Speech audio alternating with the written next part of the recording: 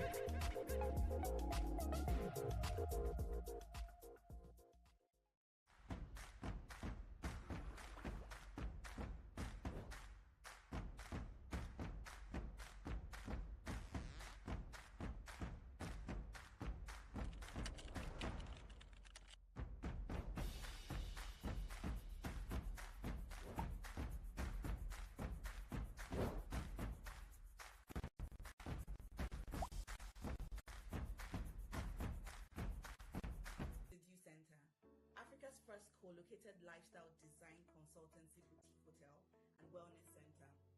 Our yoga studio is a sanctuary designed to help you relax, find inner peace, and connect with yourself. The dew massages are the ultimate indulgence, leaving you feeling refreshed and recharged. Our skilled therapists use various techniques to soothe your muscles and ease your tension, leaving you ready to take on the world. Art is another way to connect with yourself and find a sense of calm in the Dew Center. You can express yourself through creativity and explore new avenues of self-discovery.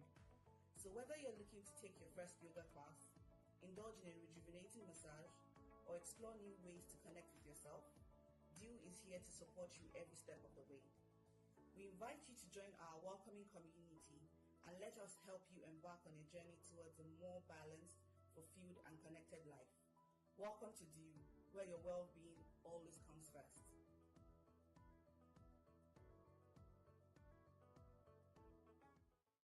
Mommy, my tummy hurts so much. I'm scared. It is well, my daughter. Me self, I'm scared. We should be at the hospital already.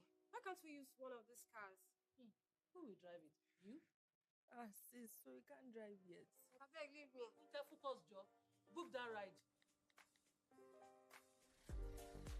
It is important that women do not only learn how to drive, but to fully understand the driving rules and be a professional on the road. Good morning, madam. Good morning. This road is a one-way. This one is one way again. Where did you learn how to drive? This is why the W initiative of Access Bank has partnered with the Federal Road Safety Corps, FRSC, to provide intensive driving training for women across Nigeria at very discounted rates, as well as other amazing offers, such as the driver's license processing assistance. Check out our social media pages at the W Community or send an email to wcares@accessbankplc.com. Do not miss out on this opportunity. Hurry now and let's get you driving.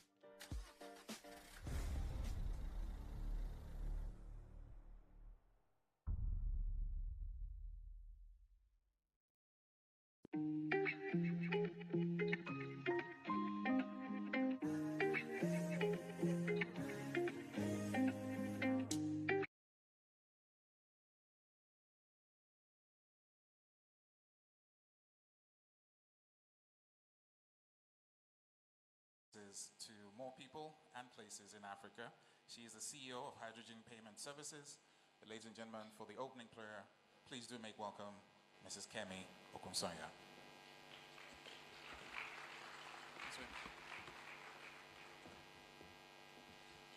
Good morning. Shall we pray? Father, we want to thank you for today's meeting. We thank you for the gathering. We thank you for the conference. We thank you for the beautiful women gathered here today and all the supporting men. We pray that even as we open up this year's event, we pray for your wisdom for all the speakers, the panelists. We pray that this year's conference will make positive impact in the lives of everyone represented here, in their enterprises, in the communities, and in the nations represented. In Jesus' mighty name we pray. We're talking about equity, so that prayer has to be balanced and the amen has to equally balance. So can I have a good amen? Please remain standing for the national anthem.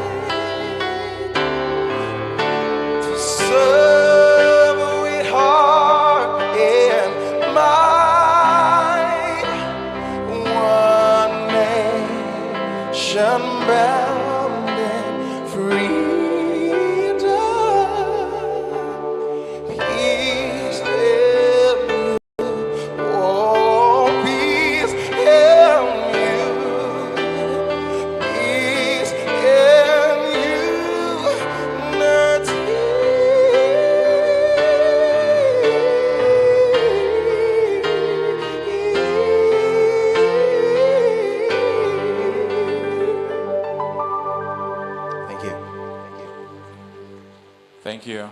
God bless the Federal Republic of Nigeria. You may please be seated. Thank you. How's everyone this morning? You're fine? Okay. It's a very special day indeed. Isn't that so, Mojibade Shosonya? It is, Oscar, distinguished ladies and gentlemen, Your Excellency, the wife of the Vice President of the Federal Republic of Nigeria, Mrs. Dolapo Osinbajo. Again, we want to specially welcome you. Can we please give her a warm round of applause? Thank you very much for being here, man. Personally, I've always had a crush on you, but I can't say that in public. Oscar. Oh, sorry, we are in public. Oscar. Would like to also recognize, Oscar. For those who follow social media, she is the owner of the Dove. If you get it, you get it. If you don't, you don't. We'd like to also recognize the presence of the Honorable Minister of Women Affairs, in the person of Dame Pauline Talon. Thank you very much for being here. We'd like to recognize the wife of the governor, the First Lady of Ondo State, Her Excellency Chief Betty Anyanwu Akeredolu. It's great to have you here, ma. For those who do not know, Ondo State is what you like to call the new red oil. When it comes to oil, that's palm oil. It's the future, and you need to pay a visit to Ondo State to know more about that. Also, I'd like to recognize the presence of the chairman, Access Bank PLC, the doctor himself, Dr. Awoshika. Thank you very much, ma, for being here. I'd also like to recognize the immediate past chairman of Access Bank, our one and only Auntie Mo.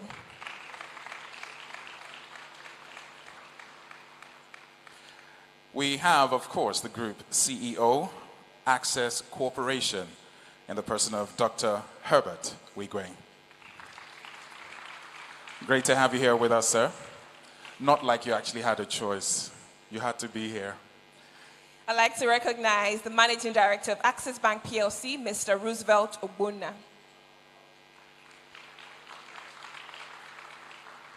The Deputy Managing Directors, North and South, Mr. Victor Itoku and Mrs. Chizomam Okoli. A round of applause for them. Not forgetting our keynote speakers in the persons of Dr. Akumi Adeshina, the President of the African Development Bank, and of course, the Senior Executive Director, Local Initiative Support Corporation, LISE, New York, Valerie White. Thank you so much for honoring our invitation. We'd like to specially recognize our distinguished panelists, moderators, and all speakers in the room. Thank you very much for honoring our invitation to lend your voice to the wonderful conversation we'll be having today. We have, of course, the Access family. I like to use the word family, our EDs, non-EDs at the Access Corporation, and all the Access Bank staff here with us or wherever they might be. Thank you very much for being part of this and making this happen. Distinguished guests, everyone joining us physically, and of course, everyone joining us virtually. We say hello and welcome to what promises to be an exciting, a beautiful, and an engaging day. We'd like to recognize members of the press, ladies and gentlemen. May we warmly welcome you to the Access Bank International Women's Day celebration for 2023. A round of applause for yourselves. Don't get tired of showing appreciation for yourselves to yourselves. So please, a wonderful round of applause. Now, if there are any men in the building and you're here under duress, please just keep quiet. Okay, so some men are laughing, which means they're willingly available. But it's great to have everyone here. And of course, Mojibade, the reason being here on stage with you is special is because we actually anchored the 2018 CEO dinner. And that was my first engagement with Mojibade, and she's a product of Access Bank as well. So I'll do that introduction because I love to tell the story. But it's indeed my honor to be the co-host today. My name is Mojibade Shosonya. You can call me the Lady MC. I'm a compere, I'm a presenter, I'm an actor. But much more than that, I'm a phenomenal woman, and I'm happy to be here. What she said, but the male version. I am Bemileke Oscar Oyuso, and it's great to see everyone here. Thank you very much for taking the time to be here with us. We have a lot packed in today, and it will be memorable, but most importantly, it will be impactful. Thank you very much. Oscar, the theme for this year is Embrace Equity. What are your thoughts on that topic? So I live in a world where I have a wife who is a woman, and I have two daughters. A woman? Yeah, you need to be very specific nowadays. I have two daughters. So one can say I'm in a girls' hostel, and one thing I can take away from being with women, working with women, being amongst women is that I think women run the world. Full stop. Who runs the world? Who runs the world? That's it. I said that so I can come back next year. So a round of applause for yourselves, ladies. But enough of the chatter. Mojibade, in one word, how would you describe yourself as? Wow, that's like 6 words. I'm reading your mind already. While that is Let's loading, hear from the audience. let me go into the audience very quickly. So just raise your hand. In one word, how would you describe yourself as a woman? Okay, good morning. Good morning. In one word? Amazing. Fantastic. Amazing, yes. I see hands going up. There's no cash reward, no prizes. I'm skillful. Skillful. Okay, I see Oscar, a man I have raising. people here. Where's that? Here. Where's that?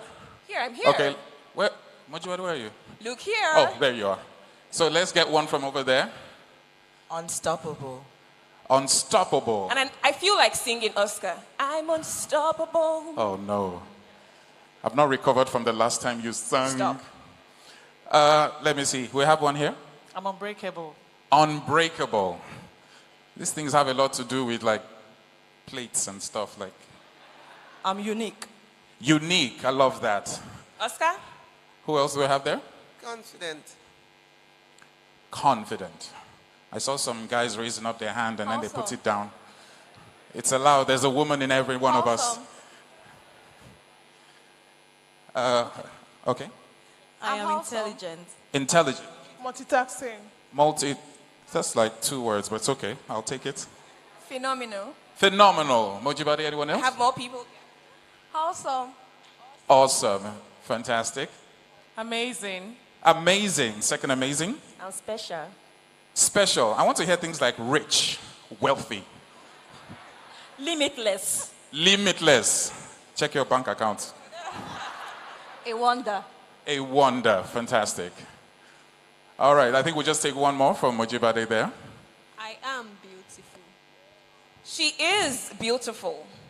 A round of applause for all the beautiful women in the room. Thank you very much. Now let's do something. Have you said hello to your neighbor? Have you complimented the woman sitting next to you? Have you said, you look amazing? Happy Women's Month. I'm honored to sit next to this masterpiece that is a lady, a woman that Yes. God took his time to create. I mean, say hello to the person sitting to your left, to your right. Make some connections. Wow. You can take a selfie if you like. The men are also allowed, by the way. Oh, please, in fact, if you're sitting back, Dr. Herbert. Oh, great. I see what Dr. Herbert is doing. Awesome. He's networking. Not that it's said. I heard a woman say, how much was your weave? But on a serious note, there's more to being a woman in this modern day and age. And it's fair to say that not only has Access Bank taken the forefront, the W initiative is 9 years this year. 9. Please, a round of applause. There's no bank that treats their women as good as Access Bank and myself. Okay. So enough talk, ladies and gentlemen. What do we have next, Mo? We'll bring up our first speaker very shortly, but I just saw a quote and I think it's really fantastic, so I'll read it out. The importance of equity in our world today cannot be overstated. In the words of Pat Wadders, when we listen and celebrate what is common and different, we become wiser, more inclusive, and of course, a better organization. So today we're celebrating the W community of Access Bank for always being at the forefront of inspiring, connecting, and empowering women. And I say that very fancy. I say that because Access Bank doesn't just talk the talk. They always walk the walk through their W initiative. Please celebrate Access Bank. Once again, ladies and gentlemen, we'd like to officially welcome you to the International Women's Day celebration powered by Access Bank and, of course, our wonderful women as well in the W community. So, enough talk. Who is in the mood for a performance this morning? All in favor, say W. W. Ladies and gentlemen, please do make welcome our first performance this morning, the one and only Talentville. This is the part where you clap, ladies and gentlemen.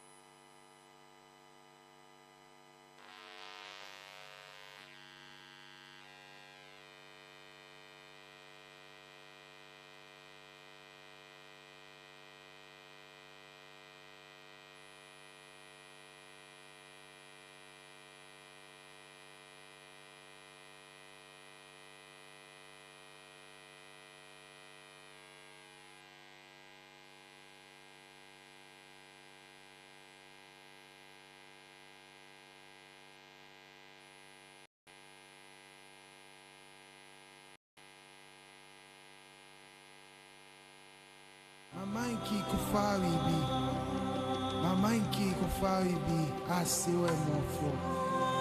Ai kise mufo ai simo belin kufa bachewe. Ai achasi, ai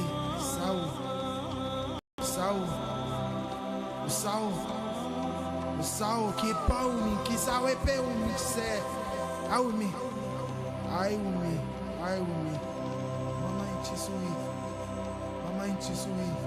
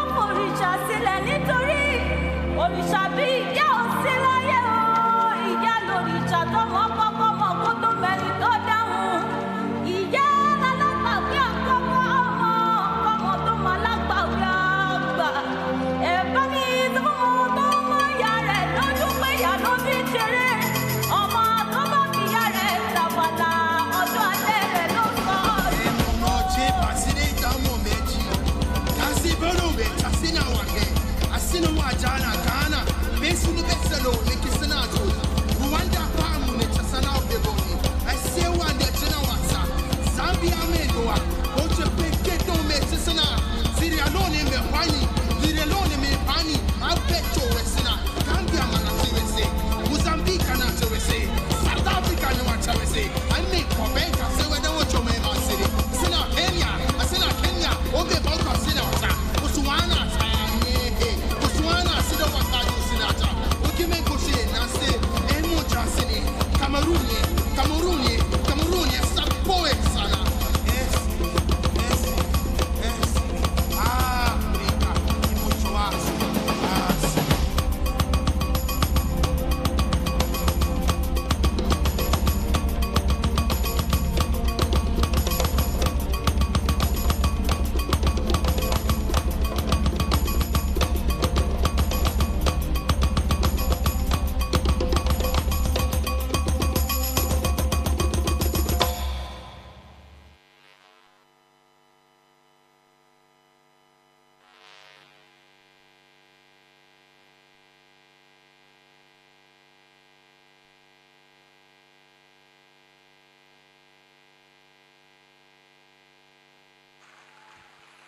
A round of applause for Talentville.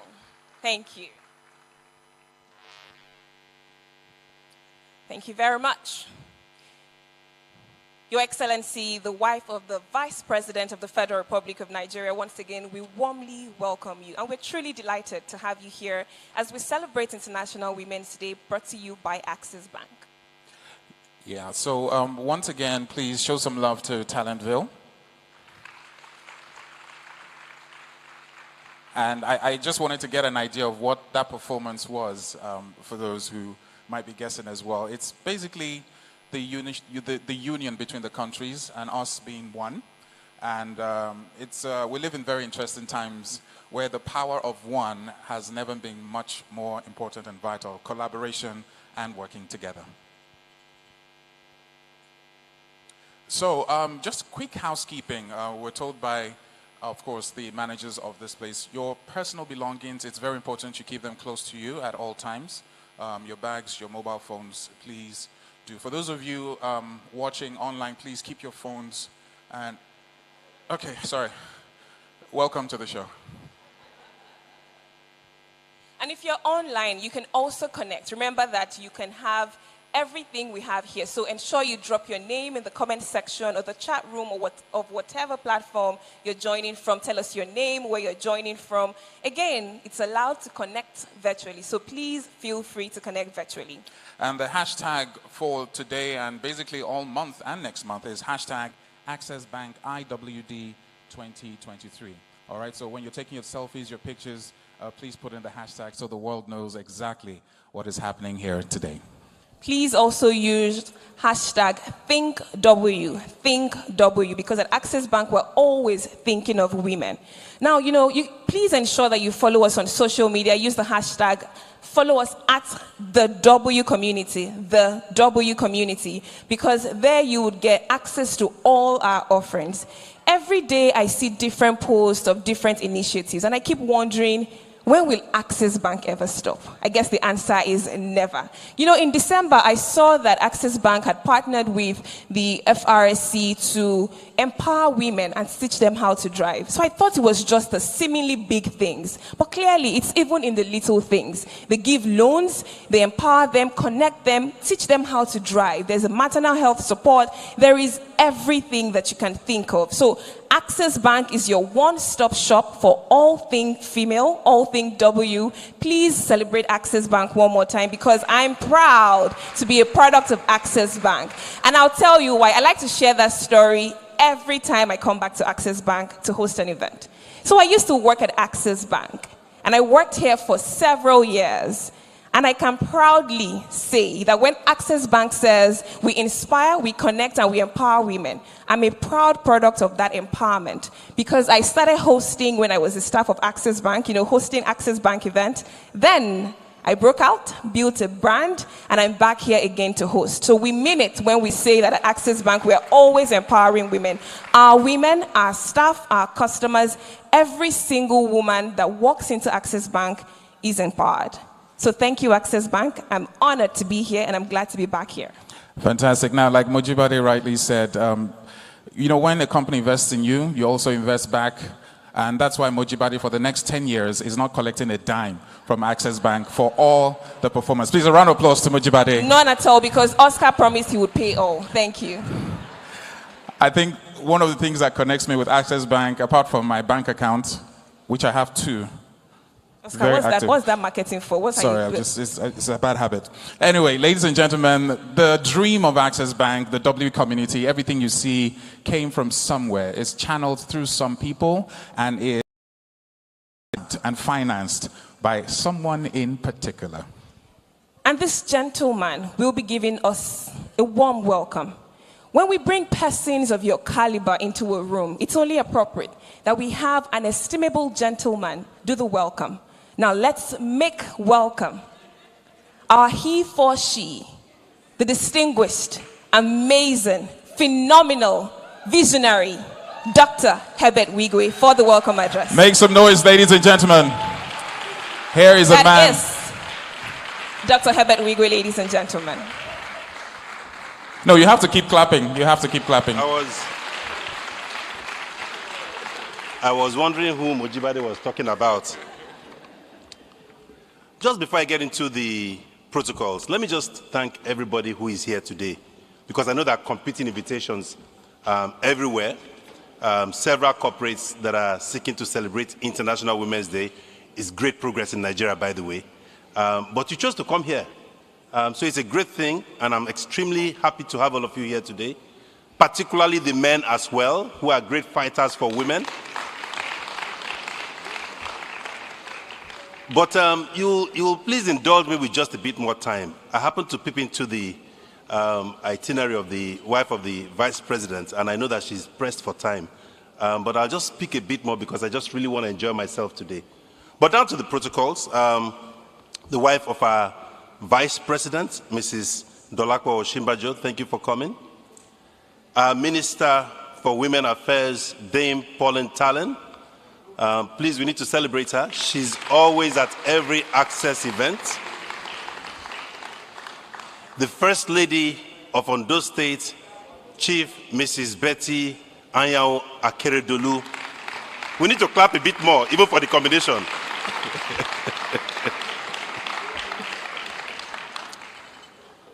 Our main speaker, Valerie White, if she's around. Nice to meet you, Valerie.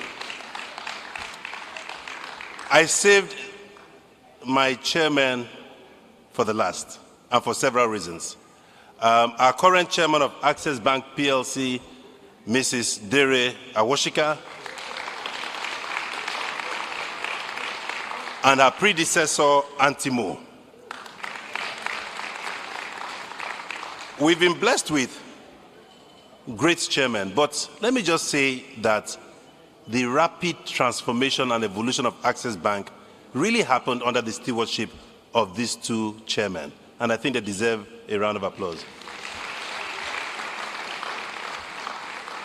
So today is a celebration. It's a celebration beyond what you are all thinking. And this is because of the ferocious fight against inequalities, through the progression of the languages we're using to continue that fight. We all have to stamp out on any inequalities we see in the world, whether it's in a professional setting or it's in politics, whatever it is, wherever we see those inequalities, we have to take them out. And I feel, to my mind, a big shift since I stood before you all about a year ago to speak at the International Women's Day last year. But let me explain. So if we go back in time, several years ago, the world was speaking about diversity. So that was the cliche. It was all about diversity. And what people were seeking to do was to bring people from different backgrounds and to acknowledge the differences that we all have. And it was good for its time. As Maya Angelou said, in diversity, there is beauty and there is strength. And she was absolutely right in the context of that time. So we moved on from diversity to equality. And of course, this was a good progression, and the world was beginning to highlight things we needed to do in the workplace in terms of making sure that you had equal work environments, you had gender opportunities, equal pay, equal rights. There are places in the world where there are differential pays between men and women. Can you believe that in 2023? It's unbelievable. And I wonder why it happens, because if you go back in time and you look at schools and you look at performances, traditionally women have done better than men. I mean, it's not because we're celebrating International Women's Day, but I've said it time and time again. And yet, we come into the real world, and in some corporate settings, they say, no, he's engaged in a few other things, so her pay should be less than that of men. These are all the little things we all have to put our foot down and make sure that we stamp out. Now, again, Maya said that all the threads of the tapestry are equal in value, no matter what their color is. Again, just speaking to issues around equality. Now, all of these changes and progression in language is just to ensure that there's a fairer world and that we need to create a much more inclusive workspace. It's good that we've made all of this progress, but we're still very far away from where we need to be. A very interesting part of the journey, perhaps the most significant step so far in our lifetime. So we're no longer talking about diversity. We're not talking about equality. We're speaking about equity. Very, very important. Now, so what does that mean, and how does it relate to the International Women's Day? It means that instead of focusing on any one of these words, so instead of speaking about diversity, instead of speaking about equality, we are now using a word that is all-embracing and goes beyond diversity to taking us further as far as equality is concerned. Now, what is the difference between these two words? So equality will speak to, let us give each person a shoe, as you've seen on the website of the International Women's Day. But equity will say, let us give each person the right shoe.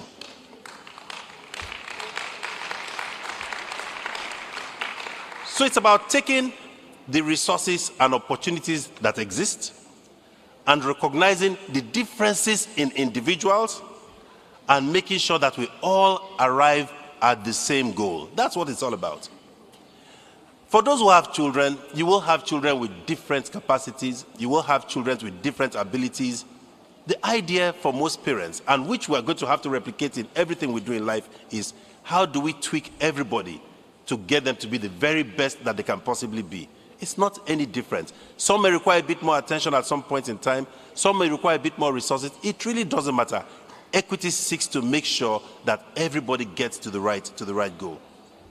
Now, this difference is a very critical one, and it progresses our thinking, our actions, and looking at the bigger picture and the success of the world. So equality is when everyone gets the same thing, but equity is when everyone gets the things that they need and deserve in order to thrive. When we are all thriving, our economies flourish, and we're all free to contribute in ways that are currently unimaginable. Equity acknowledges that not everyone has the same starting point because of all our individual differences, our different economic circumstances, our different educational starting points, and our different cultural starting points as well. It is acknowledged that each person is an individual and will reach an end result in their own way. So when we bring it down to reality, it means that irrespective of the circumstance of the person or the woman or what she's doing in the workplace, we must support them to be the very best. But to me, that is not even putting it rightly, because in several instances, actually, the ball is not even in their favor, because most times they're actually better than their male counterparts, even in the workplace. By virtue of circumstance, many of us are able to reach an end goal more easily. But those with lesser circumstances can also reach the same end goal, but they may need to go about it differently. That is what we're celebrating today, and I'm excited about this very large step forward in our use of these critical words and the actions that will inspire the world.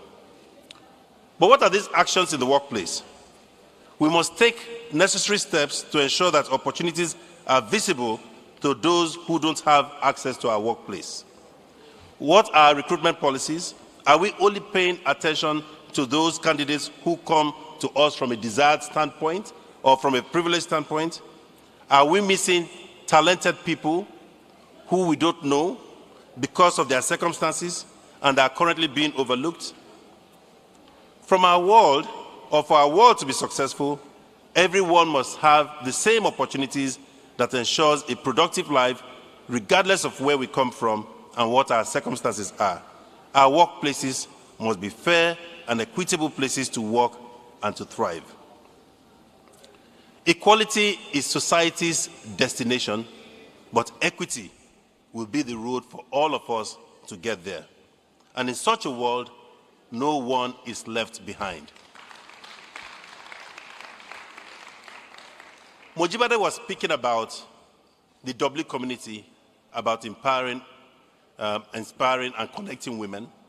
And one of the things that it sought to do was, when women go and have children, or professional women who choose to change their jobs, what do we do about getting them into the workplace when they are finished having children, if they choose to leave their work?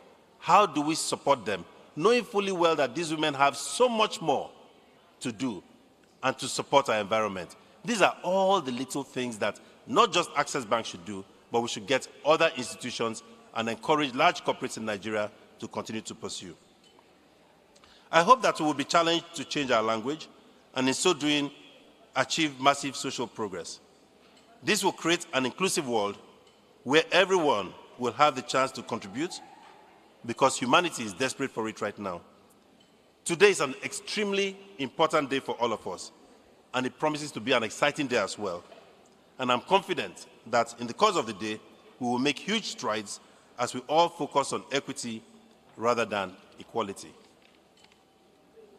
Diversity and equality were good for their time, but today we're going to make huge progress. Hopefully by the time we come in next year, things may be different. Maybe we'll have a female governor in whatever form. Maybe we'll have women running larger and larger enterprises. I think we have to all start to change our mindset and know that it is an equal world. So to conclude, it has been said that equality is leaving the door open for anyone who has the means to approach it, while equity is ensuring that there is a pathway to that door for those who need it. Today we are moving several more levels in our progress. We are not only embracing the notion of gender equality and equal opportunities, we are also celebrating individual differences and the need to adjust our resources, our systems, and approaches to cater for these. This is indeed something to celebrate and a major step forward, not only for women, but for all groups in the society. Once again, I want to thank all of you for coming, all our wonderful, powerful, beautiful women who are here. There were several adjectives that were used to describe you. We truly love you all as men. And for all the men who are here, you were not forced to be here. You are great fighters for women. Thank you very much. Thank you very much. Once again, a round of applause for our group CEO, Access Corporation, Herbert Wigwe. All the men, please clap for yourself. If you're a man in here, please, a round of applause for yourself. And just look for any woman near you and just give her a peck on the cheek and say, happy, okay. That might be crossing the line. Ladies and gentlemen, we are about to commence our first keynote address. And the gentleman I'm about to introduce to you, as cliche as it sounds, needs no introduction, but he's an economist par excellence. He's a patriot. He's an international ambassador, a man who has flown the flag of Nigeria on an international scale. And that's why he was elected as the president of the African Development Bank, that's AFDB, not once, but twice. And we are very honored to have him in our midst. Unfortunately, he cannot be physically around, but thank God for technology. As you turn your attention to the multimedia screen for our first keynote address, please do make welcome Dr. Akinwumi Adesina. Sure we can do much better than that, ladies and gentlemen.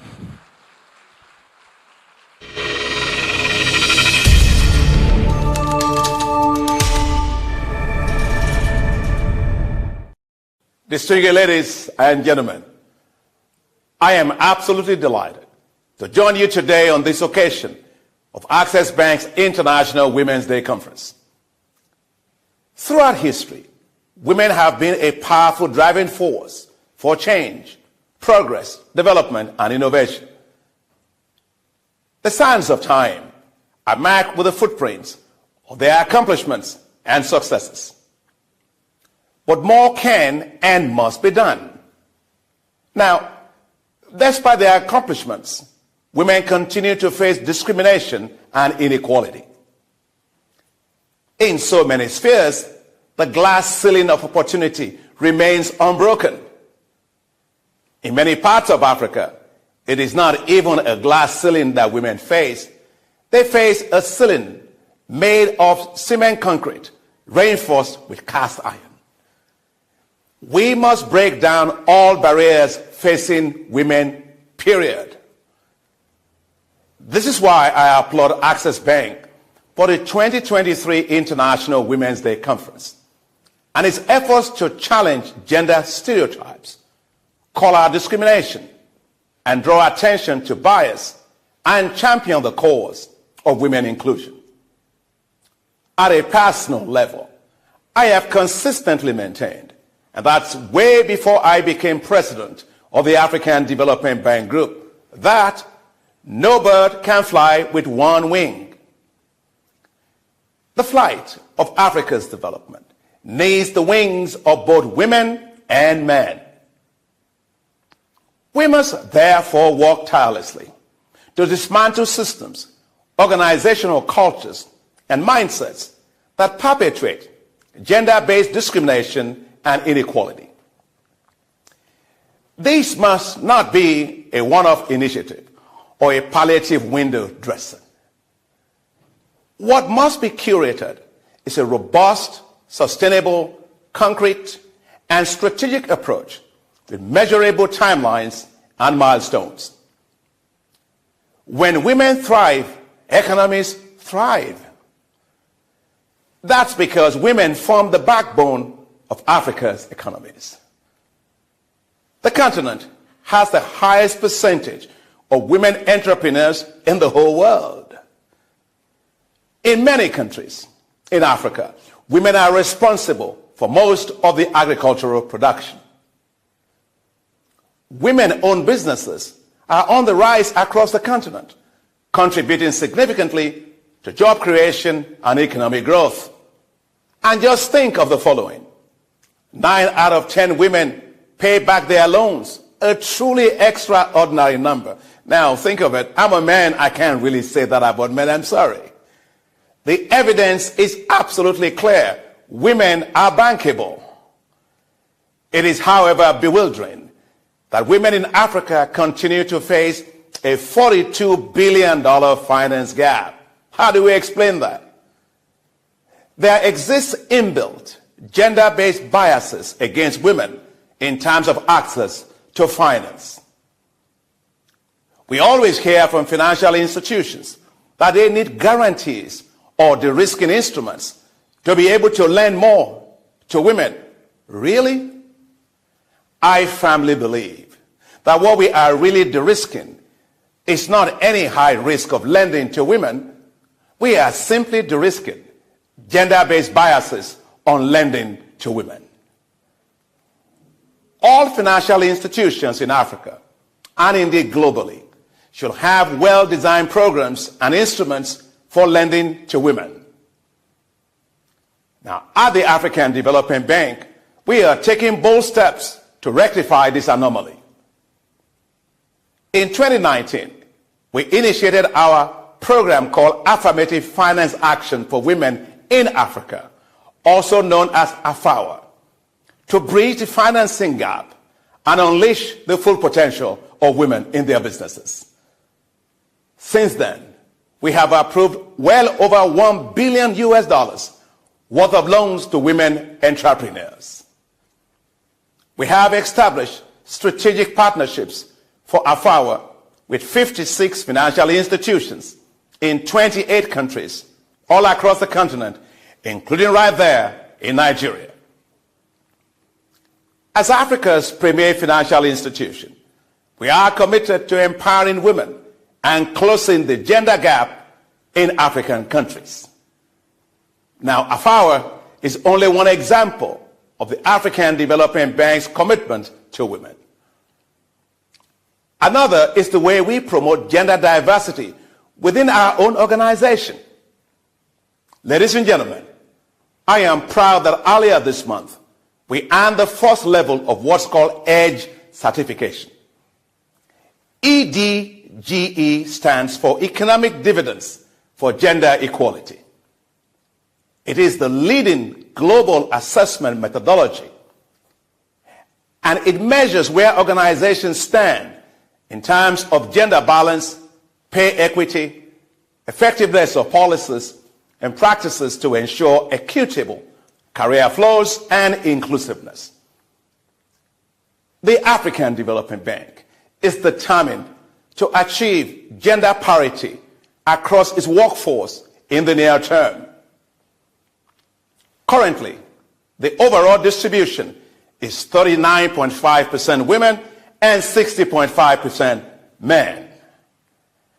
Our goal is clear: attain full gender parity at the African Development Bank by 2028. We are making significant progress. Already, 50% of my executive leadership team is made up of women. The majority of our young professionals that are now entering the bank is now made up of women. By taking concrete action, we embrace equity and build a better and more inclusive future. By investing in women, we create a ripple effect that positively impacts entire communities.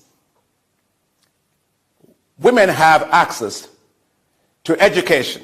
Once they do, you will see economic opportunities for them that can lift them and others out of poverty. The result is a more prosperous and just nation where everyone can thrive. But the benefits go beyond just economic growth. When women are given a voice in decision making, societies become more stable and peaceful. Women bring a unique perspective, one that is often overlooked in traditional power structures. The fight for women's rights is not just a women's issue. It is a human issue. It is about ensuring that every person, regardless of gender, has the opportunity to achieve not only their own potential, but that of the entire African continent. It is very clear to me that the African Development Bank and Access Bank share this conviction. Initiatives such as Access Bank's International Women's Day Conference and its theme, Embracing Equity, is what our continent needs. Africa has made great strides, but more remains to be done. We must continue to advocate for policies that promote gender equality, such as equal pay for equal work and access to affordable childcare. We must work towards eliminating gender-based violence and discrimination. And most importantly, we must listen to the voices of women themselves. We must amplify their voices and ensure that they have equal opportunity at the table. And guess what? If that table is too small, design a new and larger table. I believe that we must attain full gender parity of 50% men and 50% women in organizations. That way, we move beyond talking about gender sensitivity to full gender balance and equity. I am and always will be an unrepentant and ardent champion for women's rights and gender equality in Africa. Achieving gender equality is a persistent struggle that requires continuous efforts and action beyond a single day or month. To promote greater participation of women in African economies, private sector actors, employers, governments, development institutions, and other stakeholders must collaborate to address the unique constraints that hinder women from growing their own businesses and advancing in the workplace. I congratulate Access Bank on its W initiative. Well done. This fantastic effort of yours demonstrates your unwavering commitment to promoting the social and economic capabilities of women. I commend you for the foresight to create a platform that caters to the needs of women across different life stages. Women, as you know, are critical drivers of growth and development, and initiatives such as this will help to ensure that women are fully integrated into the economic fabric of society. I urge other organizations to emulate Access Bank's example. Let's join hands and embrace equity.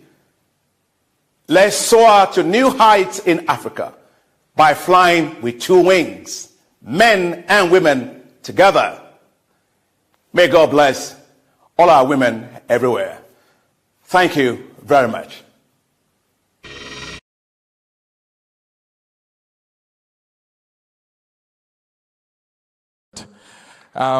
So for those of you who were here last year, just signify by raising up your hand. If you're here last year, I think all Access Bank staff is compulsory, so we remove them. Okay, but not to worry, we got you covered.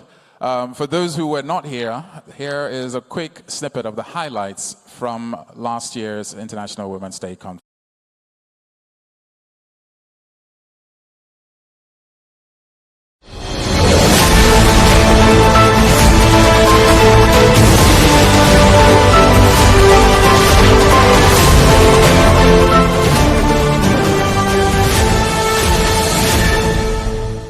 My name is Abiodun Olubito. Thank you for being here today as we commemorate the Global International Women's Month. Access Bank remains steadfast in our dedication to serve women through the expansion and far-reaching impact of the W Initiative. Throughout Africa, the W Initiative offers a diverse range of programs to empower women, including business funding, training opportunities, a safe and open forum for discussing issues that directly affect women.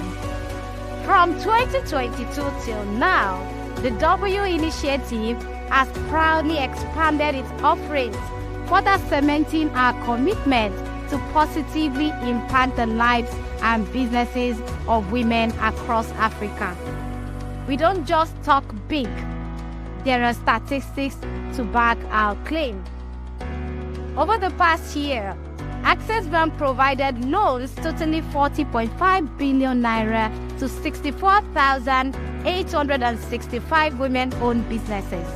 Our market share in gender financing, as per CANSA, stands at 32%, positioning us as a leading bank in Nigeria in terms of gender finance among Tier 1 banks. More than banking, our mission is to develop women SMEs into world-class entrepreneurs, as well as be the #1 platform for women to share information, network, and enjoy privileges that enhance their lifestyles. We remain committed to this goal without any intention of slowing down. To take you through our journey of impact over the last 1 year will be daunting. However, I will breeze through a summary of some of our key initiatives to enable you to see how we are fulfilling our role of aiding women to play their part in transforming Africa into the gateway to the world. Over the last year, we leveraged digital teleconferencing, breaking the barrier of distance with the power of technology to host 11 webinars addressing various pressing topics such as love and mental health, thriving in the hospitality industry, creating value and ensuring safe learning environments in education, an extensive discussion on women's health, a business masterclass, amongst others. Our webinars gathered almost 70,000 registrations from over 50 countries across 6 continents in Africa. Beyond virtual engagements, we hosted W sessions in branches where exclusive physical training sessions tailored to the specific needs of women across Access Bank's branches in Nigeria's 6 geopolitical zones were held. We visited 4 states, including Lagos, Taraba, Port Harcourt, and Abia, with over 800 attendees across all sessions. To further empower women, we created the Ladies Let's Drive initiative. Knowing that driving has transcended beyond doing it for commercial purposes alone, it is now a survival skill, and we strongly believe that every woman should acquire this valuable skill. Therefore, W partnered with the Federal Road Safety Corps and top driving institutions in Nigeria. We believe that this would be a great opportunity for women to learn the nooks and crannies of driving at a significantly reduced price. Being on this training journey, this driving lessons journey, has really been one of interesting, it was intriguing, and I absolutely love that I got onto it. And I would like to thank God and Access Bank for this opportunity that they gave to me and my family. It's really helped me in so many ways. I am bold to say that I am a good driver. If you are a woman without a driving skill yet, we strongly recommend that you seize this opportunity now. Doing things the W way means we go an extra mile. Upon the successful completion of driving training, we further aided women in acquiring their own vehicles through our special vehicle finance offer. Every woman can purchase a dream car and make repayments for a tenure up to 48 months at a significantly reduced interest rate. Sit back now and relax as we take you through the Womenpreneur Pitchathon Season 4 journey, the biggest platform for women to grow their businesses across Africa. The first prize is baby cow. Number one, nothing less. Thank you for believing so much. It goes beyond saying that Access Bank is very interested in women, in impacting and making changes, making progressive impact on women, and this is just one of the ways. From a pool of more than 500 women were chosen from across Africa and provided the advanced skills and knowledge necessary to operate a thriving business. Being in the Access Bank Mini MBA Womenpreneur Pitchathon has been a blessing, not just to me, but my business. As I'm not just being taught the theory, it's very practical and streamlined to my business. I can literally relate what I'm being taught to my business at the moment that I'm being taught. I wasn't even sure I was going to be picked, yeah? I just applied. Then I got the email and I got a call that you have to be in Lagos, and so I'm like, I almost turned it down because my baby is just 4 months old. How would I cope in Lagos? I don't even live in Lagos. Honestly, the first day I got here, all the staff, they came to welcome me with my baby. They were outside, they were like, well, we've been waiting for your babies. So, and every day they help with the baby. Sometimes during lunch, they'll say, bring your baby, let me carry her. Even now, they even help me hold the baby while I'm in class. They only bring her when she's ready to eat. And once she's done, they come to pick her again. So they really made it easy for me. I cannot quantify what I've learned in the course of this MBA. The facilitators are amazing, down to earth, and give us really relatable teachings. Like, I can immediately implement it in my business. That has been a really transformational experience for me, and I'm just glad to be a part of it. 20 women throughout Africa became millionaires by receiving financial and non-financial rewards valued at over 40 million naira. The W initiative of Access Bank is not taking the back seat, as the bar is raised every year. Watch out for season 5. Join the winning side with the W initiative, a movement that inspires, connects, and empowers women. Our commitment to prioritizing women's health is ingrained in our culture, as exemplified by our flagship product, the Maternal Health Service Support, which we have offered over the years. In 2022, we hosted a series of informative discussions led by seasoned medical professionals covering various health conditions that predominantly affect women, such as fibroids, cancer, fertility issues, chronic diseases, and nutrition. Actionably, more than 7,000 women were able to benefit from our health screenings across 30 locations in Nigeria. As part of our commitment to fulfilling our brand promise of enabling women to access market, we collaborated with Niger Brand Chic to coordinate 3 trade fairs in Lagos and Abuja in 2022.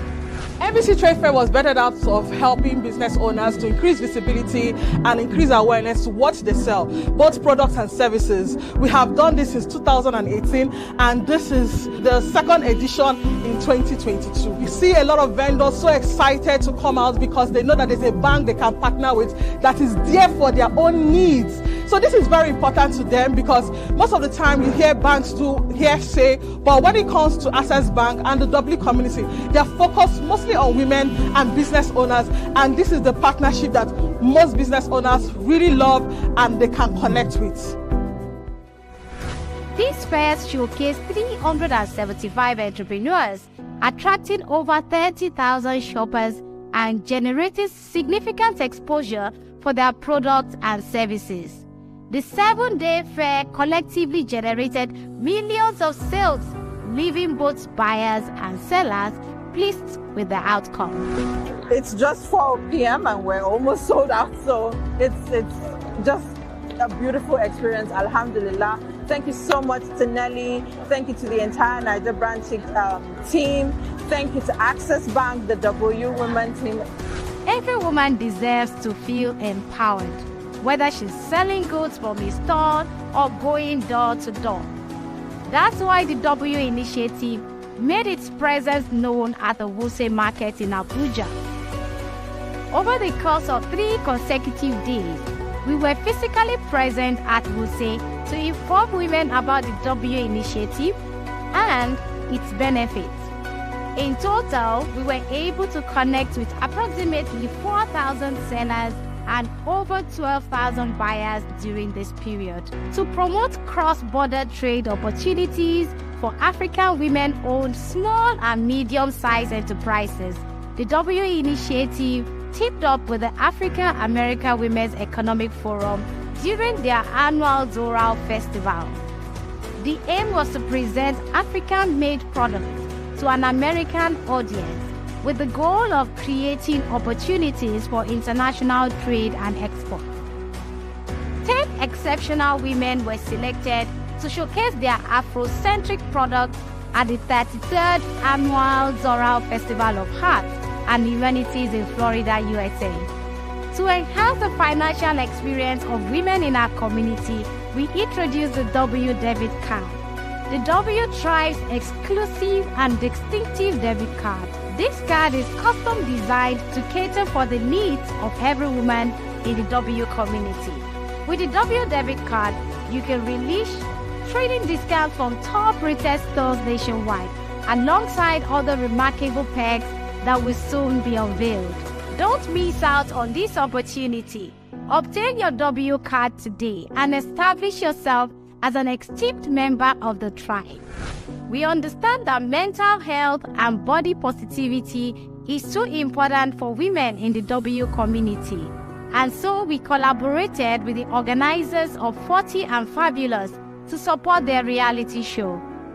The show featured 10 female contestants over the age of 40, highlighting their contributions to nation building through art and crafts.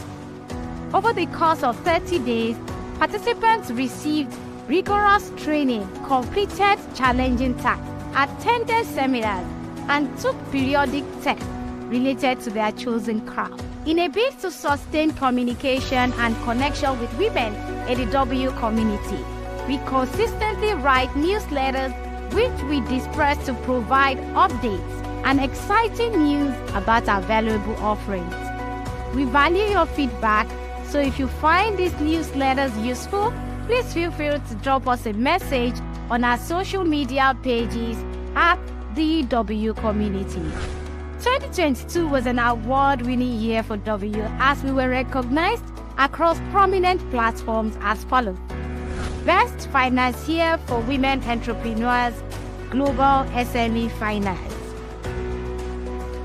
European Microfinance Award. Gender Mainstreaming Award. Most Outstanding Women Community of the Year, WINCA. DMB with the highest impact on women's SME, Development Bank of Nigeria. Award of Recognition, West African Women Association. World Humanitarian Award, Award of Honor. In addition to collaborating with international institutions like Coventry University in the United Kingdom, W was also featured on global platforms such as the annual conference of the Financial Alliance for Women in the United Kingdom. Our aim remains unshaken. W will always be the #1 community for women to get inspired, make connections, and get empowered. With that said, we encourage you to take advantage of all that W has to offer this year by following us on our social media handles at DW Community. Thank you for listening. This is W, inspiring, connecting, and empowering.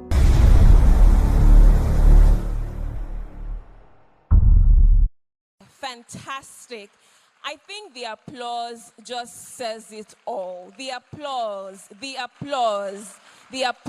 says it all. Wow, wow, wow.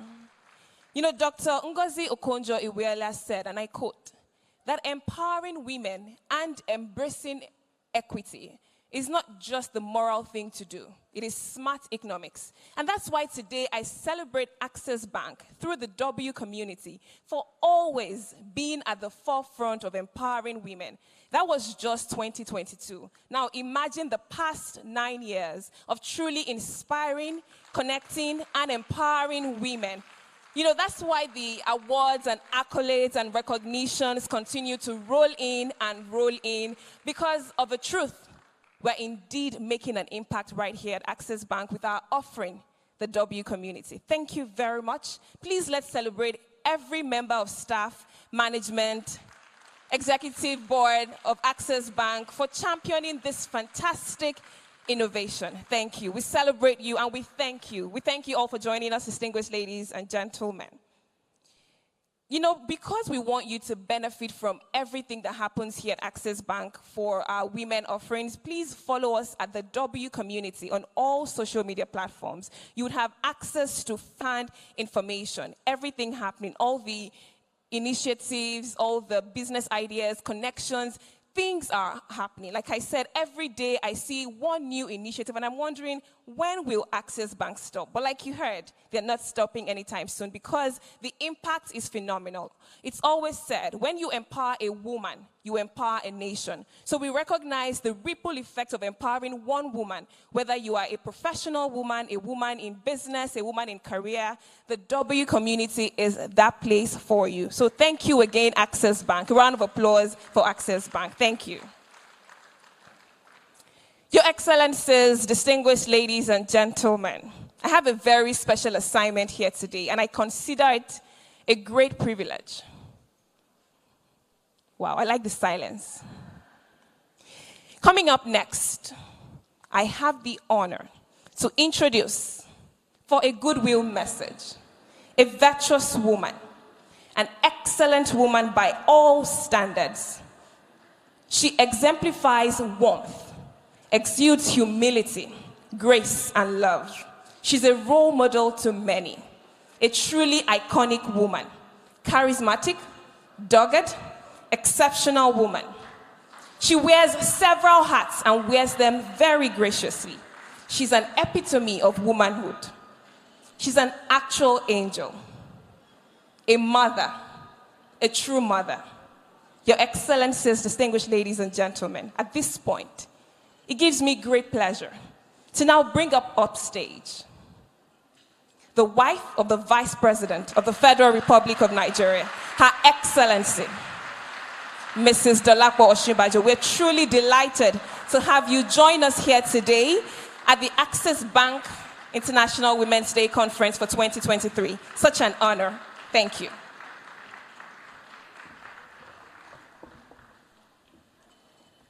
Thank you so much. You may be seated. The First Lady of Ondo State, Her Excellency Mrs. Betty Anyanwu Akeredolu, the Honorable Minister for Women Affairs, Dame Pauline Talen, the Chairman, Access Bank PLC, Dr. Mrs. Dere Awoshika, the Group CEO, Access Bank PLC, Dr. Herbert Wigwe, the Managing Director, CEO, Access Bank PLC, Roosevelt Ogbonna, Chief Executives and staff of Access Bank, captains of industry, invited guests, women that are here, gentlemen of the press, distinguished ladies and gentlemen. Happy Women's Day all. As I walked in here, I got such a warm welcome from the team and from all the lovely ladies on the walkway. The theme I could see is think equity, but go a step further and embrace equity. And I wondered why this theme. I have 3 children, 2 girls and a boy. And when I had them in hospital, there was equity. I wasn't charged more when I had a girl or more when I had a boy.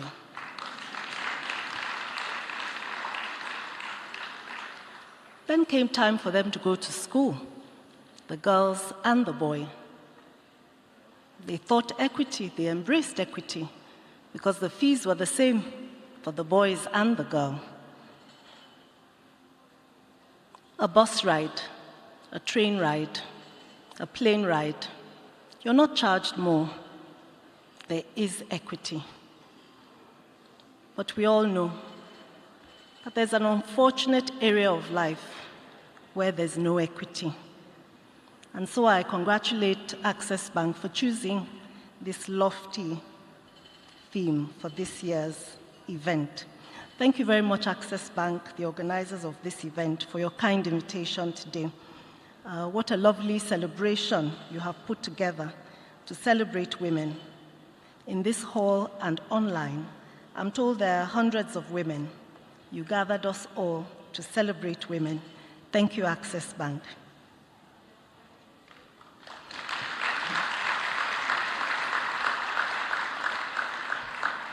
More than the celebration and the gathering is a platform that is provided here for women. This platform gives opportunities for all our voices to be heard. A lot of laughter as the women troop into the hall, greeting, chatting, giggling as they arrive. The voices of the speakers and such a wonderful group of speakers are lined up for this event. Those who boldly, I trust, will participate in the interactive sessions.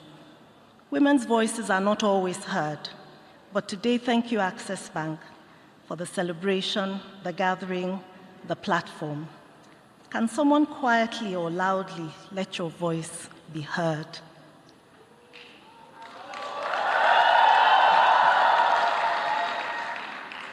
Our voices declare that women are not just a pretty face.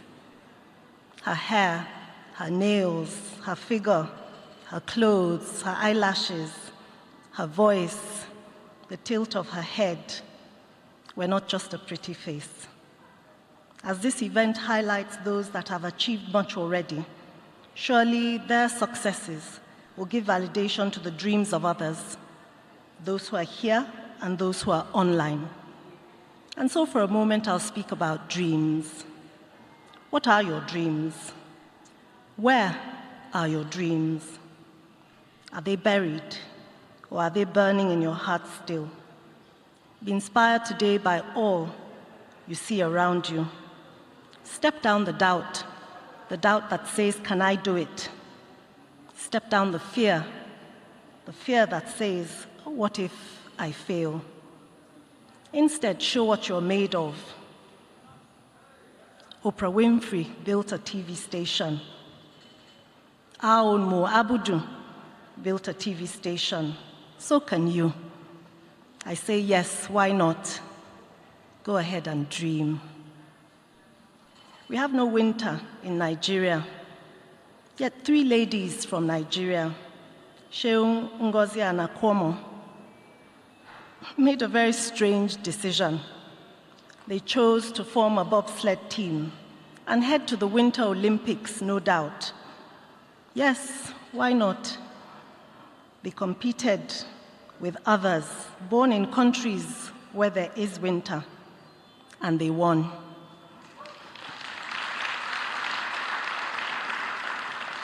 And so today I say to all of us, go on, dream, and win.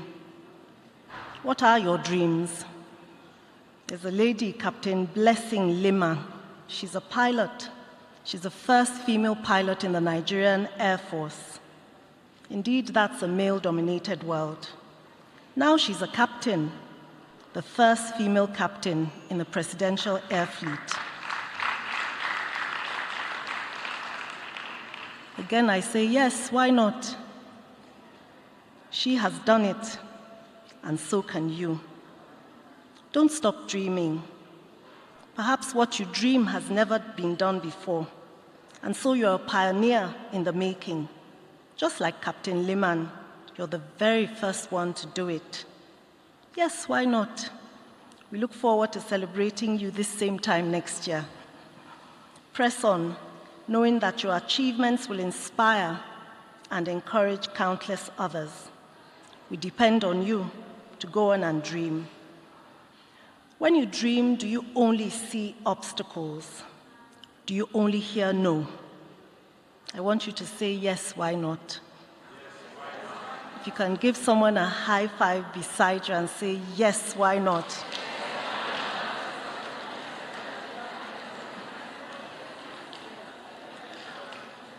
I hope your scarf isn't holding up your clothes. Perhaps you can wave it and say, yes, why not? I know of girls who miss a few days of school every month because they cannot afford sanitary towels. I know of women with great skills, but no money to start up a business. I know many women with ideas that would benefit all, but they have no opportunities. Many are in need of help. A woman's aspirations to go to school or send her children to school, her aspirations to build herself a home or build a business, to care for her own needs or the needs of aged parents or other loved ones. A fulfilled life in peace. This all involves finances. I've heard of Save the Tiger, Save the Whale, Save the Rainforests, and much more. And they truly are all great and worthy causes. But I wonder, who will save the women and who will save the girls? A gathering of women to celebrate women, to give them a platform and give them a voice, by a bank. That truly is an interesting combination. I suspect this is to support their financial aspirations, to offer women help financially. Surely, Access Bank have us all here to assist us financially. So join me as we thank Access Bank in advance.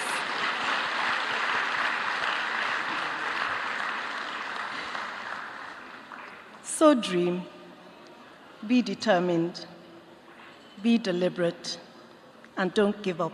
Happy Women's Day.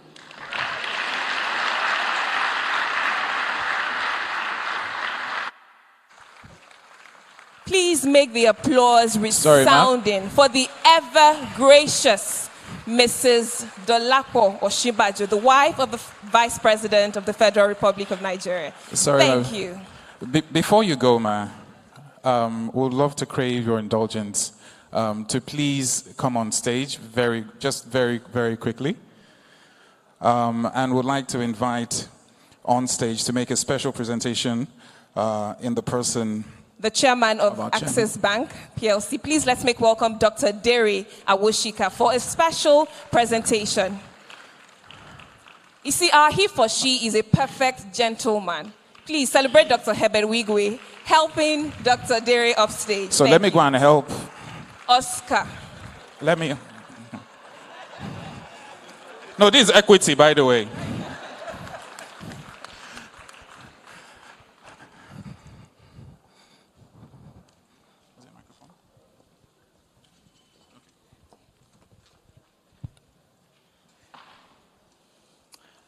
What shall we say?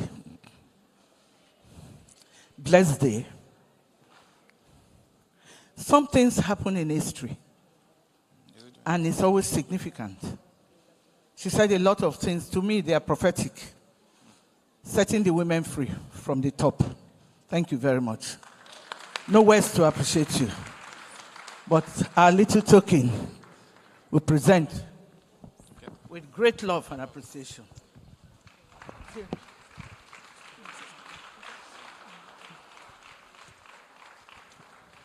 Thank you very much for honoring us, Madam. We truly enjoyed your presentation and we'll all dare to dream. Not just women. Equity.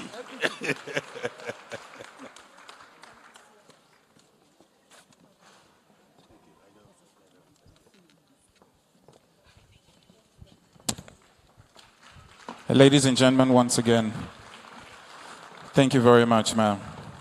Talking about equity, I know our chairman might not want to hear this. She recently just turned 70, and I was fortunate to be there. And that party, it was good for both men and women.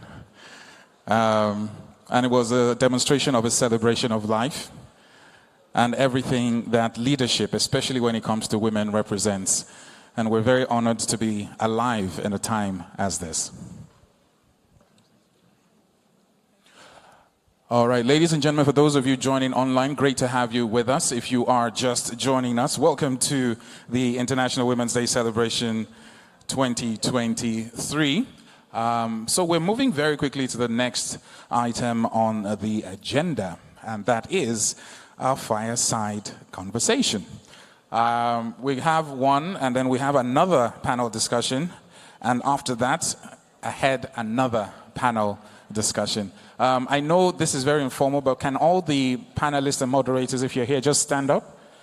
Please, just for 1 second, and just show them some love and some appreciation. I can see you notice some of your faves.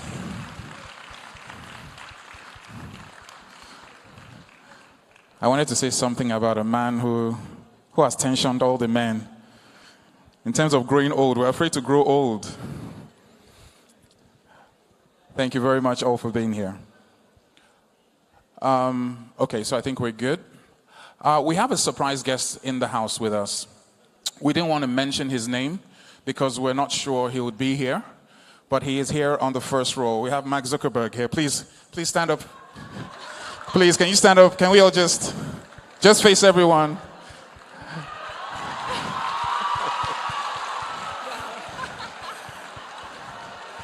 Forgive me, man.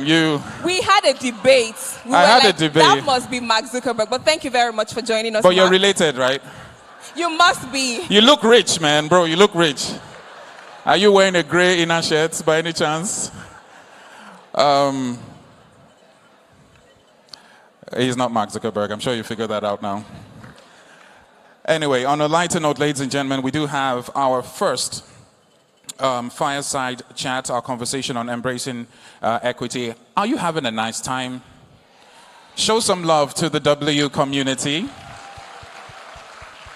And we want the world to know what is happening right here at Eco Hotel, courtesy Access Bank through the W community. So please post on social media using the hashtags ThinkW and Access Bank IWD 2023. So 2 hashtags when you're posting, ThinkW and Access Bank IWD 2023. Take a selfie with your neighbor, connect, because remember, we're always inspiring, connecting, and empowering. So ensure that you connect with someone sitting next to you, to your left, to your right. Take selfies. Anything that you have caught from Mrs. Dolapo's session, you can post. Anything that has stood out. If it's Oscar and I, you can take our photos and post. Or we just love Oscar. to trend. Not just you, Oscar. Okay, sorry. Let's introduce the first fireside chat. Okay, so we have the first conversation. I think we're set. Okay. So we'll just give them about a minute to settle in. So don't forget the hashtag, by the way, Access Bank IWD 2023. For those of you online, just in one word, just drop a word. We'll see if we can just go to the stream. We'll give you guys a shout out. One word that describes your experience so far today. Just drop that word and we'll get your name and, of course, give you a shout out as well. Of course, of course.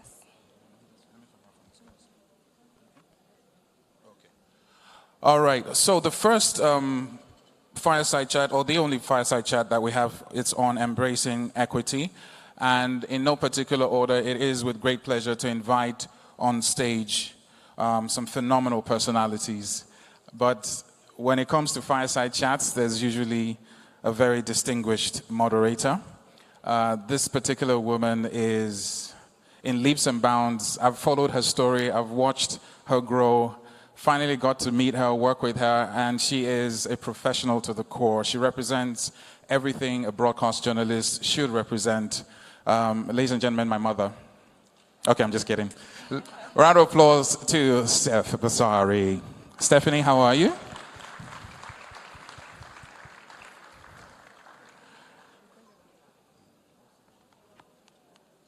Okay, so we'll hand over to Stephanie to do the honors. Our senior CNN correspondent in the house. Come on, ladies, make some noise. Some of you have only seen her on CNN. Such an honor and a delight to have her right here join us. Thank you very much. Thank you for joining us. Thank you. For those just joining physically, please ensure that you make yourselves comfortable, and more importantly, your belongings, your phones, your bags, please ensure they're with you at all times. I'll give Steph a minute to... This is what I love about women. We've put the chair there, but she's like, we need to put a little something extra in there. Yes, it is very much on. Are we good?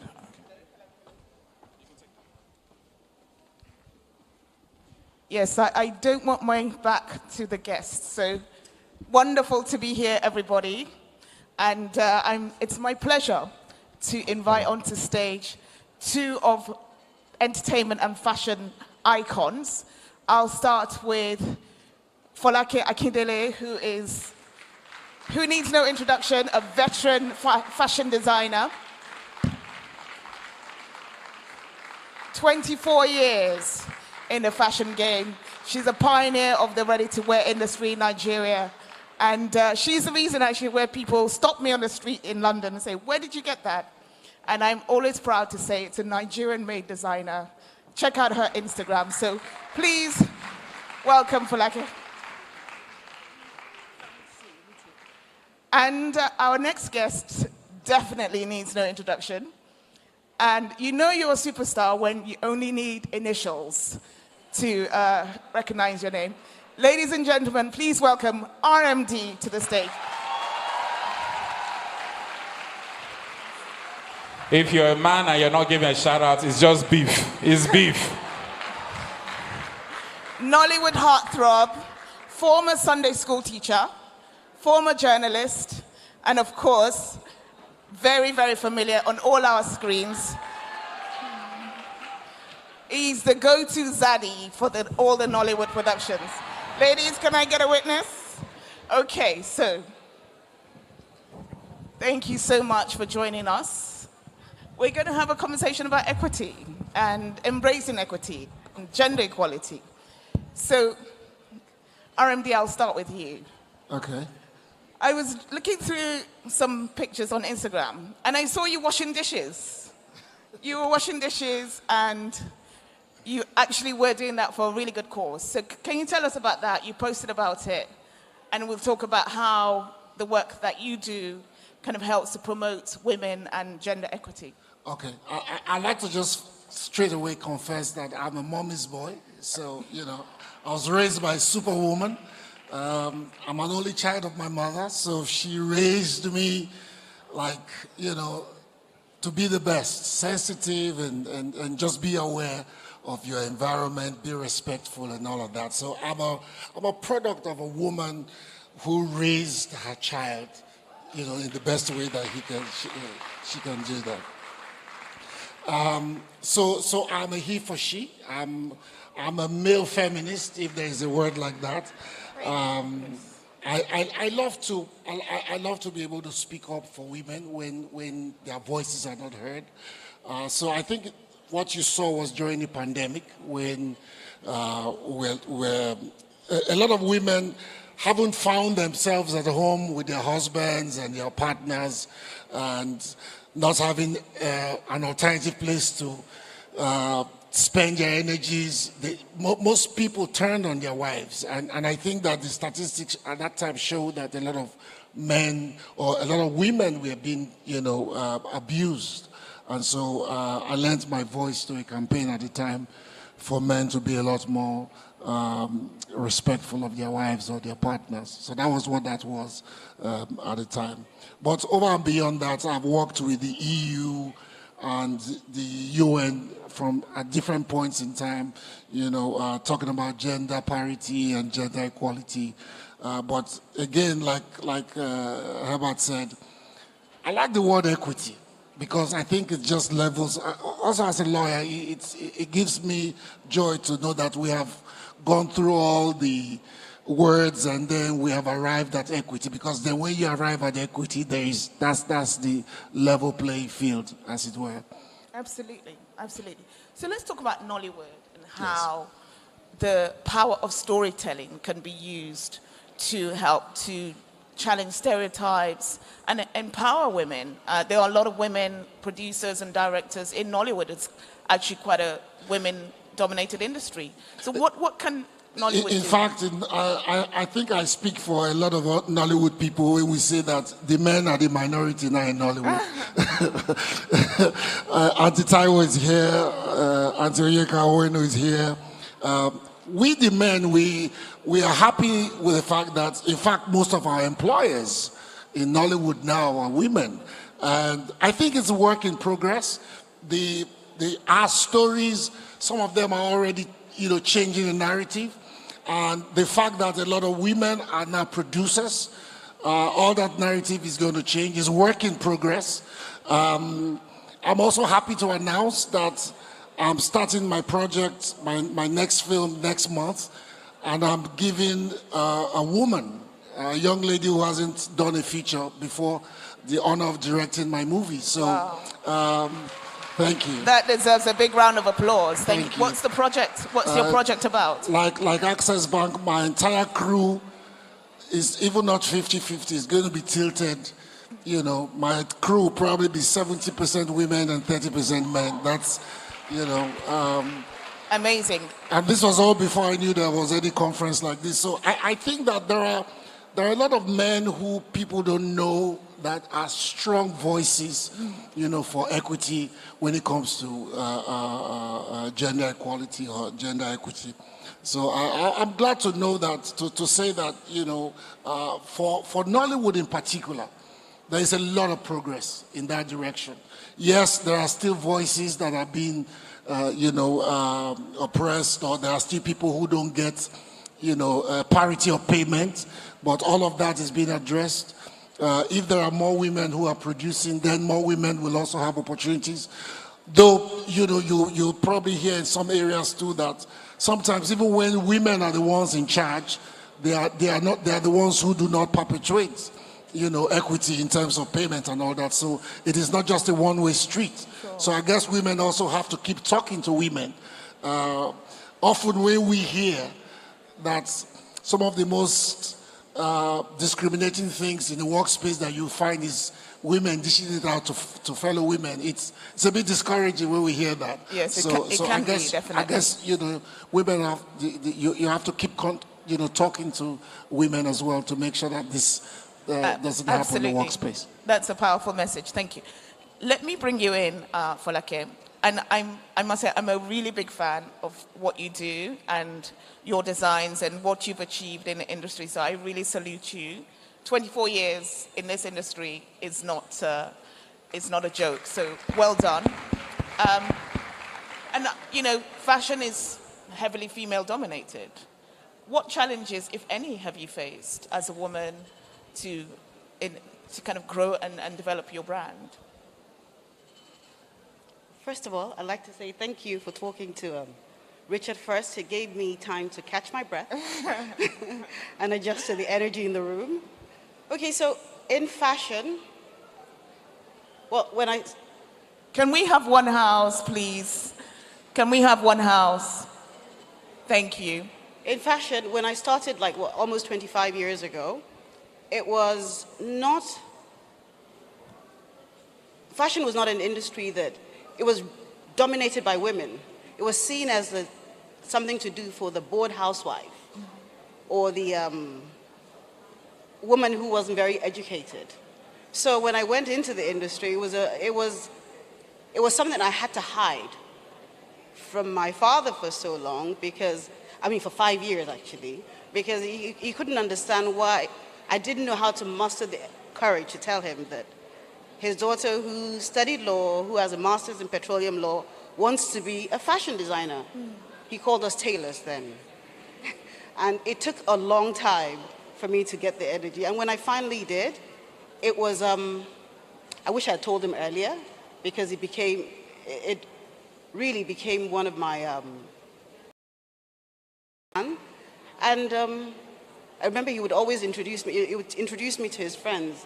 Hello, remember my lawyer daughter? Well, she's a tailor now. And I'll never forget the day that I woke up, loads of messages on my phone, and I thought, what's going on? So I called him, I said, Daddy, can you imagine a tailor just made it on the Forbes 20 Women Power list? Imagine that. And then I think from then on, he kind of started looking at it in a different way. And I think also when you navigating and charting an industry that didn't really have much of a blueprint, you tend to open the doors for other younger brands to come in. So have women really suffered any kind of bias? Okay. I didn't want my heart beating on the microphone. Yes. So did women really suffer in the fashion industry? I don't think so. I think we've kind of championed this industry. Yeah. Mai, what do you think? You agree, Mai? Fantastic. So, but some women say, I don't see gender, it doesn't affect me, I'm just, I just achieve things on my own terms. What's your take on that? Is that something that you subscribe to? Well, personally, whenever I have a goal, I don't see myself as a gender. I just focus on my goal. In the past, I've stifled my individuality to an extent when, you have to go and speak to certain people, you hold yourself back, you think, oh no, what are they going to think? You don't want to knock on the door in case the door is not open. But then again, I attend meetings and before I get there, I've more or less erased any form of sexuality from my being so I don't get the wrong attention. And then, go knocking on the door. But then I groomed myself to visualize my higher self and then start showing up as her. Right. I knock on the door.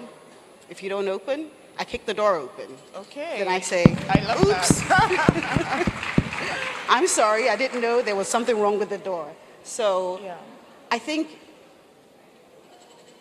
we're finding our voices, not as fast as we should do, but we are. Yeah, absolutely. Yes. So let me come back to you, Richard. So politics is on my mind. I've been covering the elections recently, and it always kind of puzzled me why Nigerian women have achieved so many strides in many different aspects. Entrepreneurship, in corporate world, CEOs, all of these other aspects. But politics eludes women. Political high office eludes women. And there's a school of thought that says that some men do not want to be governed by women. What's your take on that? I think it's true. It's true. So to a large extent, but I don't think it's a Nigerian thing. No. Because even in America, you will find that there's like a grand conspiracy, against women to achieve the highest office. Sure. The irony in world politics is women achieve, the highest office faster in areas where women are supposedly, don't find their voices on time. So I don't know what it is, but I think that there's a gradual progress. I think we were premature in announcing a governor very recently. I think we all were. We were also excited about. But I don't know what the situation is right now. I haven't updated myself, but I think that it's work in progress because of the very way that politics is played in Nigeria. Women find it a bit more difficult to be able to muscle in. So I have a pet theory about how all of this will change. I think in two more election cycles, when technology will be sitting, squarely on top of our electioneering process, I think a lot more women will find their voices. When merit begins to count more for political office and all of that, I think a lot more women will find their voices in our politics. Yeah. I think it was only 8.9% of the candidates for this election that that were women. But I don't think that's ever going to change until we'll make it law that women must hold some offices. One of the Kwara State, they passed a law that 35% of the women in the state, in the political office in the state must be women. So you think quotas are a way forward? That's the way forward. Yes. And all the women that ran for National Assembly in that state won their seat. So just imagine if every state in Nigeria passed the same law. That's 35% of political office would be women. It would be incredible. Yeah. And I do think that's the way forward. Yeah, absolutely. So let's talk about fashion. Again. Yes, that's your domain. In what ways could the fashion industry help to embrace more diversity and create a level playing field for, not just in gender, I guess in different spheres? I've been asking her to design for me for 20 Wow, so you're not going to design for RMD? Why? No equity. I'm working on it. Okay, all right. I'll accept I that. think because it's an industry that's predominantly women in Nigeria. Yeah. It's and I think there's a cultural capital that comes with the creative and that comes with the creative industry that's often very understated. And this cultural currency is what goes before most of us, before even the success of the business. So because we're constantly projecting Nigeria, Africa, in such bright lights globally, it has helped embrace equity, for lack of a better way of putting it. And you know, when I think of embracing equity, it's something I actually thought about long and hard, and I thought, what exactly is embracing equity? And it's something that really is a topic of conversation, because there is no equity because of the resistance to equity. And what's causing this resistance? It's largely men, and in some parts women. Well, for whatever reason, some women still believe that women should be in the background. And the men see it as, okay, I have this cake and I have to give half of my cake away. But you're not giving half of your cake away. Embracing equity is embracing prosperity. You're doubling your cake. Absolutely. So you imagine a world where both men and women are sitting on the table, facing the challenges and the problems we have in this world. Embracing equity would not be an exception, it would be the norm. Yeah, absolutely, absolutely. But let's talk about equity, because gender equity, there's so many different kind of levels of inequalities. How can we also help to level the playing field in terms of access to resources and income inequalities in a field like fashion, for example? Ask that in a different way. Ask it in a different Yes. Okay. Please, I didn't really understand the question. You don't understand? Well, so I'm just thinking of maybe a girl in a remote part of Nigeria who has aspirations to be a fashion designer. You know, what are her options beyond just getting a sewing machine? And how does she kind of advance beyond her circumstances and the area she's in? Well, unfortunately, one of the biggest problems in the fashion industry is the production. There is no doubt that Nigeria has a lot of talent when it comes to fashion, but that, you know, when you're in, talent is only half the work. And most of the time, the talent is truncated at the production level because of the lack of production facilities to produce. And if you take music, for instance, say any of the superstars released a song, within an hour, it can become a hit because of all the channels of distribution. Everybody can hear the songs and just buy into it. But with fashion, you come up with a great design, you make 10 pieces.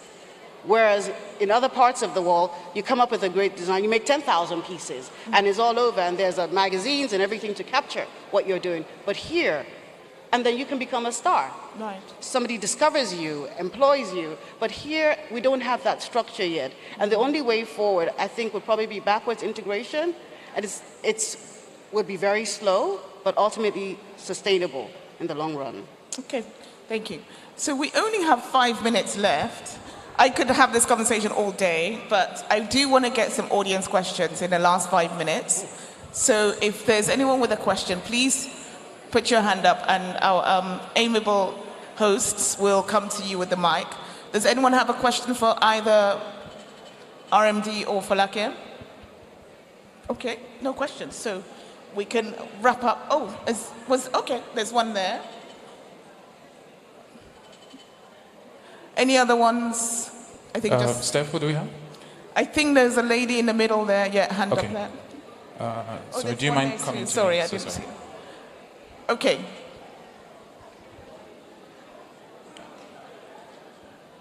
Yeah, okay. My name's Omo, and my question is actually for both Falake and RMD. And it's back to RMD's request earlier for Falake to design him something, right? And she's thinking about it. And I just realized actually that there are a lot of women fashion designers that don't design for men, but then Mai does for both. Is it the design? Thank you, Mai. Is it the designer's choice? Is it the demand from society? What is it?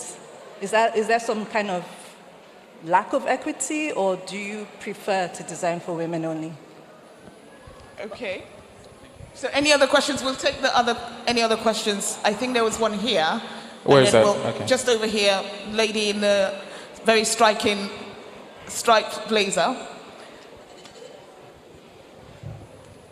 Okay, thank you. Hello, everyone. My name is Meg, and mine is more of a compliment to Folake. You know, when you were introducing her upstage and you said 24 years, I thought you were going to say a 24-year-old designer. She looks, so she's been in the industry for 24 years and she's looking 24. So I would like you to tell us a little bit how you started and how come you're where you are. And if I'm not asking too much, how old are you? Because you look 24. Okay, Thank you. Thank you so much. We'll take one more question and then we'll answer those. So the question was, how old is... So one more question. I think there's Oscar. Oh. Here? Okay. Last question. You never ask a man his age.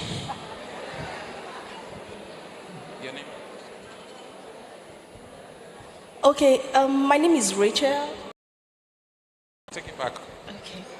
My name is Rachel. I just want to ask, why is it that sometimes we could walk into a TM Lewin store and get a shirt for like 30, 40K, but a local brand, for you to get a good shirt, they are usually overpriced. Why, ma?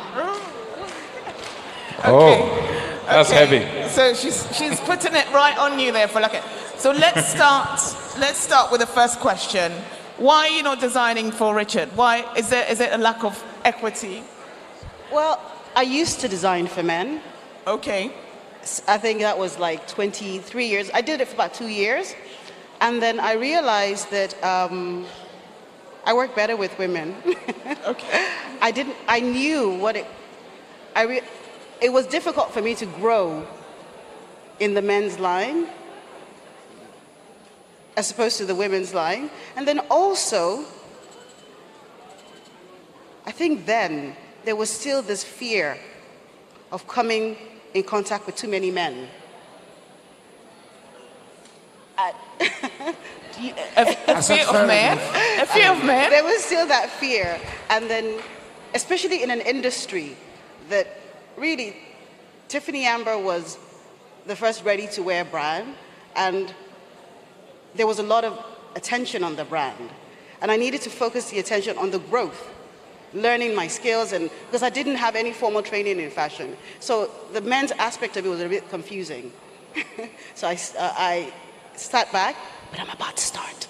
I'm about to start again. Oh, she's about to start. You heard it here first. She's about to start a menswear brand. Fantastic. So we'll stay with you and the question about your start. I remember reading something about you selling kaftans out of a car boot. Was that you? No. No? It was, I started with kaftans. Okay. My first collection was in between my first and second year in law school. We were the first sets of lawyers in Abuja. So we had a 13-month holiday. And it was in between those months that I had my first Tiffany Amber fashion show. And there was a pop-up store afterwards at the Mega Plaza. And I was there for 5 days. I made 365 pieces, and we sold out in 3 days. And I realized that there was a huge gap in the market for a ready-to-wear brand that is made in Nigeria and by Nigerians. Going to my age, you see, once upon a time, Nigeria is the only country that when a woman turns 30, you're reminded that you're not a young girl anymore. But when a man is 60, he's still a young man. That's so true, because you're zaddy. You get cast in heartthrob roles. But if she was 60, she would be grandma. So I mean, how do we change that? Do you know how old Auntie Taiwo is? She still plays my girlfriend, so. So now I used to have this phobia about my age, but now I can gladly tell you, I embrace it in all its glory. I'm 49 years old. Wow. You look incredible. You look incredible. So, the other question, final one, was, why are Nigerian brands so overpriced? I was hoping you wouldn't remember Sorry. that. We have to ask all the questions. Okay, so to the young lady who asked about why Nigerian brands are overpriced, there are different, there's the high-end brands, there's the mid brands, and the low-end brands, right? When, obviously, beautiful things, and those beautiful things tend to come at a premium price. But you don't agree with me. And so sometimes the process of production is so tedious, and that again makes the garments more expensive than it ought to be. So once this production aspect that I mentioned earlier is sorted out, you'd find a plethora of designers doing very affordable and still very beautiful pieces. Can I just say, well, I think it's also because of the scale at which a TM Lewin produces. It's mass scale, and almost every designer in Nigeria does bespoke pieces. So it's like everyone is handcrafted. And so you have to pay a bit more when it's handcrafted, you know. Absolutely. And what I love about Nigerian brands is that you get unique pieces. I mean, TM Lewin, you will see everybody wearing TM Lewin. But with Nigerian brands, you get unique pieces that is not on a high street and people don't readily have access to. So you just have to pay a little bit more for that quality, unfortunately. Okay, so final message from you. It's International Women's Month. Let's have a final message from you to close off. I think that if we all are present always and sensitive and just obey the little command of loving your neighbor as yourself, I think, you know, half of our problems will be gone. Absolutely. Thank you. I think I'm going to ride on the wave of the dreams. When I started Tiffany Amber, it was just a business. And then I started to dream. And the business grew and grew and grew. And I'm still dreaming, so help me God. So I focus on your dream, hard work, and the sky is the limit. Absolutely. Focus on the dream, hard work, and sky's the limit. Powerful words to end this very fascinating conversation. Thank you all so much for being a wonderful audience.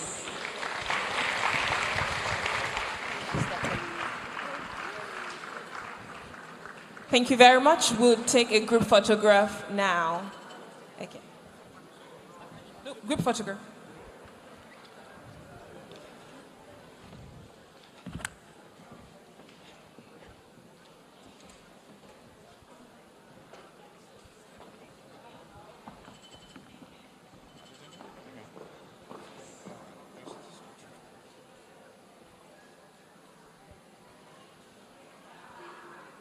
Once again, ladies and gentlemen, a great, well done, Stephanie. And of course, our fireside chatters. Thank you very much and well done. That was really great. If you enjoyed it, please give them another round of applause. Thank you. So while we wait for yet another keynote address, this time from all the way from Ondo State, we want to quickly just give you an overview of the Access brand. So I know you know about Access Bank, but there's hydrogen, there's oxygen, there's Fiducia, and there's of course Access Pensions. I'll share more information as we go along, but the length and breadth of what Access Bank represents, in as much as we're here today, we will also talk about that as well. We have an Experience Center, by the way. How many of you have been to the Experience Center if you came very early? Okay, so the Experience Center has been shut down till after the event. And of course, as the name implies, you have quite an experience ahead of you, and it's going to be open till about 5, 6. So you get the opportunity to interact and get to know more about this various verticals of the Access Bank. But we want to please crave your indulgence for those of you at the back of the hall and outside the hall to reduce your decibel level. The noise is getting into the event and would appreciate as much decorum as possible. We do hope you're having a great time, and we'll move on very quickly without any further ado. Coming up next, we'll take a goodwill message. Now, this goodwill message will be delivered by a true philanthropist, a renowned feminist and gender activist. She has a foundation that is committed to girl-child advocacy, the development, well-being, and progression of women. So she is definitely qualified to speak to us today because she's passionate about women and women empowerment. Distinguished ladies and gentlemen, it gives me great pleasure to now make welcome the First Lady of Ondo State, Her Excellency, Chief Betty Anyanwu Akeredolu, wife of Governor of Ondo State. Please let's make her welcome with a resounding and warm applause. Thank you very much. We're delighted to have you join us today as we discuss all things women empowerment and embracing equity. Thank you, Your Excellency.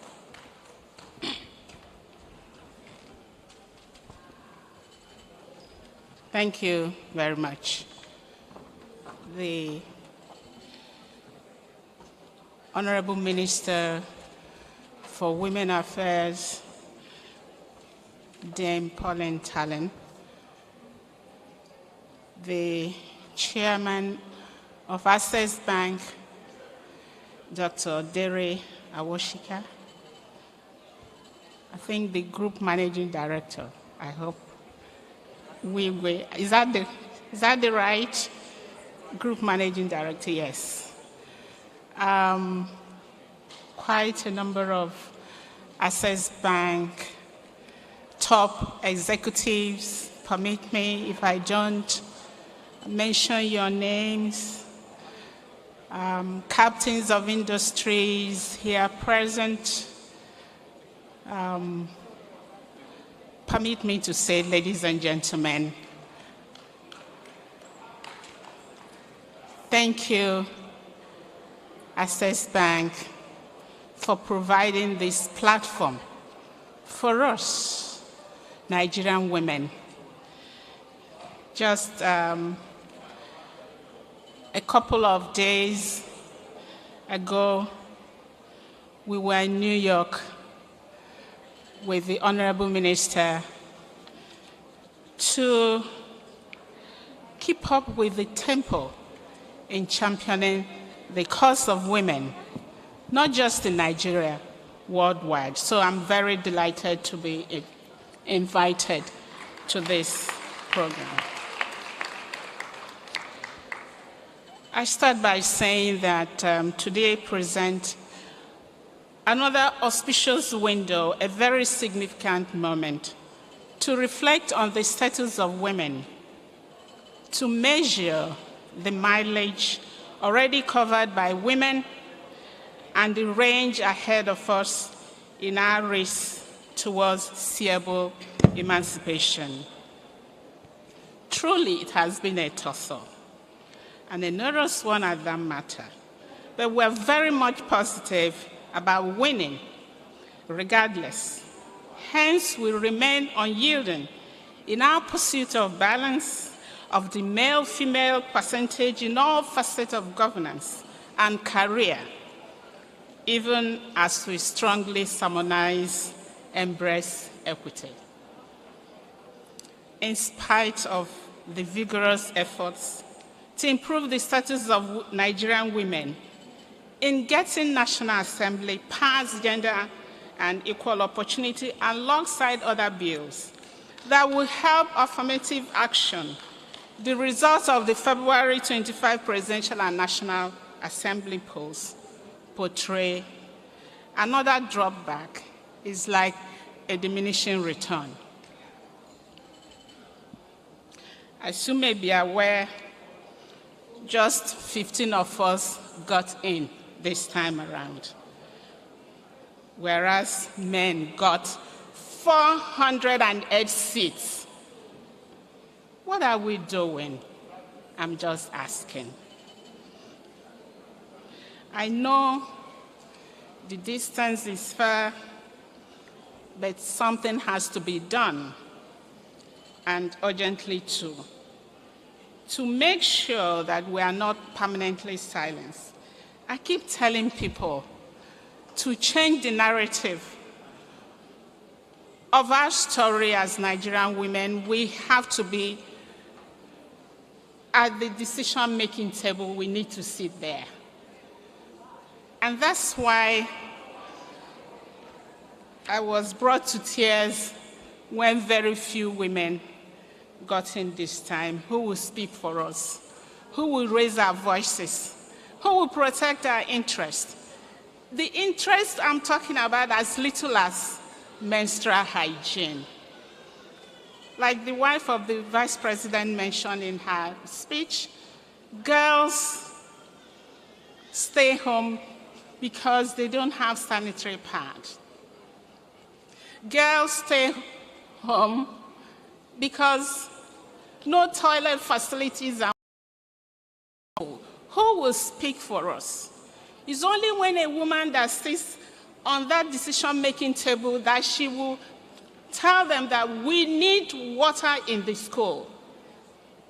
We need to make sure that the sanitary pad that is sold in Nigerian markets, they are affordable so that our girls can buy some. These are the little things we are talking about. Men, I don't think you're bothered about sanitary pad. Do you? I'm asking, do you? You don't. Maternal health. Women in this country still die from pregnancy, and pregnancy is a thing of joy. We shouldn't die from pregnancy. But we must provide that environment where a woman is pregnant and she gives her baby. He gives birth to her baby. She remains healthy. She doesn't die from there. And only policies can fix such things. There are huge gaps in our healthcare delivery system. And I believe that women, they are in a position to talk about it and scream about it. So we don't just have to sit by and watch what is going on. For instance, the level of electoral violence will deter most of us from even coming out. So we need to speak up. We need to speak up voter suppression, ethnic profiling, as witnessed in the last election, which I said will deter you and I from participating in politics in Nigeria. We must, Nigerian women, loudly condemn in entirety the mindless escalation of violence in the electoral process. But we must not despair. This country belongs to us, I mean women and men. So we can't just fold our arms and say, no, we can't talk, oh, we must talk. Nigerian women, you must talk. Don't keep quiet. I know it's not just a gloomy picture. We have made progress. And I'm happy to say, and you all should also appreciate the progress, with obvious strides, as some of our women are political players. Then Pauline is here.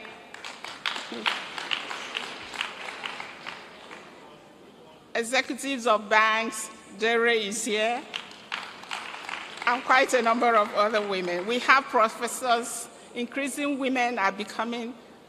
number of women are becoming professors and vice chancellors of universities. And it's important to draw inspiration of these female champions for us to make further progress. Women, we can be more if we are persistent and come up with strategy. I've always said that the strategy to change our narrative in this country is to start with the young people, the young women. quite a number of you here that are young, that is where this change of the narrative begins. I've always suggested it, and I want to use an NGO that I founded in 2017, Be More. And I want to use the story of Christiana Mado. She's an undergraduate, just about 20 years now, studying computer engineering at the Federal Polytechnic. Only last month, this 21-year-old girl got certified as a solar technology expert from Korea, 21-year-old. Madu was barely 16 when she came to Be More Camp. And now she owns Prime Volt Solar, which specializes in sales, distribution, and installation of solar energy products. She has participated in installation of a number of jobs. And like her, hundreds of Nigerian girls, as a result of our experiment at Be More Empower Foundation, a technological innovation for bridging gender gap in STEM. Be More has sufficiently demonstrated that digital skills are gender neutral. And I want to say here that show these young ones the road and mentor them, that they will believe that they are capable. I can see what Access Bank is doing already. Very young, energetic ladies or women received me. Majority of them are women, and that's exactly what we are talking about. Because I strongly believe that this world is for men and women. Have you been in any community where you see only men? You will see men and women. And that is what tells us that this world, we are equal. I see no reason why anybody should kick against equality in any sphere. And of course, for you to attain that equality, you have to recognize equity, because our circumstances are different, the opportunities available to us are different, and that was why in Be More, having seen that the digital space at the moment is occupied by men, we've got to do something, and that's where the equity is. So the Be More Summer Bootcamp was intentionally designed to prop up our young girls, to make them realize that the digital space is gender neutral.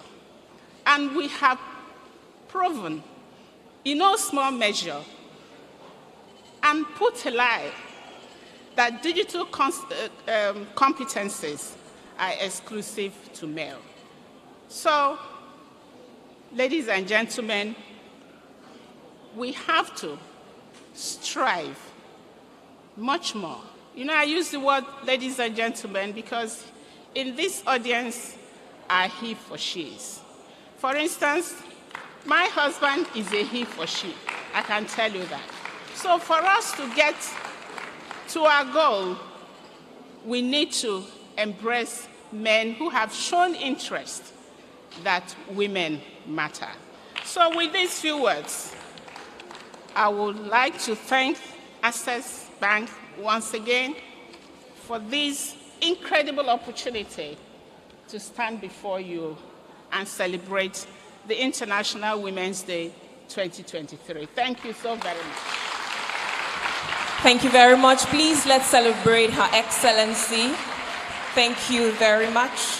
Chief Betsy Anyanwu Akeredolu, thank you for gracing this occasion. We do not take you for granted at all. And I couldn't help but notice our W flag flying so boldly on your arm. Thank you very much for flying the W flag. Thank you very much. Please have your seat. Ladies and gentlemen, mentioned earlier on, we do have an experience center. I just wanted to quickly familiarize you with some of the activities there. So we have the health tracker, which is for checkup.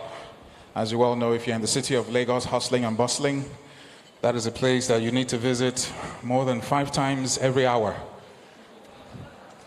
It's only a person who is healthy that is alive and well enough to go around. So they're there, thanks to them for that. We have Due Center, which usually follows the checkup. After you know your situation, then you get a nice massage, some aromatherapy, just to ease you. We have them ready for you as well. Oriki is not left out when it comes to skincare. Check them out. They have great discounts for us. And thanks to Zaron, who will be giving free makeup for some in the building. And of course, they do have discounts as well. And last but not the least, we have the exclusive Plus Lounge. How many of you are part of that? Who knows about that? Signed on to it, yeah. We know ourselves. So if you're signed on to that, you'll be able to use your card to access the lounge, and you know the benefits of that. Free movies. When you're at the airports, you get access to a very comfortable lounge and much more. So thank you for putting that experience center, which will be open after the event is officially over. Thank you very much. We hope that you are learning as much as you are connecting. Thank you again, Your Excellency Chief Betty Anyanwu Akeredolu, the First Lady of Ondo State. Thank you for bringing us those kind words and for charging us to be more and do more. And we thank you for your support in ensuring that female empowerment is a critical conversation that we must have, and you are the forefront in your state and in Nigeria championing that. Thank you very much. Thank you. Thank you very much, ma'am. Mommy, thank you so much. Thank you. This is not the part where I say I'm from Ondo State. You just did, but it's okay. Oh, I just did? Yes, guys you heard? just did.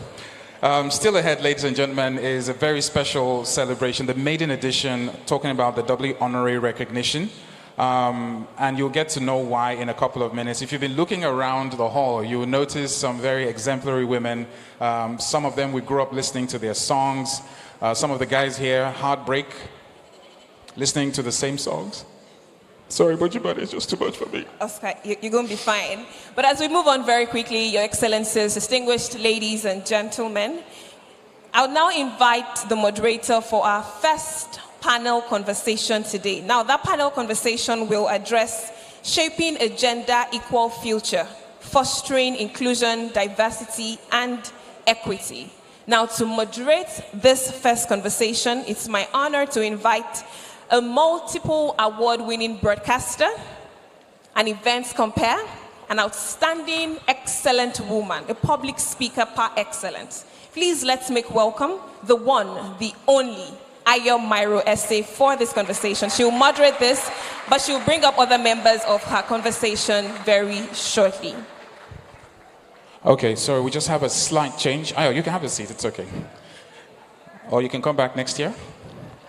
So we just wanted to move things up due to, of course, time. And of course, this person in particular, time is very precious. She has to be in a number of places, but we thank her for being here so far, talking about the Honorable Minister for Women Affairs, Federal Republic of Nigeria, in the person of Dame Pauline Talon. We have a special song. Is it ready? So this is a special women's anthem, which has been curated to give a very grand entrance and a grand welcoming. So can we just signal if you have, I know you guys are not ready, just want to move this thing up a bit before we bring her up on stage. And after then, we will have the first panel discussion. For those of you at home, thank you so much for being part of this online, wherever you are in traffic.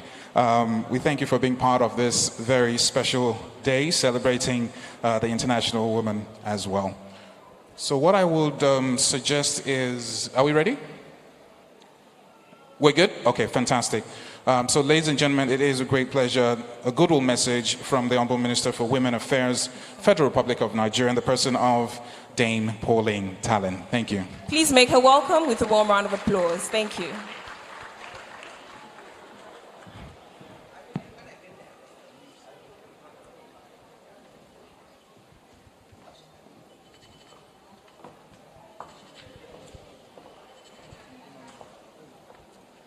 Sorry, wait, let's have the song very quickly, please.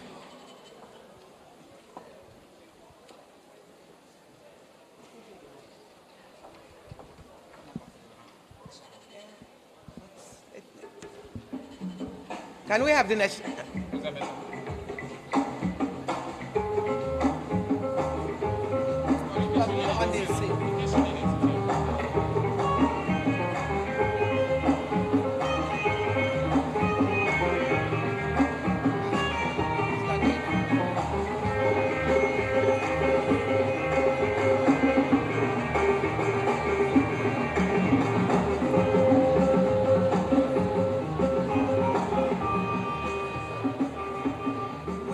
About the women anthem. We are not talking about just any music.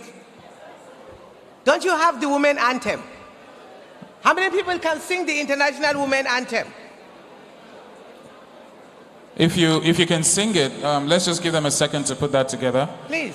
It's the women anthem. Who knows it by heart? That should have been sung immediately after the national anthem before this program. So we have a volunteer who will be able to sing it. That's right. Okay. A round of applause for Yeye Shobajo. She has it. I hope I won't have stage fright. All across the nation, all across Please, can we the stand up for the women anthem? Women come and stand here. Come here. to be free. Come to the front. No longer in the shadows. Please. This is a serious anthem.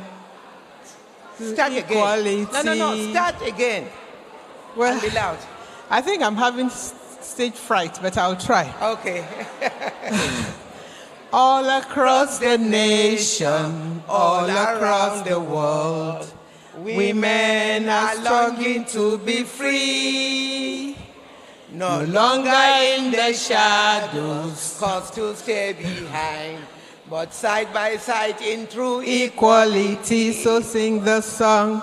Sing a song for women everywhere. Let it ring around the world and never ever cease. So sing a song. Sing a song for women. Sing a song for women everywhere. Equality, development, and peace. Amen. Anyway, since it's not on your slides, there are 3 standards. And I want each one of you that is gathered here today to make sure you get it. I will send it to the chairperson of Access Bank and the MD so that you can pass it on your platforms. Whoever reads the wordings there, you will be moved and know the value of womanhood. So I'm excited to be here today. I want to especially thank Access Bank for organizing this beautiful celebration of International Women's Day. The month of March is Women's Month. But I dare to say that not just in the month of March that we should celebrate women, but every day. At the CSW in New York 2 weeks ago, the Secretary General of the United Nations there to say that because of the unique and special role of women in nation building, women should not just be celebrated on the 8th or in the month of March, but women must be celebrated every day if we want the world to be a better place for everyone. So I want to here with us my dear sister, the First Lady of Ondo State, Chief Betty Anyanwu Akereledu, a great advocate of women and a fighter and a great advocacy against cancer. I want to acknowledge the chairman, Access Bank, my dear sister, Dr. Dare Awosika. I want to acknowledge the Group Managing Director of Access Bank, Hubert Wigwe. I want to acknowledge the MD of Access Bank, my dear brother Roosevelt Obona. I want to acknowledge the Deputy MD and management of Access Bank. I want to acknowledge all the chief executives and management team of Access Bank. A lot of them that are ladies that received me when I was coming. I also want to acknowledge my dear sister, the immediate past chairman of Access Bank. I celebrate you, dear auntie. I want to acknowledge the great and beautiful women gathered here in this hall. Women have done great strides. I wish I can acknowledge each one of you. But can we give ourselves a big round of applause? Let's celebrate ourselves. Let's celebrate womanhood. I want to specially acknowledge all the men in this hall. They are the he for she. Any man that believes that is here believes in women. Please, let's give a big round of applause to them. I want to specially acknowledge my dear friend and brother, the MD of Simba Group, who has taken the trouble to be here all the way from the United States, and he's supposed to go back to London.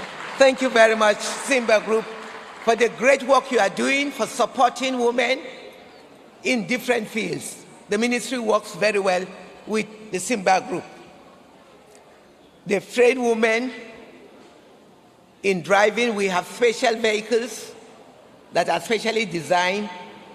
We call it the pink commercial taxis that Simba Group specially designed for women, and it is women alone that drives it. They are specially trained for it, and we have them in about 16 states now. Resource persons and panelists, I acknowledge you for the beautiful discussions we just had here. I acknowledge RMD, Mommy's boy, he has stepped out, and all the men who appreciate their mothers, their wives, and their daughters. I was quite excited and happy with the powerful welcome speech by the Group Managing Director,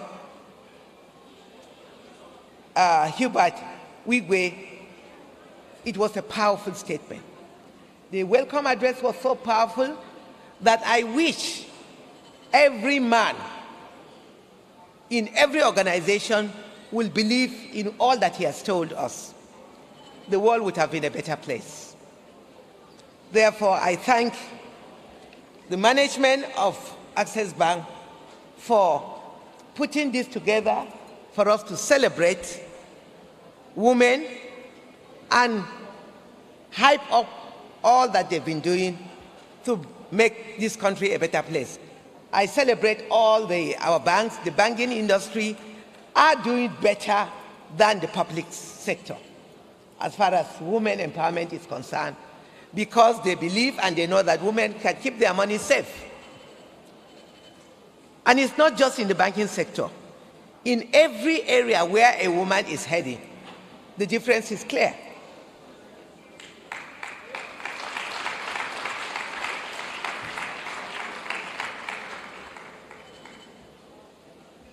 I'm therefore very honored by this opportunity to be in your midst today to celebrate the 2023 International Women's Day organized by board management and staff of Access Bank.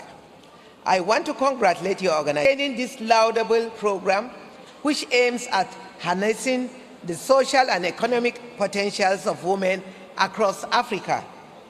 Distinguished guests, ladies and gentlemen, The 2023 International Women's Day's theme is Digit All, Innovation and Technology for Gender Equality, which aligns with the priority theme of this year's 67th session of the Commission on the Status of Women, CSW 67. Innovation and technological change and education in the digital age for achieving gender equality and empowerment of women and girls. However, the campaign slogan is Embrace Equity for Gender Equality. Can we all stand up and do the hashtag Embrace Equity for Gender Equality? Let's embrace equity.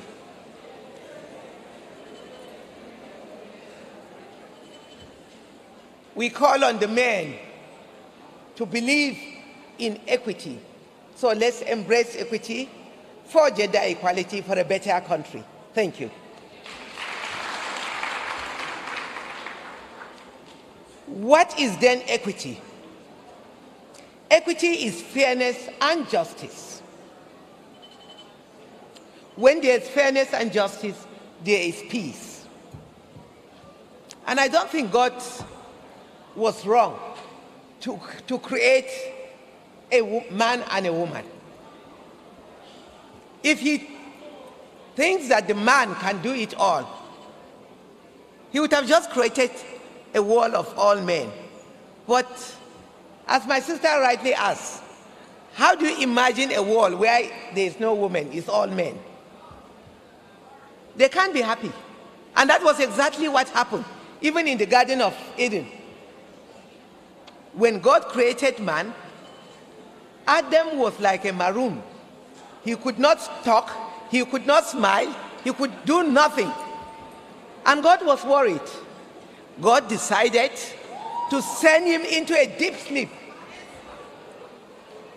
and remove the right side rib on his right side to create a woman. He didn't remove the bone from his leg for him to trample on the woman. He did not remove the bone from the head to show that the man is more intelligent. He removed it from the side for the man and the woman to walk side by side.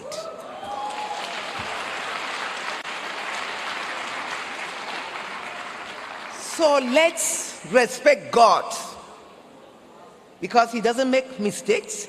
He created the man and the woman to work together for a better world. Bringing women and other marginalized groups into technology results in more creative solutions and has greater potentials for innovations that meet women's needs and promote gender equality. Advancement in digital technology offers immense opportunity to address development and humanitarian challenges, and to have and achieve the 2023 Agenda's sustainable development. When we talk about innovation and technological change, is there any special computer that is made only for men? No. All our technological innovations has no gender bias. Whatever technology a man can handle, the woman can handle it equally. And if you observe now, in every home, when you go to convocation ceremonies in most universities, those that come up with first class and the best outstanding students mostly are the girl child. And in every home, I'm sure the men here will agree with me that the best out of your children are always the girls. They are more caring, they are more loving, they are always there, especially in your old age. So let us pay attention to the girl child, let's support the girl child, and let's treat them equally.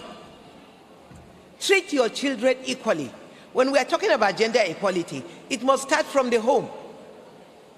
It has to start from the home. the parents must treat the boy and the girl equally. But where you feel the male child is more superior to the girl child, that is the beginning of the problem. If it is cleaning the house, do a roster. They must do it together. If the boy does it today, tomorrow the girl does it. If it is washing plates, you do it. I'm happy our panel here, the first panel discussion, said they saw RMD washing plates. That is excellent. All men should find time to support their wives, especially when you have a career woman who goes to work with you and come back at the same time. But while you are back home, you relax in the parlor, stretch your leg, you are resting while she goes into the kitchen to supervise and ensure your meal is ready and served. There's nothing wrong with supporting her if both of you are back from work. That is fairness. That is justice.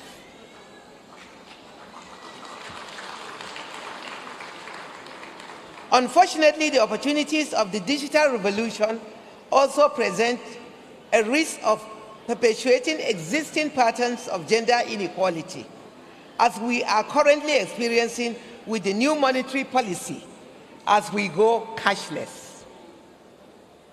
Now, I'm in the right environment to say this. I'm sure you'll agree with me that more women are in the informal sector in our economy. The woman that sells tomatoes, that sells groundnuts, that sells vegetables may not necessarily have a bank account, or she may not be able to go through the rigors of POS and whatever for the payment. She needs cash, and it doesn't cost much. As good as the policy may be in the long run, the immediate concern is the growing inequalities which are becoming increasingly evident in the context of digital skills and access to technologies, with women being left behind as a result of the digital gender divide. Typical examples are the rural woman or the urban vegetable seller whose total goods are worth less than and sells the unit of 100 naira, maybe for ugu or the vegetable. A unit of it is about 100 naira or 200 naira. Assuming you buy 200 naira worth of vegetables to her, and she agrees for you to transfer 200 to her. Yes, she could have a bank account, and she agrees for you to transfer 200. You are charged a transfer fee by the bank, and when she is withdrawing, she is further charged a fee, leading to the devaluation of her goods and loss of income. This explains why the average market woman does not believe in this cashless policy and remains resistant to accepting the change, because her goods are devalued. What will you say of the POS operator who now controls the economy? The POS operators are the ones that are controlling the economy now. For want of cash, you want 5,000, and you now have to pay close to 200 naira as charges.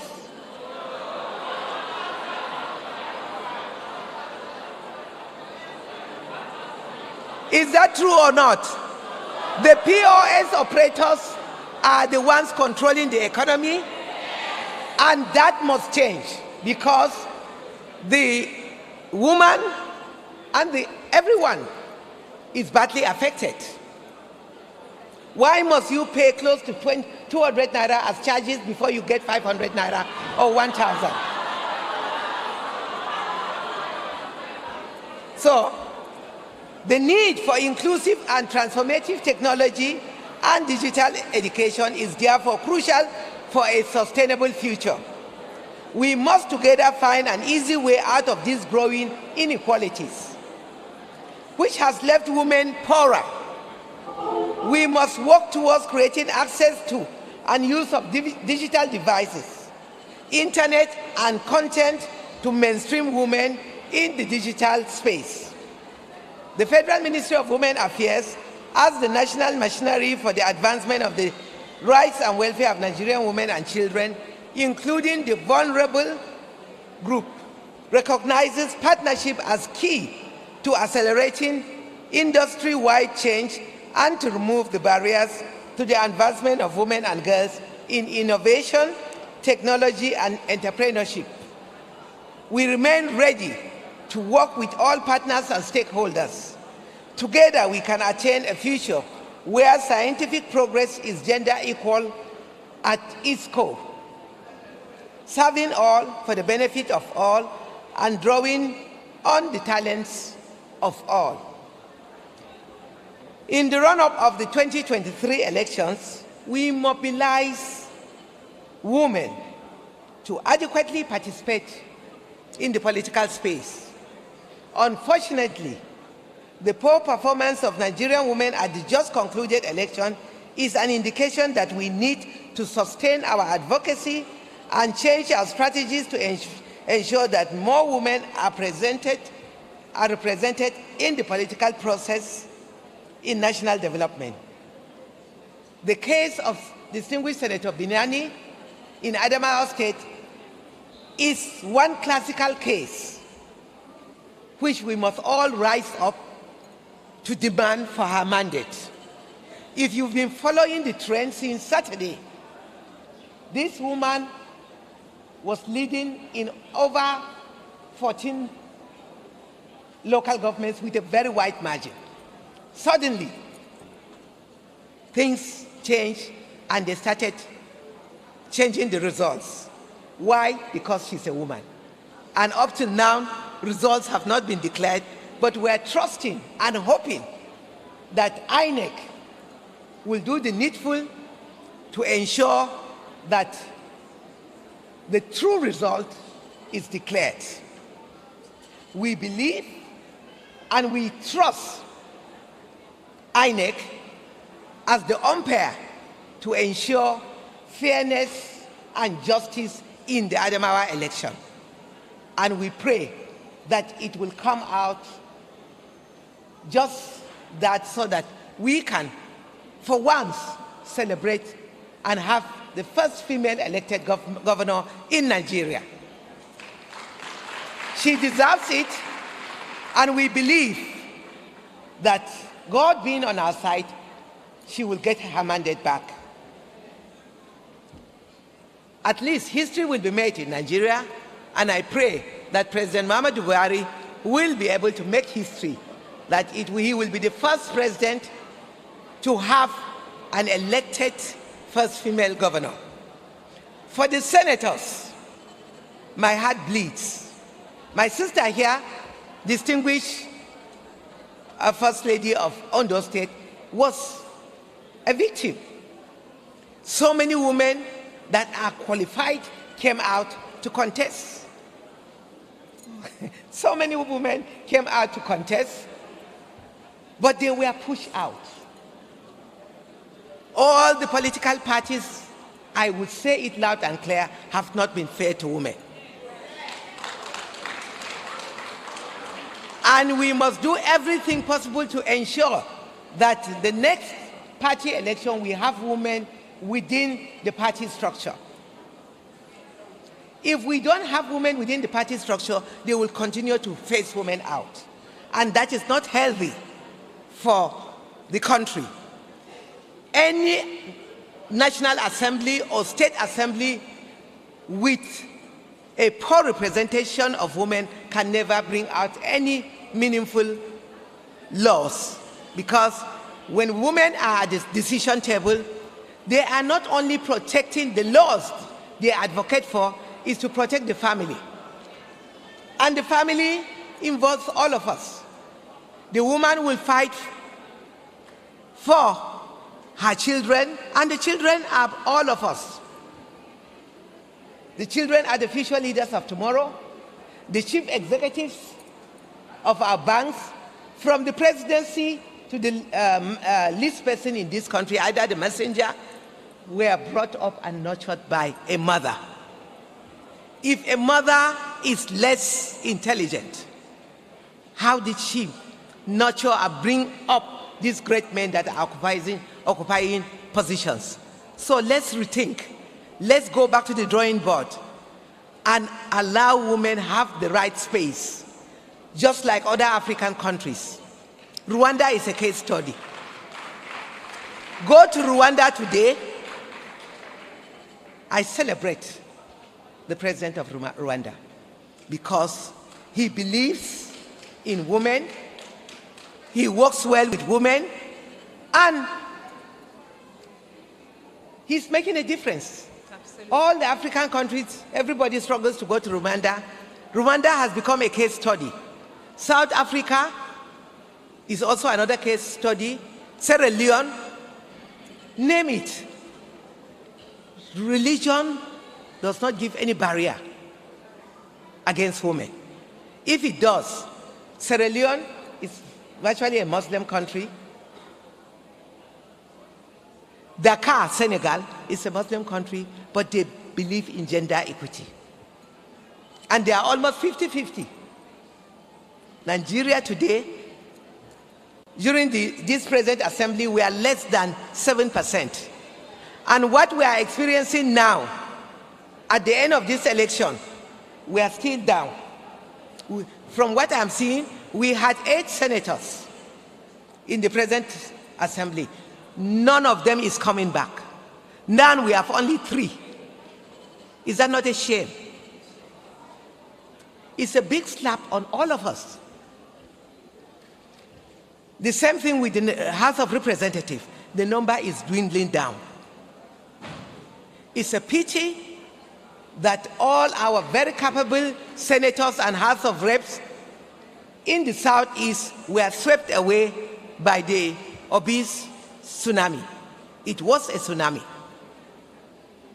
And I pray that something will quickly be done by the incoming administration to make sure that we give more space for women in appointed positions to close the gender gaps. Amen. Amen. Thank you, Ma. Thank you. I am happy to inform this gathering that President Muhammadu Buhari, as a mark of his solidarity to Nigerian women and the girl child, just inaugurated the high-level advisory council in support to women and girls just last month. And I'm glad to say that the MD of Access Bank is a co-chair. She was there at the inauguration ceremony just a few weeks ago, about a month ago. And this high-level advisory council is co-chaired by 3 ministries: the Federal Ministry of Women Affairs, the Ministry of Finance, Budget and National Planning, and the Ministry of Education. The council will be essential in identifying and prioritizing where support will be most useful to accelerate progress towards gender parity. The council will also provide strategic guidance, oversight, policy and support to government-led gender equality initiatives, as well as advise Nigerians' financial and technical partners on critical areas of support for women and girls in Nigeria. Members of the HILAC were carefully chosen based on their expertise, credibility, and commitment to inclusively, amongst other factors. As a true testimony that we recognize the beautiful work Access Bank is doing in supporting women and girls, Dr. Mrs. Dare Awosika, chairman of Access Bank, has been chosen as a co-chair, and of course, the managing director of Access Bank, my brother Roosevelt Obananya, as a member of HILAC. Let me close by encouraging all the women in Access Bank to rise up to the opportunity offered by the management of this bank to better themselves.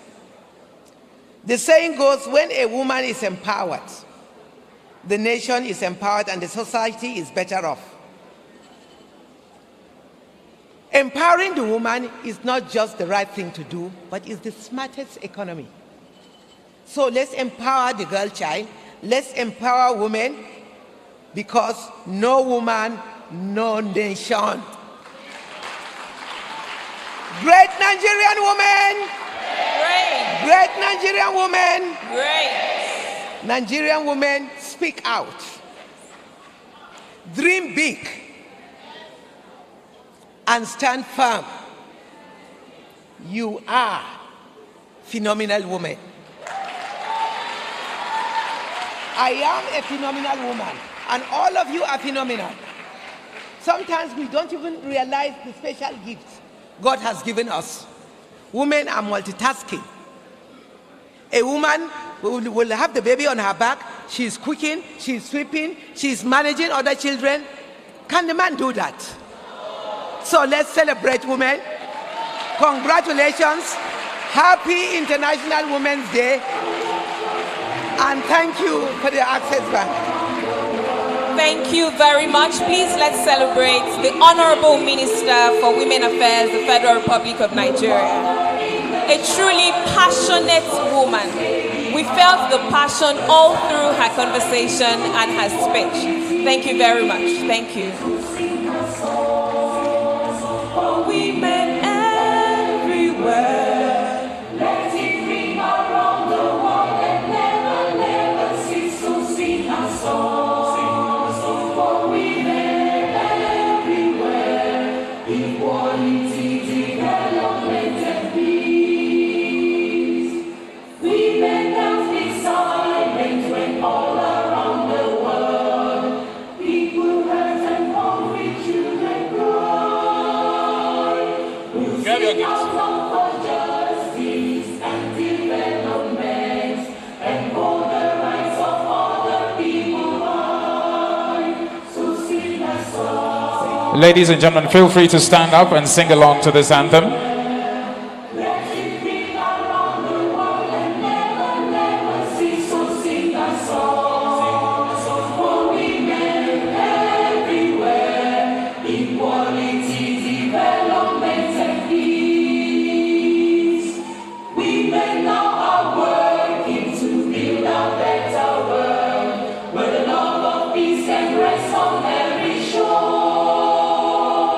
When men lay down their weapons and learn to love and share, and people want to bring an end to war. So sing a song for women everywhere. Let it ring around the world and never, never cease. So sing a song for women everywhere. Equality, development and peace. So sing a song for women everywhere. Let it ring around the world and never, never cease. So sing a song for women everywhere. Equality, development and peace. To all the women everywhere, please make some noise for yourselves one more time. Thank you once again for that very passionate goodwill message by the Honorable Minister of Women Affairs in the person of Dame Pauline Talent. Thank you so much, Ma. I think everyone in the room felt the passion behind that speech. The reactions gave it all the way. We still have quite in store for you, ladies and gentlemen. The first foremost female drummer in Africa. Over 20 years she has been doing this. What's her name?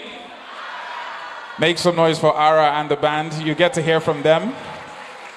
And for those who do not know, Ara means thunder in Yoruba, and an electrifying performance will be coming up soon. No, not now, guys.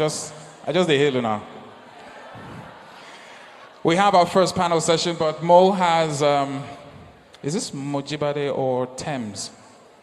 Is it Thames? The outfit I see what you did there. The outfit looks familiar.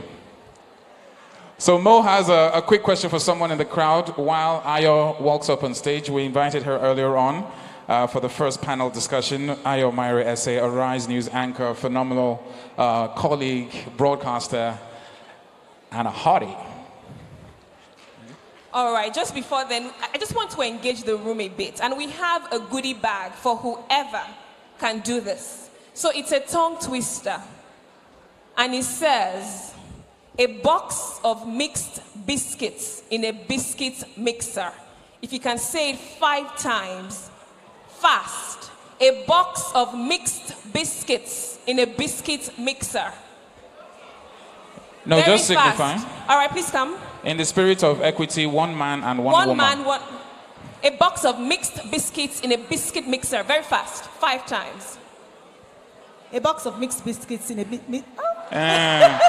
Now so. Okay, hold on. A box of mixed biscuits in a biscuit mixer. A box of mixed biscuits in a mixed biscuit. Gosh.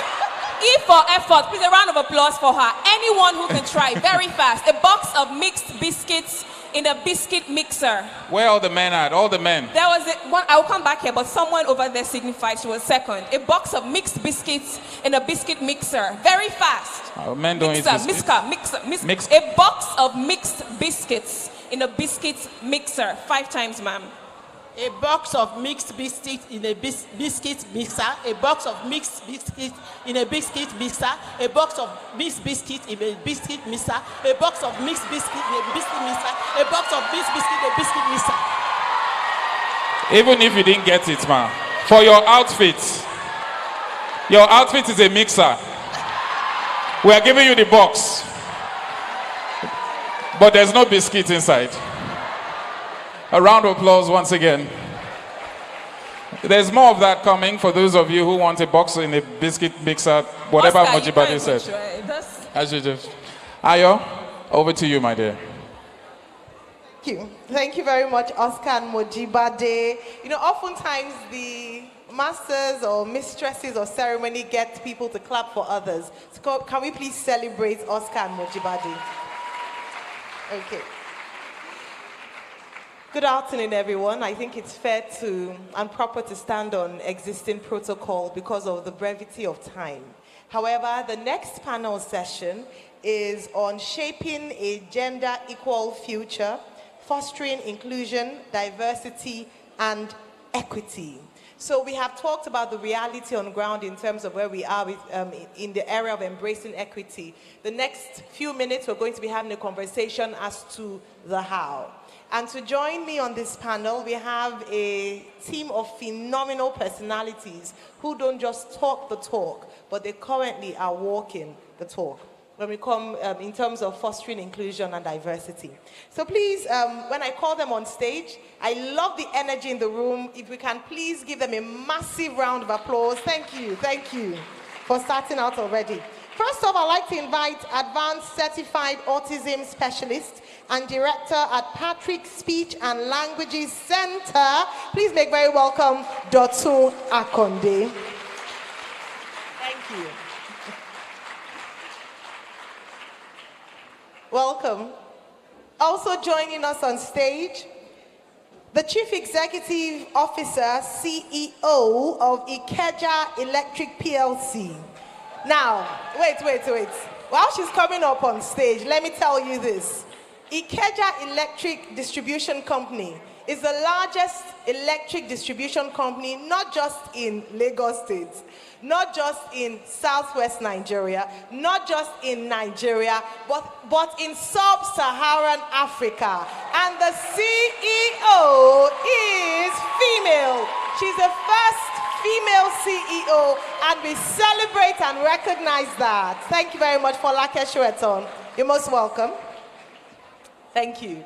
And finally, I'm excited to invite the next person. You know why?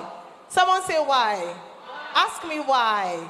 Because this is the first he for she. Okay, no, we had RMD earlier on. But in terms of walking the walk, it's always wonderful to have a diverse panel when we speak about diversity, equity, inclusion. And I must say that Access Bank has done fantastically in ensuring that all the conversations include both male and female perspectives. So let's make very welcome our he for she for this particular panel, the Executive Director at Access Corporation, Lanre Bamishebi. A round of applause, please. I thought his would be the loudest, being from Access Bank. Do we have Access warriors in the house this afternoon? Make some noise and make him feel very welcome. Excellent, thank you. Okay, so whilst Larry makes his way on stage to join the ladies on stage, I'd just like to, a number of people have spoken about the numbers, given the context to why it's important for us to have this kind of conversation.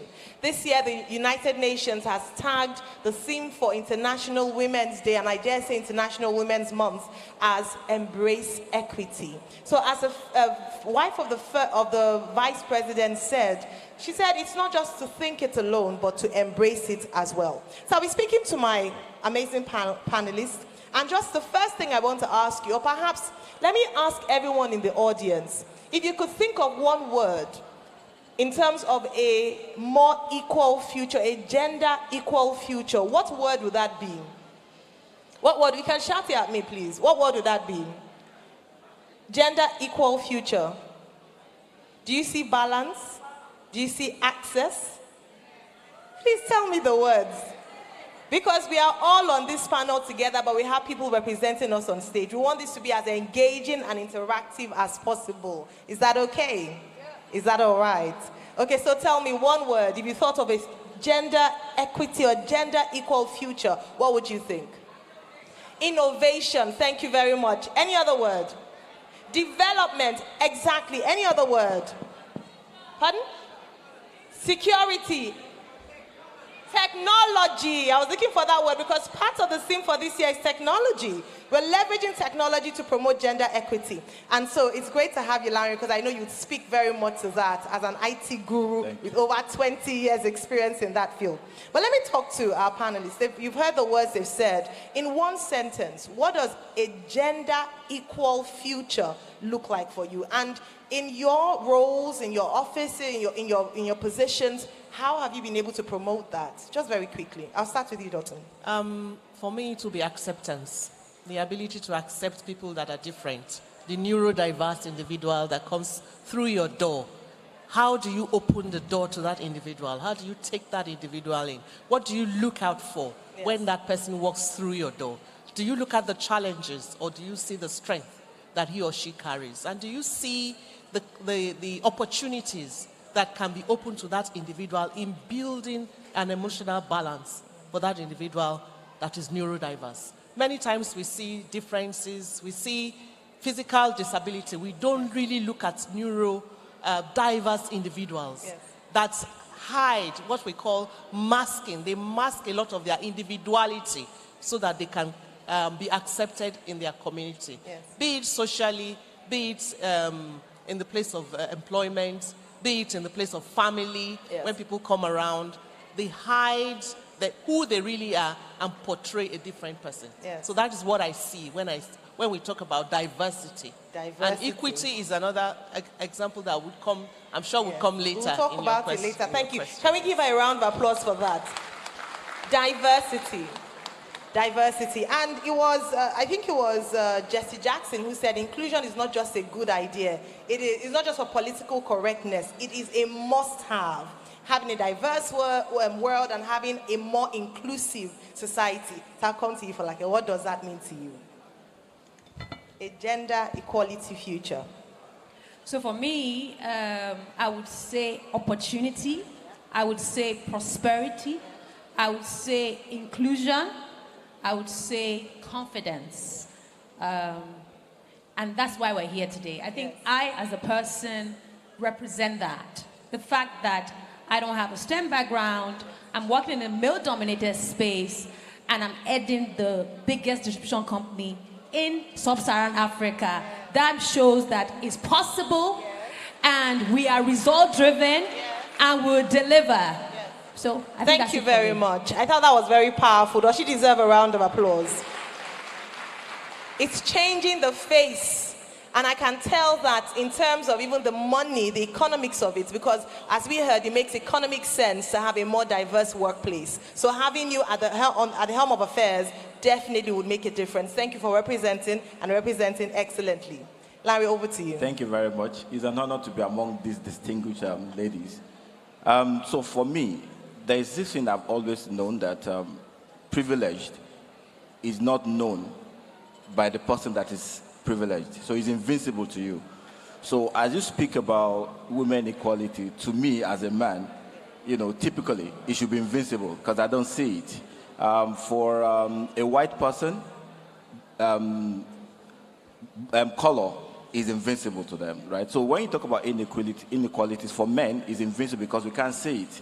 We live that life being men, so we don't understand. So for me, this is important. It's important that we put it on our faces so that we know that this is a thing, this is something we need to talk about. And I'm happy to be steering this. Thank you. Thank you. Thank you very much.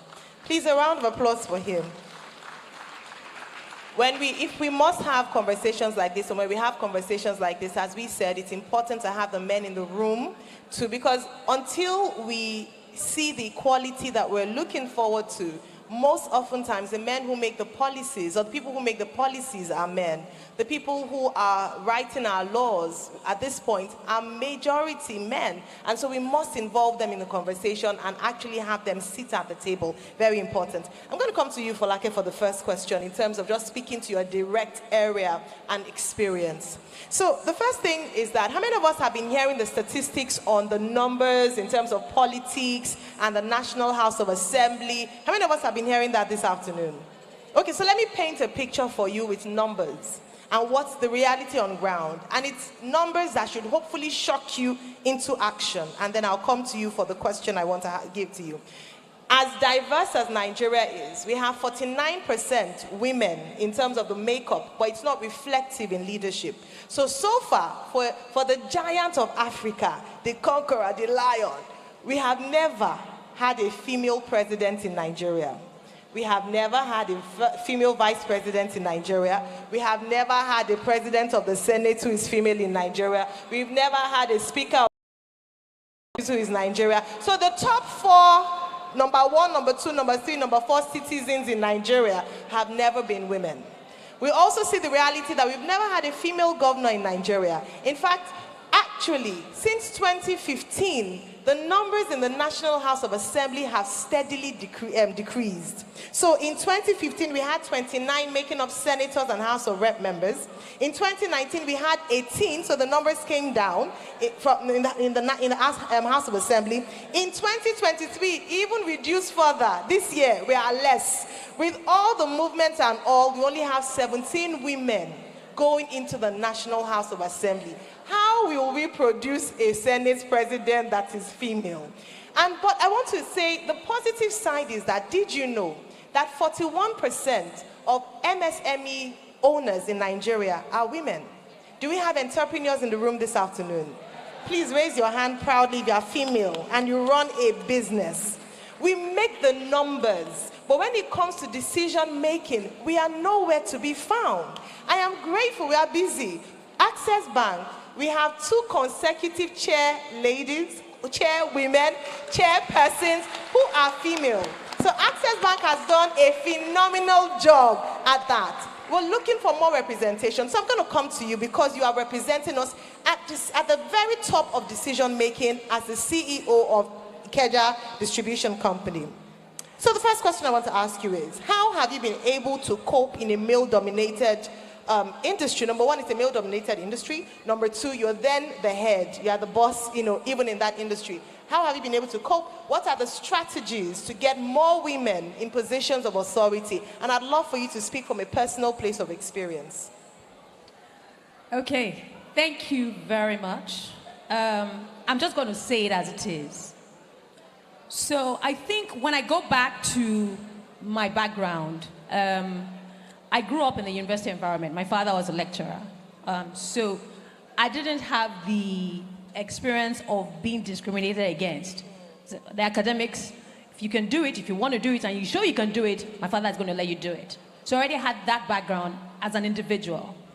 But going into the reality of Nigeria and the culture and the stereotype, the discrimination, I think I'm also fortunate and blessed to work in an organization that the board is very particular or understands the importance of diversity and inclusion. And so in the organization I worked in now, okay, I'm working in one of the entities, but Ikeja Electric is a subsidiary of Sahara Power Group. I've been working there for 14 years.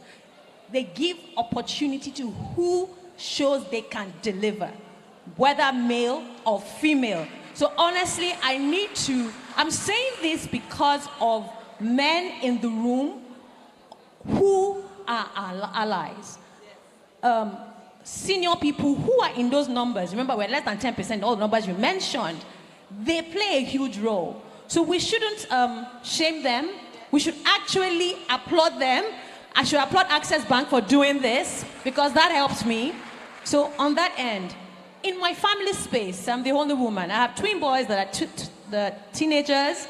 My husband, they are my biggest cheerleaders. They understand the importance of my career. They see the value I bring to each of their lives, and they keep cheering me. So that is important also. For me as an individual, I think I am a result-driven individual, and I believe in value. And as such, because of what I've told you in terms of the support I've gotten, I went into a space that is male-dominated, not seeing myself as a gender, but as a professional that can add value and deliver. And I have done that consistently, not alone, with the team. So let's go to strategies and practical things I've done. So I don't have STEM background. I've gone into a space that is all full with engineers, older than me, more experienced than me, but I know what I know. I'm a transformation expert, and I'm a leader. My job is to leverage on the strengths of people, right? And as such, I've gone in there, not acting like I'm the boss, but going in there to show respect to the people that I work with and acknowledging the value that they bring. And because I respect the value they bring and the things they do well, automatically they respect me as well. Fantastic. So respect is earned. Yes. Because of our time, I wish we could delve in deeper. But I know that you speak at a number of, on a number of platforms, and people can follow you on social media. Okay. Because this is someone that, if you're looking for someone to be an example or a mentor, a role model in this area, you definitely need to follow. Excellent example. Thank you so much. I'll come to you, Dotun. And this is now putting it into play. So we talk about, having more women come on board, but sometimes the environment is not, and this is where we talk about equity, is not friendly enough. Many of us watched the video of the MBA by Access Bank earlier on, where we saw the woman with for me that was the most powerful part, the woman with the baby. And so equity is giving her an enabling environment to thrive by providing what her particular needs are so that she's not disadvantaged. And that was exemplified in that video. And so as a certified autism specialist, you come to terms with people who are differently abled. And so you understand what it truly means to provide equity. And I believe that even for us as women, there are many lessons we can pick. I'd like you to share with us, please. Okay, thank you. Coming from a place of shame, a place of sorrow, a place of despondent, and a place of neglect. That is what I speak on. That's the platform I speak on a daily basis. You have a child, you expect your child to be an engineer, a doctor, and then suddenly they tell you that your child is different. And the first thing you think about is the child will never amount to anything. So where does equity come at that point in time? How are you accepted in the community? So first of all, you go to the place of social community inclusion. I will start with places we go to regularly, our churches. You find many women saying to themselves that I would never be able to go to church because my child will not be able to sit through the service.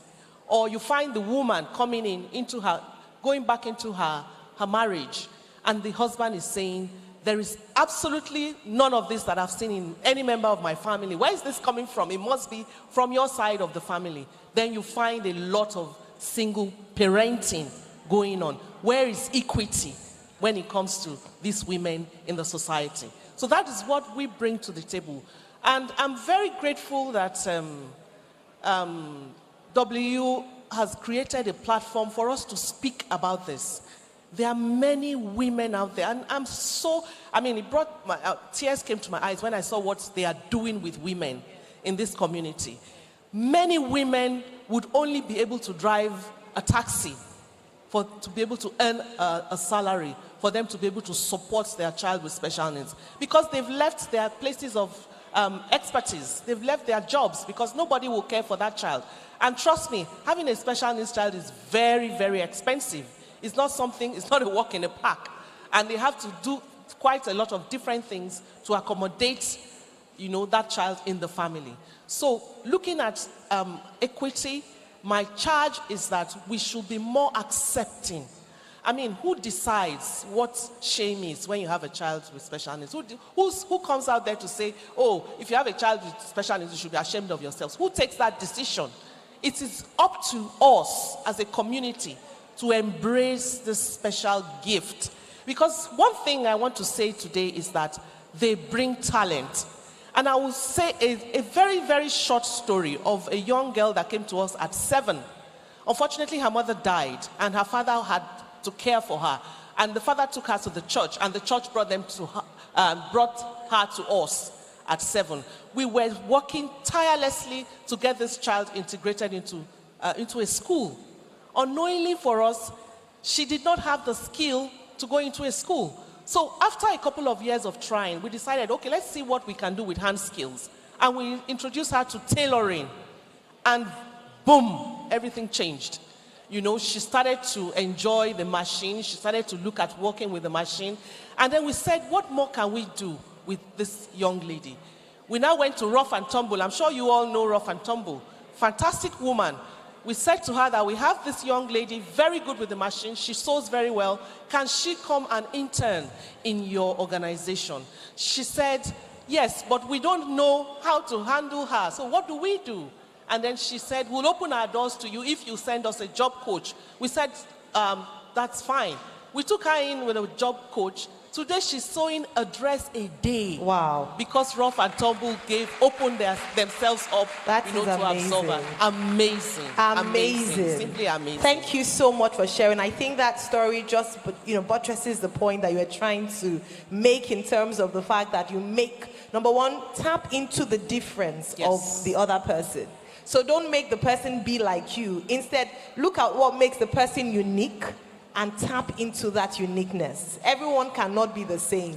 We're differently abled. We're different as, in terms of our skills and what we do. So sometimes they say that women are too emotional in the workplace. Have you heard that before? Yep. Tap into the emotional intelligence. That's how we can bring out, so rather than wanting the woman to be like the man and, man up, let's have woman up in the workplace and bring the diversity of the uniqueness of who she is. So I hope that as organizations begin to even see things like that and embrace that. Don't tell them to be like a man to get the job of a man. Understand the difference and the uniqueness of a woman and embrace that into the workplace. And this is also to entrepreneurs who are here. Give other people an opportunity. Doesn't imagine if Rough and Tumble didn't do that. Access is so important. Isn't it interesting? Access Bank Conference. Don't leave me. Please give a round of applause. Thank you so much. I'll go to Lanre now. And because of our time, this will have to be our final question before I take final comments. But I hope that you picked up things from this panel session. Have you picked up salient points here? Excellent, thank you. So I'll come from an IT perspective. A sub-theme for this year's International Women's Day is Technology for All, leveraging technology to promote gender equity. And I know that this is an area that you play in. You've been in this sector for 20 years. I'd like you to give us a snapshot of your industry and how we can make it more inclusive for women and also leverage technology for gender equity. All right, thank you very much. I think the technology industry is one of those ones that have very low barrier to entry, right? You can become a programmer by just watching YouTube. You can become a machine learning expert by just, applying on Udemy or Coursera. So it's pretty straightforward. However, I think generally, for us to look at equity, we need to see people as individuals, not a set of people, right? And for us, we've said a lot about Access Bank, being the lead in terms of equity. We have 2 technology companies. One of them is oxygen and nitrogen, and 50-50, in terms of, male and female.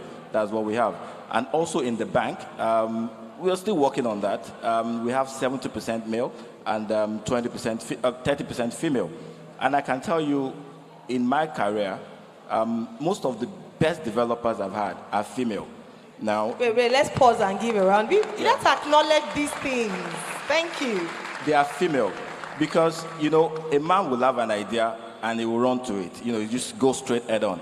And at the end of the day, mistakes are made. But a woman, on the other hand, they have this, the motherly intent. They understand what the end product will be. They empathize with the customer that will use it. So they do more. So for me, when I'm hiring a developer, honestly, I look out for a female most of the time than male. So IT generally can help. So another thing we need to understand is that in most of the cases, yes, the privilege, like I mentioned earlier, they don't know that they are privileged. So it's important we let them know by using data to let them know. Some of the data that have been out here, I'm also, thrilled at how bad it is for this country. Yeah. We are looking about 99 to 1% in terms of political. Yes. So giving us that data all the time make us understand that there is a problem. Yes, Thank you very absolutely. much. Thank you for pointing out the important role that data plays. And I must say that in terms of the statistics for Nigeria, it's not as rich as the statistics that we have internationally for how women are disproportionately affected in terms of the workplace. But thank you very much. We look forward to you developing and giving us those numbers which are critical for planning. Thank you. All right, at this point we have to leave, but before we go, I just want you to say one sentence to wrap up. If you were to leave a parting shot to the fantastic audience on gender equity, what would you say? You can speak to organizations, you can speak to individuals, you can speak to policy in terms of government. I'd like you to just leave a parting shot. I can start with you, Larry. All right. For me, just be you, be free, be the woman that you're meant to be. We love women. I'm surprised because most men always have their favorite as their daughter, right? So I don't know when things begin to change. Be yourself and be the best you can. Thank you. Thank you very much, Larry. So, I would say we all have to work together, all of us. You, I, people in the different leadership positions to make this work. And the word I'm going to leave is intentionality. Intentionality in putting yourself forward, intentionality in believing that you can make a difference, intentionality in creating the awareness about what the benefit of equity. Thank you very much. Fantastic. Thank you very much, Johnson. I'll say be intentional about embracing the different individual. Just embrace them. They are different and they bring something to the table. Fantastic. Thank you very much. Can we please celebrate our phenomenal panelists, Dotun Akonde, Folake Shueton, and Larry Bamishebi. Thank you very much. Well done. Thank you so much. Ayomari, say well done. A round of applause once again, ladies and gentlemen, as they take the position for a quick photo op. Larry, I see your socks. How's everyone doing? Okay, so a lot more in store we have for you, but we have a quick presentation. We hate to see our Honorable Minister of Women Affairs go, but thank you for being with us, spending so much time. We have a quick presentation for her before she makes her way to attend to other official duties. Please a round of applause once again to our Honorable Minister of Women Affairs, Dame Pauline Talon. And the presentation, I know it's, okay, once we're done. This is gradually turning into a Wakanda sign, oh, please. Look at the... And we also have giveaway for the audience, so stick around for that. Who's in the mood for some tongue twisting? Biscuits? Anyone? Honorable Minister, please.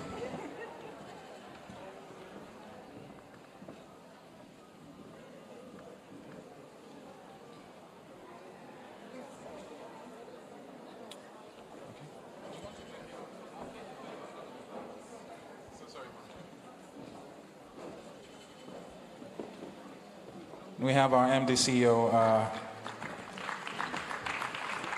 as well here.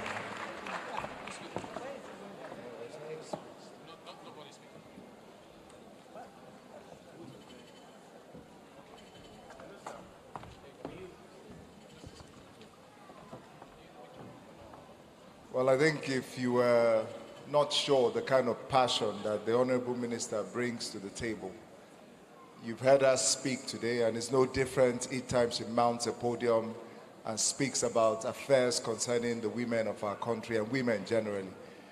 We're extremely pleased that you honored our invitation, and as a bank and as an MD who is a he for she, I want to thank you with a small token from the bank, and I hope it's a sign of our deep appreciation for what you represent. Thank you very much.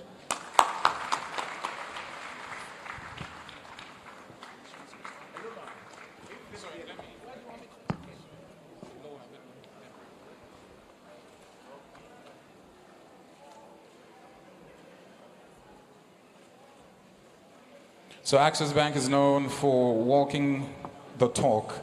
I mentioned earlier on we have the maiden edition of something very special. If you've gone through the room, you've noticed a certain caliber of women joining us this afternoon. And they're here, yes, to celebrate with women, but more importantly, we are here to celebrate them. We have a quick video, a quick clip. Are you guys ready? Multimedia? We good? All right, fantastic. So just to give you a background for those who just joined, this is the maiden edition of a very special initiative. It is the Honorary Award.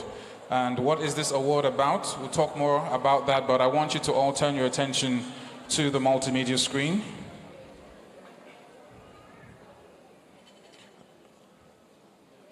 Hello, everyone.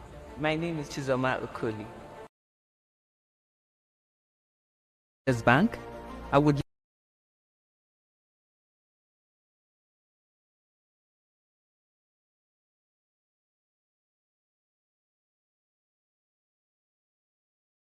promoting gender equity and creating a workplace that is supportive of women. In this International Women's Month, we stand in solidarity with women around the world, celebrate their achievements and contributions to society. As part of W's commitment to inspire, connect, and empower women, we thought it pertinent to recognize and honor senior women who have been steadfast role models and sources of inspiration in their field. The generation of women in our society can learn and aspire to do even better. This is one of the ways in which Access Bank's W initiative is celebrating the 2023 International Women's Day, tagged Embrace Equity. It brings me great pleasure to present to you our honorees who have distinguished themselves in various fields of influence, breaking bias and limitations to growth. Oyeka Owen, who hails from the eastern region of Nigeria, is a multi-talented Nigerian artist who has earned numerous accolades as a singer, songwriter, actress, human rights activist, social activist, journalist, and politician, widely referred to as the elegant stallion by the Nigerian press. She previously served as the chairperson of the Imo State Council for Arts and Culture. There's no how you can talk about the entertainment industry in Nigeria and even the society operation in Nigeria. Access Bank honors you. We love what you are, who you are, what you represent, and we are pleased to give you this award today in this year's International Women's Day. I was flabbergasted when I got the news. I said, what did I do? But the recognition is welcome. It's encouraging. And that's what Access Bank does for women. You are now a brand that is associated with lifting up Nigerian women, with recognizing them and encouraging them and showing them you are women friendly. And because you are women friendly, you are family friendly, you are people friendly, because Yes, we women, we hold up the world. It rests on us. And if you support us like you are doing, then you're helping every community. Taiwo Ajayi Lycett hails from the western region of Nigeria. She is a renowned and award-winning actress, journalist, television presenter, and cosmetologist. Notably, she also serves as the first editor of African Women magazine in 1970. She was honored with the Industry Merit Award at the 2022 African Magic Viewers' Choice Awards on the 14th of May 2022, amongst others. In the 70s, there was always a program, in the UK, and that was where we first knew and began to have an engagement with Taiwo Ajayi Lycett. She was easily the only black person I knew at that time. On television, for foreign programs. I was always amazing and gratifying. I had some cousins with me then who was always saying, but some of them grew up loving her, loving what she did on television. We are honored to be in your presence. I'm particularly enamored of this occasion because it was my singular pleasure to tell you that I was at the first International Women's Day UN event in Mexico City as a photojournalist. That part of me you don't know. Yeah, in 1975, I covered it in Mexico City, and then in East Berlin, then the Iron Curtain, before the unification of Germany. So I have a particular affinity with International Women's Month, International Women's Day. I was there. I got the pictures. I can see myself with camera hanging on my neck, like you there. And so that's access. How many years on? 75? That's 47 years ago. 47, 48 years ago. Has brought me to this event. Don't you see how incredible it is? So for my co-awardee, it's wonderful. To me, it's a very, very special.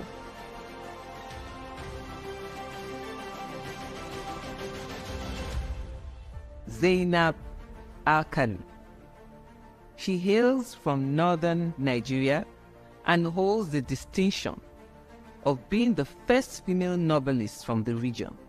She is a renowned author, having penned remarkable books such as The Stillborn and The Virtuous Woman, among others. Georgita Yewunu hails from southwestern Nigeria. After dedicating 35 years of her life to the Nigerian police force, Georgita retired, yet she continued to show up daily to navigate traffic and give motorists a good experience as they drive through Ikoyi, Lagos. Georgita has gained a reputation for her unwavering commitment to road safety, and we are indeed really proud of her. I remember there was almost 15, 20 years ago, we used to see her at the junction. And everybody, once you see her, you know that there'll be order on that day. You know, it was always a very welcoming sight. And I'm happy to see her again. We're pleased that even in the midst of a country that I would think is depreciating every day, there are still certain things that remain true. We thank you for being honest, and we'll invite you for this award. Thank you very much. I thank Access Bank out again. I'm so very grateful. Thank you, Access Bank. Thank you very, very much. I've known you always as organizing to make women better. And for you to give me this award that I don't think I've done that much, but you seem to think so, that gives me kind of a boost. That makes me want to do more. So this little one that I did they are recognizing, well, let me go ahead and impress them some more. It's very encouraging. Thank you. Thank you, Access Bank. I want to take this opportunity to thank Access Bank for the honor done us today. The honor done me in particular. And I think I'm especially blessed by you, Access Bank. Thank you. Having had the opportunity to connect with these remarkable women, my sincere hope is that their journeys have inspired you to strive for your own personal excellence. Without a doubt, their lives command respect, emulation, and admiration. Access Bank is always at the forefront in promoting gender equality and equity with our various offerings and initiatives through W. And we are just getting started. I wish you all a happy International Women's Month. Enjoy the rest of the celebration.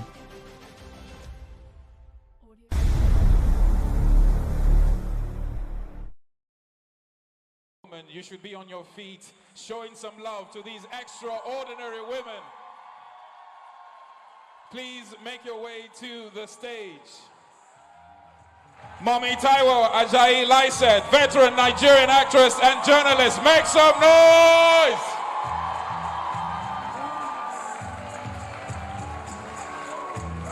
Georgietta, dedicated traffic warden. Make some noise. Keep clapping, keep clapping, keep clapping.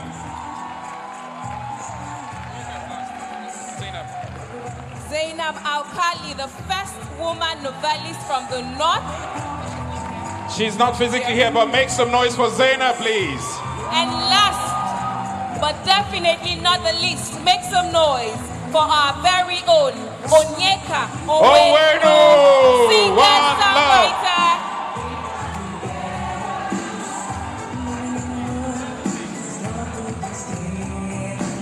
All right.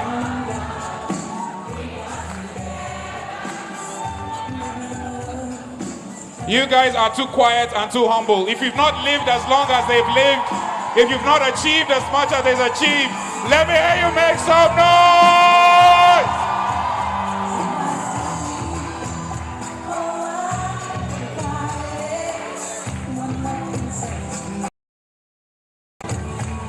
All right, come on, DJ.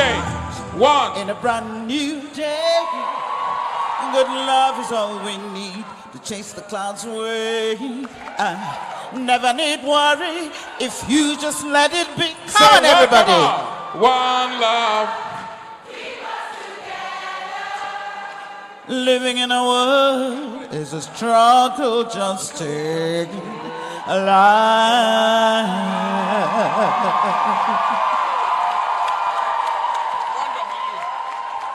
We have a remix. We have a remix. On the count of 3. 1, 2, 3.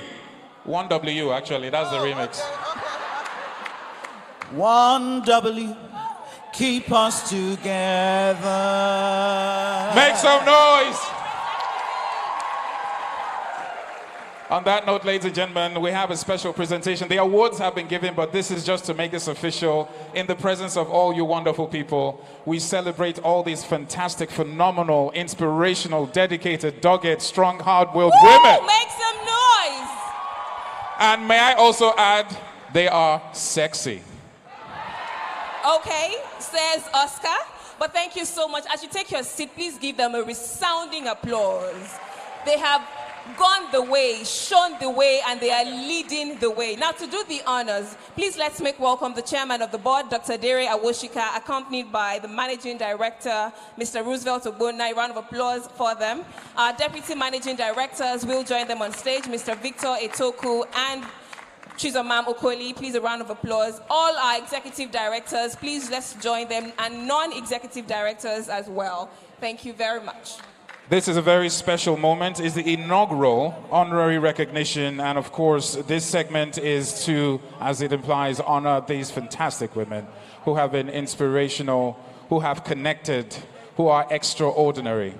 Ladies and gentlemen, if you want to live long and achieve as much as they have, please let me hear you make some noise and give them a resounding round of applause.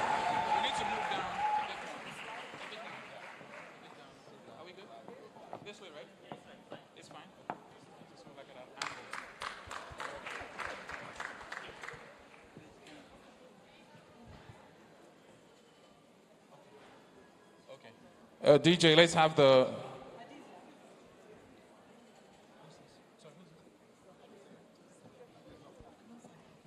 Joining them on stage, we have Hadiza. Thank you very much. A round of applause for Hadiza. Thank you. Thank you. So we're going to take a picture with this, and then, of course, with the sign as well. Do the Embrace Equity sign. All right. 3, 2, 1, let's go. Embrace Equity. Please, embrace equity. Not that you have cold. There's a difference. And not Wakanda. Thank you so much. We love you. We appreciate you. Thank you. Thank you. Thank you for the exemplary lives that you have lived so far. We are super proud of you, honored to know you, and delighted that you're here receiving these awards. Still ahead, ladies and gentlemen, you have been a fantastic audience. Those of you physically here and online, we still have one more panel session ahead, but more importantly, a phenomenal performance by the first, most recognized African female drummer. Over 20 years, she has been honing this craft, and she is electrifying and phenomenal. If you love her the way we do at the Access family, we want to show some love and encourage her to come up very soon. Make some noise for... Ara. A round of applause for Ara. And after that, we have our panel discussion. We also have a goodwill message for you as well. The next panel discussion is overcoming systemic barriers to equality, challenging the status quo. And we also do have the Experience Center, which you get a chance to experience right after this event is over. You have been fantastic. Love the energy from each and every one of us in here. Thank you so much for being part of this as we celebrate the International Women's Day.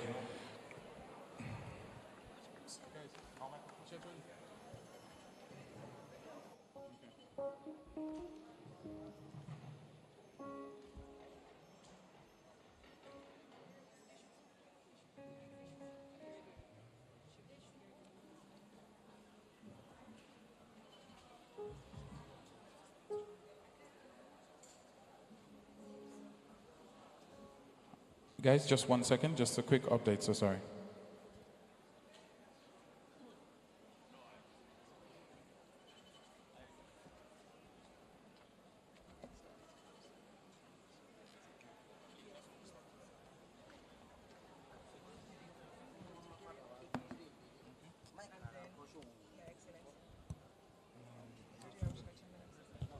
Please, can we have on stage one more time the Chairman, Access Bank, Dr. Dere Awoshika, have a special presentation for...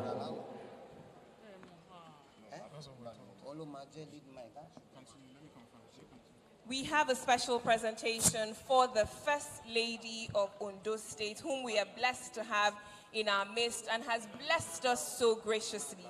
Please let's make welcome on stage to receive this gorgeous box courtesy W, Her Excellency Chief Betty Anyawon Akeredolu, the First Lady of Ondo State. A round of applause for her. Thank you. A round of applause for the First Lady of Ondo State. Thank you.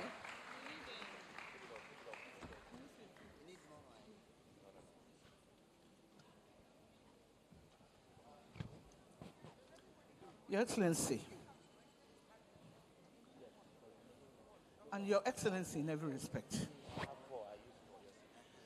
Not just Your Excellency because you are married to the governor of my state by marriage, but you are committing to excellent work across the nation and beyond.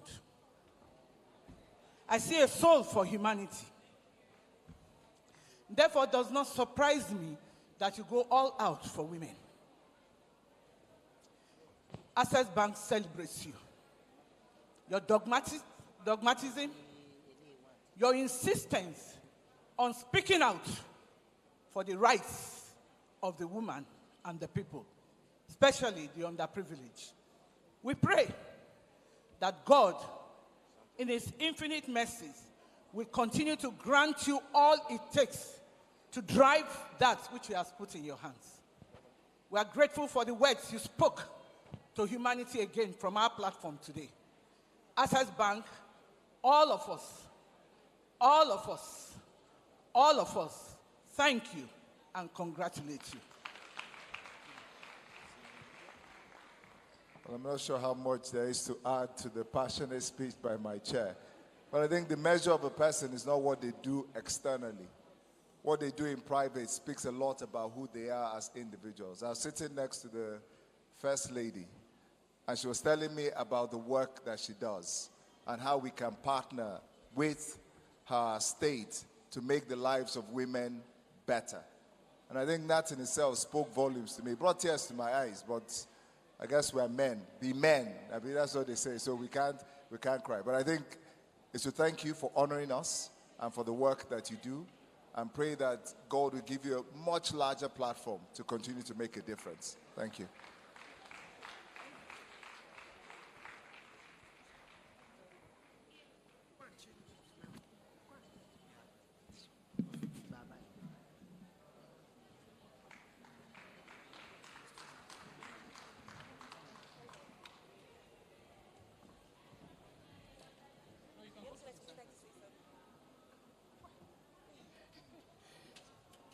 Thank you. Thank you, Access Bank, for having me again, providing me with this platform to share how I feel about women and how we can work together and change the story, the narrative of Nigerian women so that we can thrive and glow. And they say the sky will be the starting point. Thank you.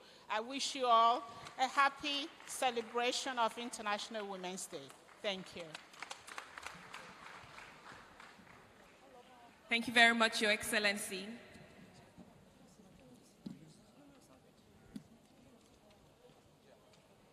Thank you very much. Can we celebrate her as she exits the stage? She's been here with us from the beginning of this event. It does say something.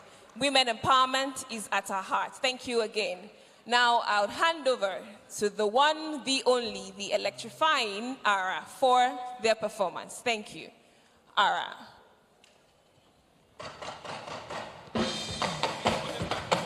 Okay, got you. Okay.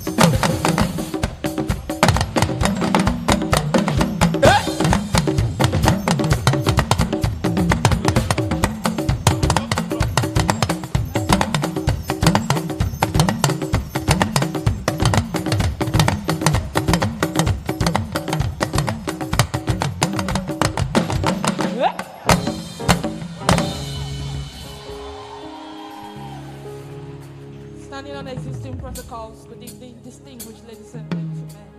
Thank you for having me here. I celebrate all the women in the house, my mothers. Thank you. Thank you very much. Woo!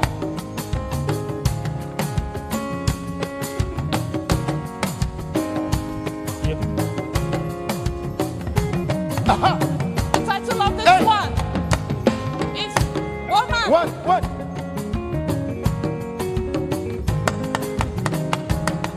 Higher, higher, higher, higher, higher, higher, higher,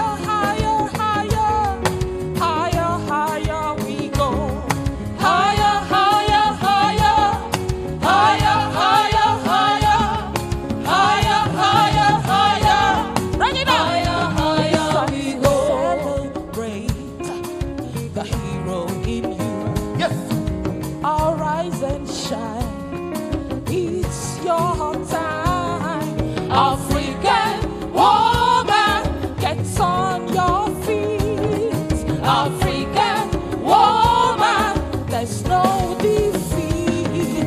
Oh no. Higher, higher, higher. Higher, higher, higher. Higher, higher, higher. Higher, higher we go. Higher, higher, higher. Higher, higher, higher. Higher, higher, higher. Bring it down. Higher, higher. Let nothing weigh you down. Don't wear no frown. Put on your crown. It's your time. Yes, African woman, get on your feet. Yeah. African woman, there's no defeat. Oh no. Higher, higher, higher. Higher, higher, higher. Higher, higher. Higher, higher we go.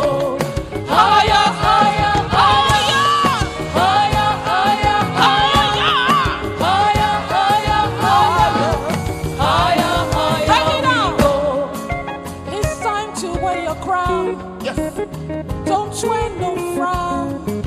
African woman, it's your time. No defeat. Get on your feet. Don't let nothing tie you down. It's our time. Higher we go. Higher, higher, higher. Higher, higher, higher. Higher, higher, higher.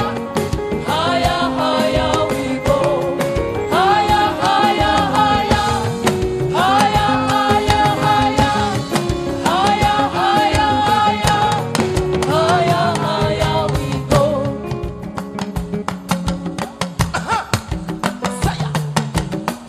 Yeah, yeah.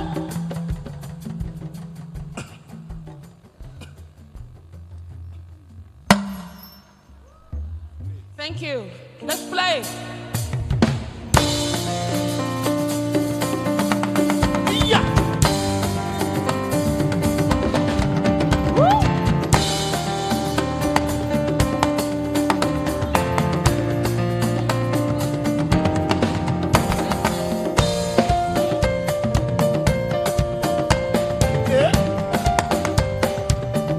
We've got to play.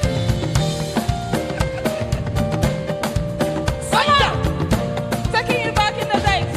One, two. Lábẹ́ igi. All right. Orógbó. Ibẹ̀ la gbé ṣeré wa.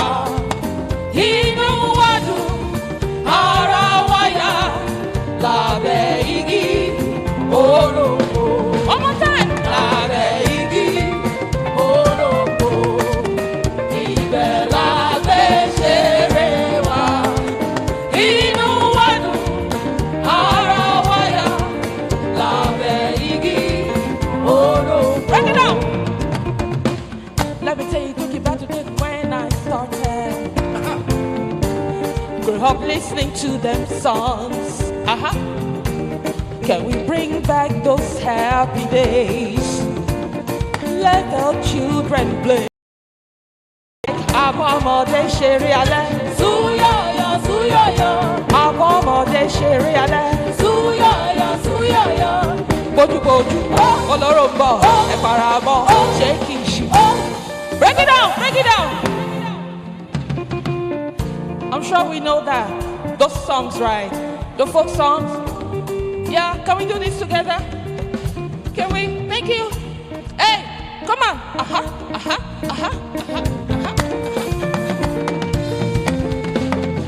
Lábẹ́ igi. Orógbó. Hey, ibẹ̀ la gbé ṣeré wa. Inú wa dùn. Lábẹ́ igi. Break it down. Àbọ̀mọdé ṣeré alẹ́. Súyọ̀yọ̀, súyọ̀yọ̀. Stop giving expo. Àbọ̀mọdé ṣeré alẹ́. àwọn bọ̀tí ló jókòó ẹ má bínú.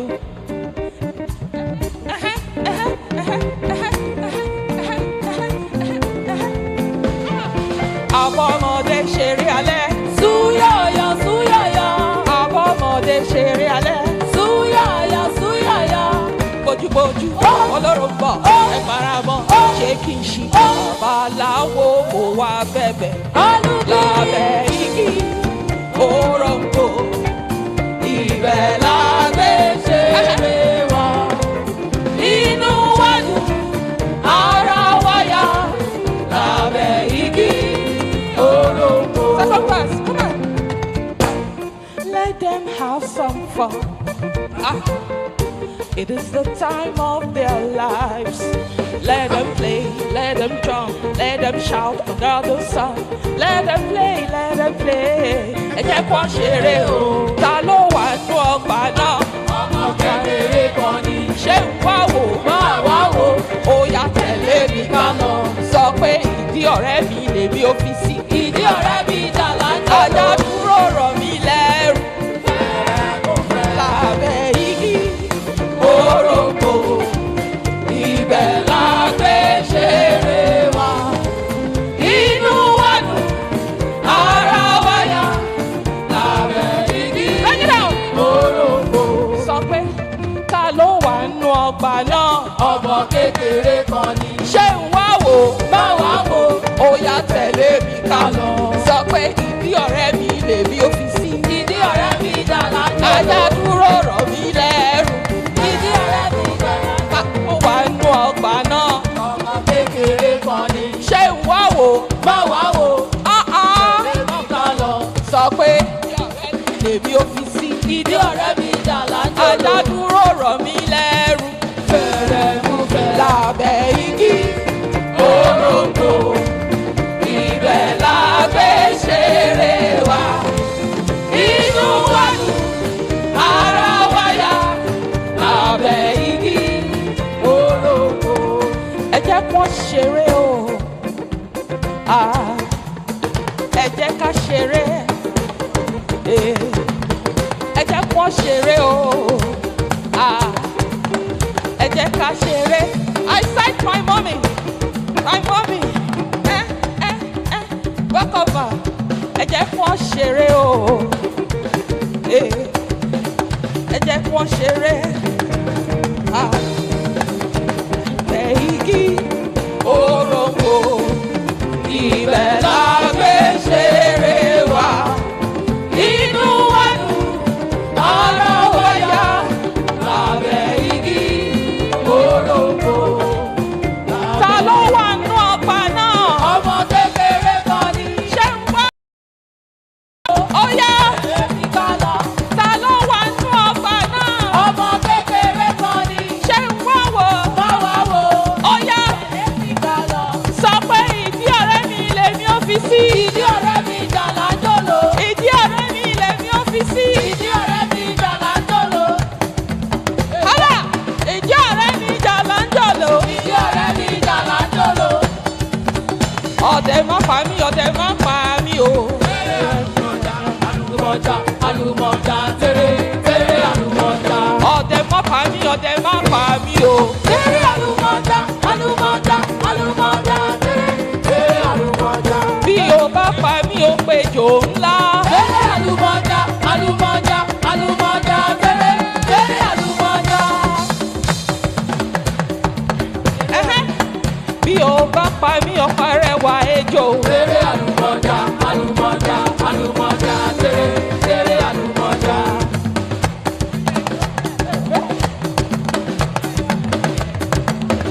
Ọ̀tẹ̀ má pa mí, ọ̀tẹ̀ má pa mí o. Tèrè àlùmọ̀jà, àlùmọ̀jà, àlùmọ̀jà, tèrè, tèrè àlùmọ̀jà. Ọ̀tẹ̀ má pa mí, ọ̀tẹ̀ má pa mí o. Tèrè àlùmọ̀jà, àlùmọ̀jà, àlùmọ̀jà, tèrè, tèrè àlùmọ̀jà. Bí o bá pa mí, o péjò ńlá. Tèrè àlùmọ̀jà, àlùmọ̀jà, àlùmọ̀jà, tèrè, tèrè àlùmọ̀jà.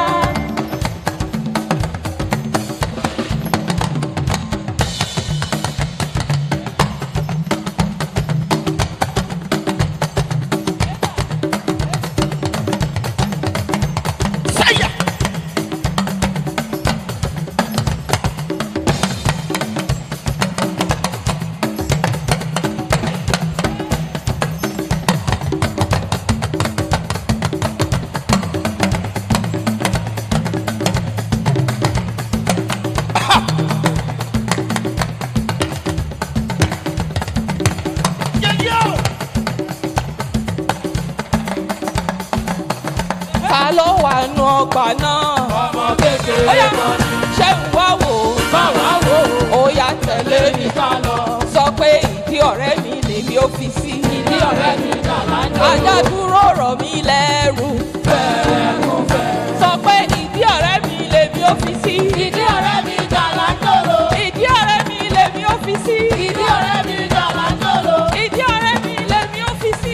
Ìdí ọ̀rẹ́ mi dàgbà náà. Ìdí ọ̀rẹ́ mi lèmi ó fi sí. Ìdí ọ̀rẹ́ mi dàgbà náà. Ìdí ọ̀rẹ́ mi lèmi ó fi sí. Ìdí ọ̀rẹ́ mi dàgbà náà. Adádúró rọ̀ mí lẹ́rù. Fẹ́ẹ̀kún fẹ́.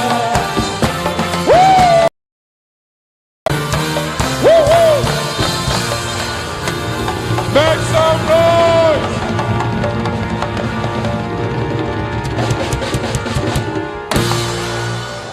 If you love Aralola, let me hear you make some noise! Do you want her back here on stage? Do you want her back here on stage? Come next year. That was phenomenal. No wonder she is the queen of the African drums. Thank you so much for that electrifying performance. We are almost done, but not just quite. We have yet another session, our final session in the house. And first of all, I think we all deserve a round of applause, please. Please show yourself some love, show yourself full appreciation. Man, woman, as long as you're living and you're breathing, you do deserve that accolade. The next panel discussion will commence shortly, and we also do have a goodwill message. But to usher in the panel discussion, it is a great pleasure to invite on stage a friend. First and foremost, she is phenomenal. We go way back.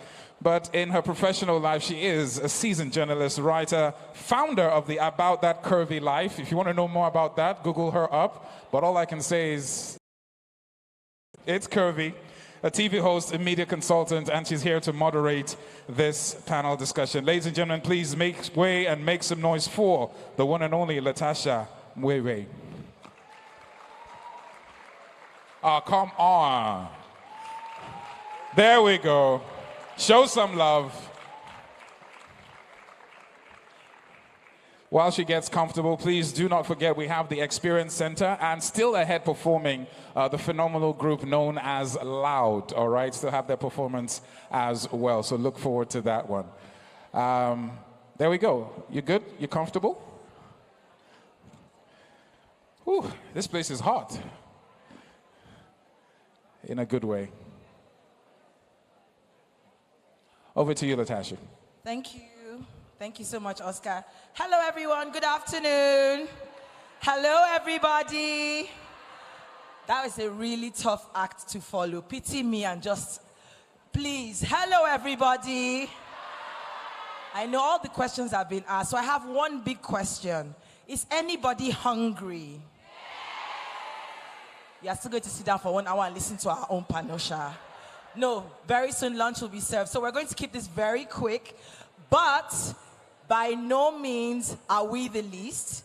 I want to invite very quickly the panelists for this session. The first person is a friend of mine. He is a pioneer in the industry. He's a designer. He's worked for multinationals.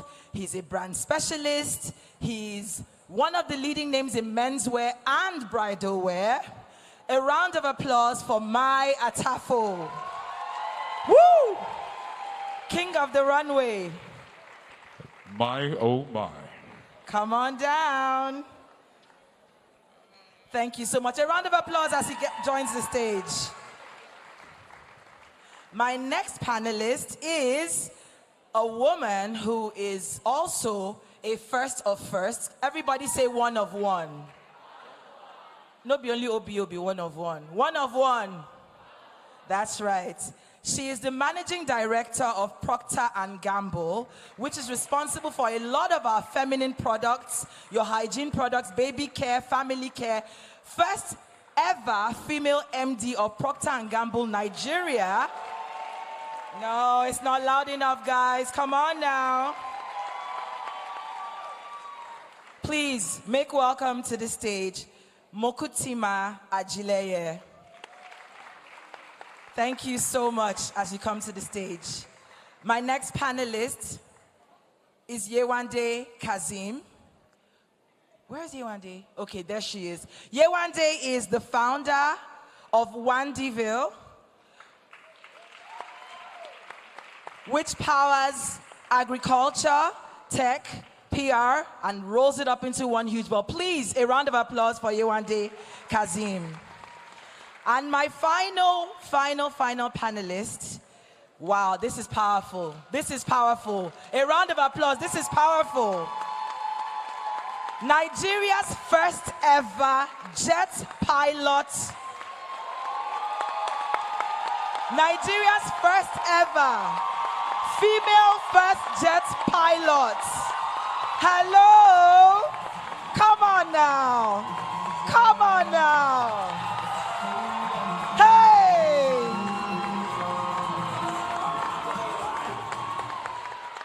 You know that thing that they say, if it's easy, do it. If it's easy, do it. Round of applause for my panel, guys. Thank you all so much, and thank you to the wonderful members of this panel for joining me today. Access Bank, I want to first of all say that watching the clips today, very quickly, watching the clips today tells me that this is not lip service. There were a lot of International Women's Day activities last year. I couldn't keep up, 5 a day, 6 a day. This year, they shrunk dramatically for whatever reasons. I don't know what's in the air, but this year the women were robbed. But Access Bank made it a commitment and a priority to ensure that this celebration held.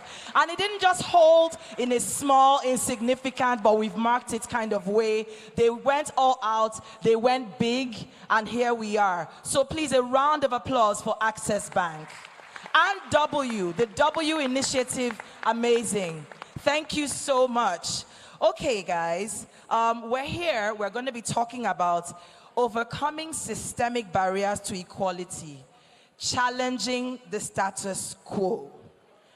How does that feel? What does that sound like to you, challenging the status quo? Because my understanding of challenging and eventually breaking the status quo really means disrupting. It's a disruption. And I'm looking at a bunch of disruptors right now. So very quickly, I want you guys to tell us, very, very quickly, please, in your opinion, what are some of the most significant barriers to equity in society today, and what steps can we take to overcome them? Mai, I'll start with you. Thank you so much. Round of applause for him, please. I think there's one we already know, because we have a lot of men in, what we call the leading positions in a lot of industries.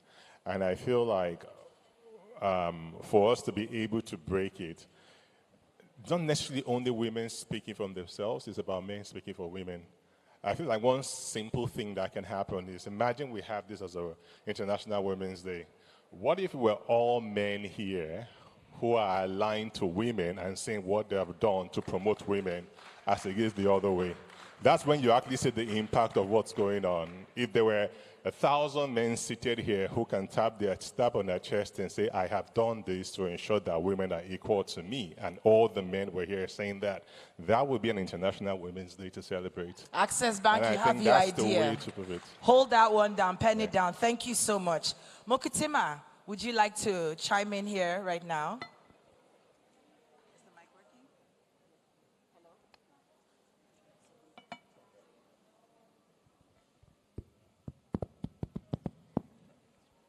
Okay, so first, thank you, Access Bank and the W Initiative for having me here.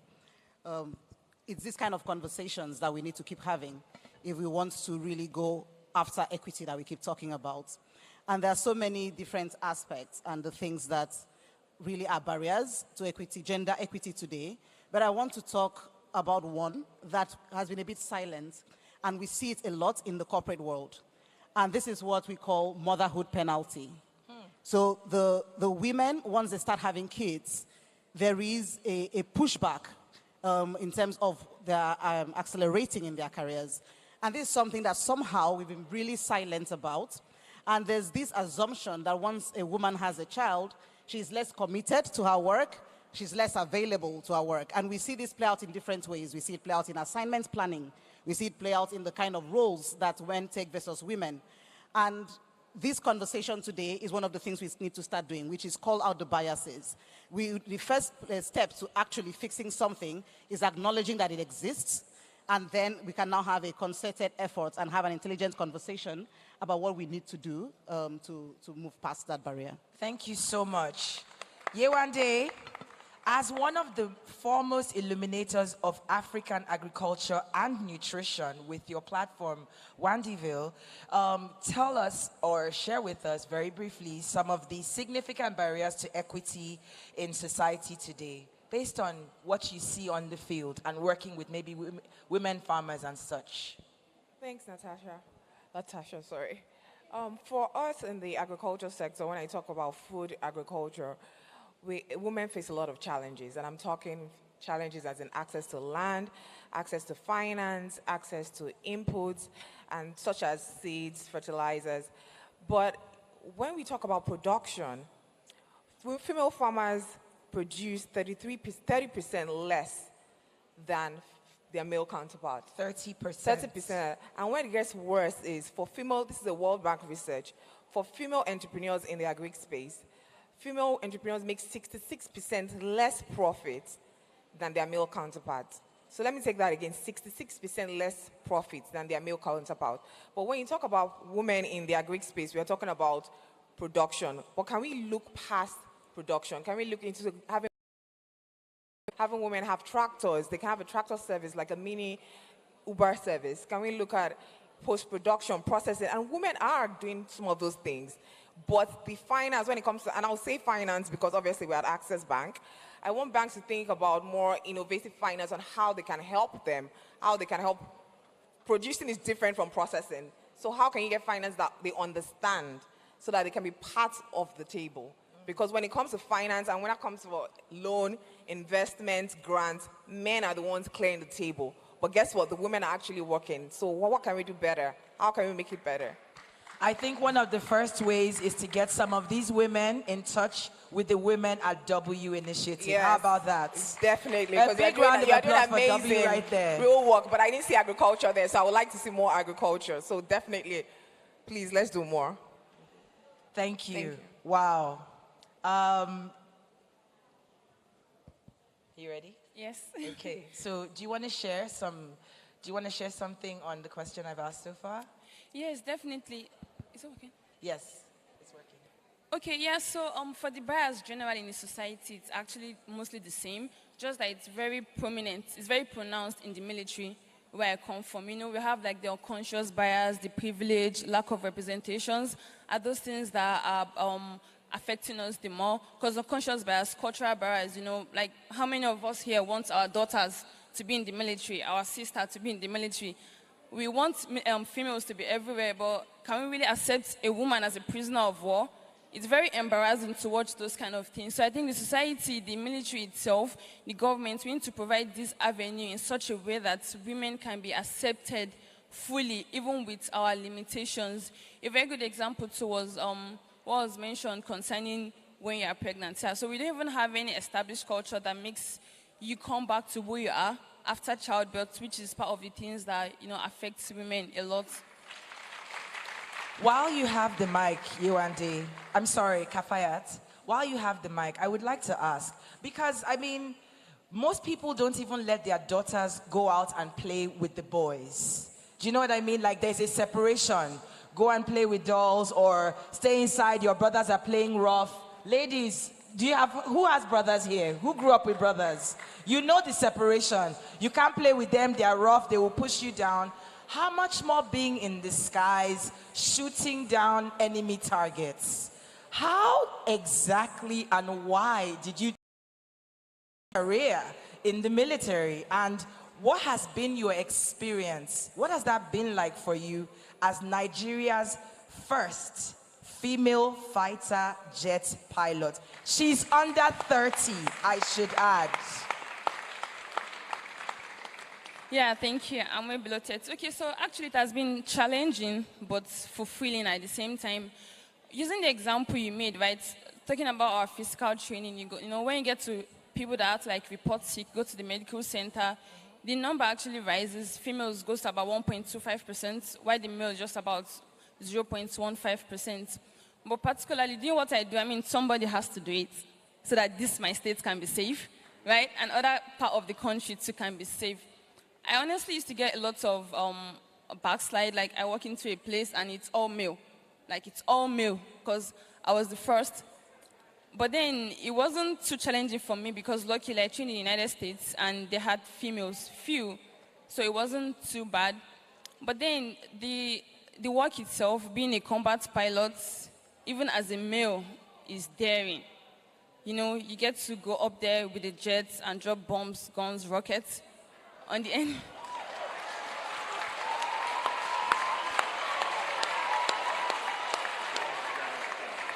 If easy, do it. Please don't look at me like a killer. I only kill enemies.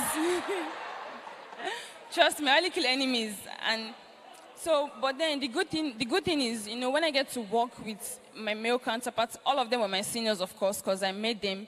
They initially were the first 2 trials, and they're like, okay, let's go together. And they're always wanting to go for missions with me. But the main thing again is we have this lack of, we don't really advertise ourselves a lot. Like, I think we need to go down to the grassroots, to the secondary school, to the government universities, to the girls on the streets that don't have access to all this, to know that, okay, even as a female, you can go into these male-dominated environments and do better. Thank you. I have one more question for you. Kafayat. Do you think that you're the first? Why are you the first? Is it that they were not allowed before you, or the women were just not sure? What was that barrier? What was the reason why, as you know it? Okay. Normally, just like Rai said, you always don't plan to be the first. You just do what you love. But then the barrier then was because the Nigerian Defense Academy wasn't accepting females. Military University in Nigeria was strictly for males. Yes, it was. Not until 2011 with the former President Goodluck Jonathan and his wife. So impressive. So they started accepting females in the military university, but don't get me wrong, they recruit professionals. That's the coming with a BSc. They recruit professionals. So professionals are not allowed to go into the combat roles. It's strictly non-combat. So I was among the second set that finished in Nigerian Defense Academy. The training was, well, not for here. So the good thing was during the initial training in Kaduna, I got the award of best in flying, so that was what attracted the chief of the air staff then and decided to send me for a fighter training. Meanwhile, we just had like 3 males coming back from the same training and not making it. Yes. So when I was going, everyone was like, are you sure you're going to make it? I had no answer. I just felt, okay, I'll go and do this and come back. Thank you so much. Thank you. Thank you so much. If what a man can do, a woman can do, were a person, I think that person would be Kafayat. Thank you. You are so inspiring.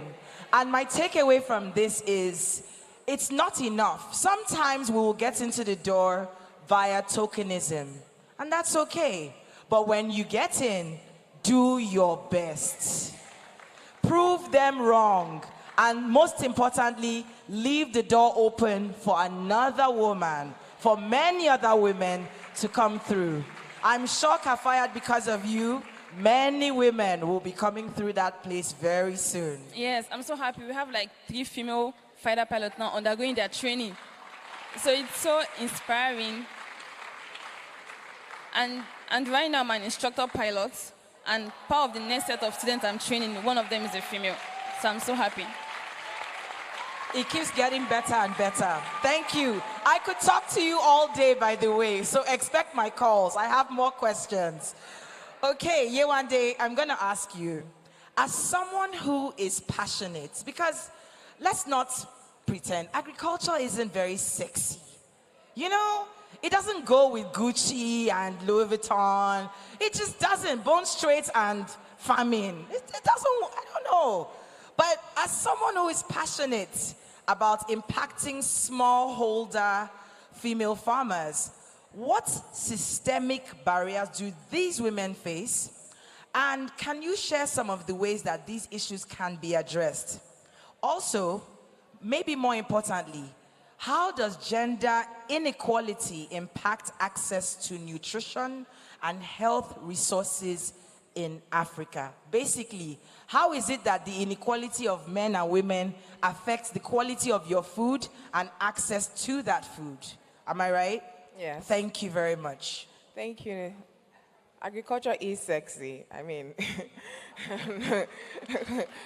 you see the people that are actually in the sector, so things are changing. You don't have to look like a local farmer. Things are different. But one of the things you said, I talked about the challenges earlier, but I want to say there's more opportunities in the space. It's not just, I'm not farming directly. I work with a lot of farmers. I work with a lot of SMEs. I work with a lot of companies. I do communications and marketing. But when you talk about nutrition, what we've also done is, and we pivoted right after COVID, malnutrition, when you talk about nutrition, people tend to think about health. But now, how do you put the intersection between food and agriculture? So we work directly with markets. We do a lot of market systems. And what we are doing is creating demand for nutritious food or behavioral change programs in the market to make people buy nutritious food. And women are very, very important. It's very critical because when you have a woman in the house, the woman determines what the child eats, what the baby eats, what your family eats. And for a child that's just born, from 0 to the age of 5, if we have well, let me take this back. We have high malnutrition in Nigeria and in Africa. After COVID, it got higher. So from 0 to 5, your food that you give your child to eat, it's very, very important because if a child is malnourished, it impacts their cognitive development. What does that mean? The damage has been done. So you can't say when they are 6 or 12 they can get it together. And when you impact cognitive development, you're impacting. That means we are growing children. We have children that are growing up that cannot compete with other nations. We're impacting our economic development, our GDP, and stuff like that. So it's very critical for us to have women in charge.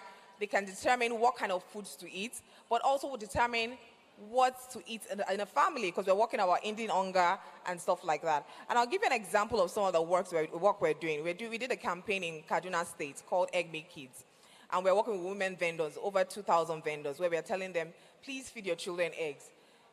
We have banners, we have sales, we're doing dramas in the market. But we found out that in Kaduna State, some women are more conservative. They don't go to the markets, where the men are the ones that go to the markets. So in situations like that, how do you get to this woman? We are going to antenatal units to talk to this woman and tell them, look, feed your child eggs per day, or at least eat eggs two times a week or so. And we're also making sure that the men that come to the market are participating in this engagement so they can win a gift to take back home to their wives. While in Ogun State, where we did the same project, it's a totally different dynamic. Women come out. We don't have to go to the antenatal units. They are out in the market. So it just really depends. But I also want to use this platform to talk about how we are advocating for nutrition. Nutrition is something that we tend to forget because we just believe we are healthy. But food, nutrition, when we are eating, Africans, Nigerian, we tend to have a diet where it's carbs. How do you eat a balanced diet? More vegetable, more protein.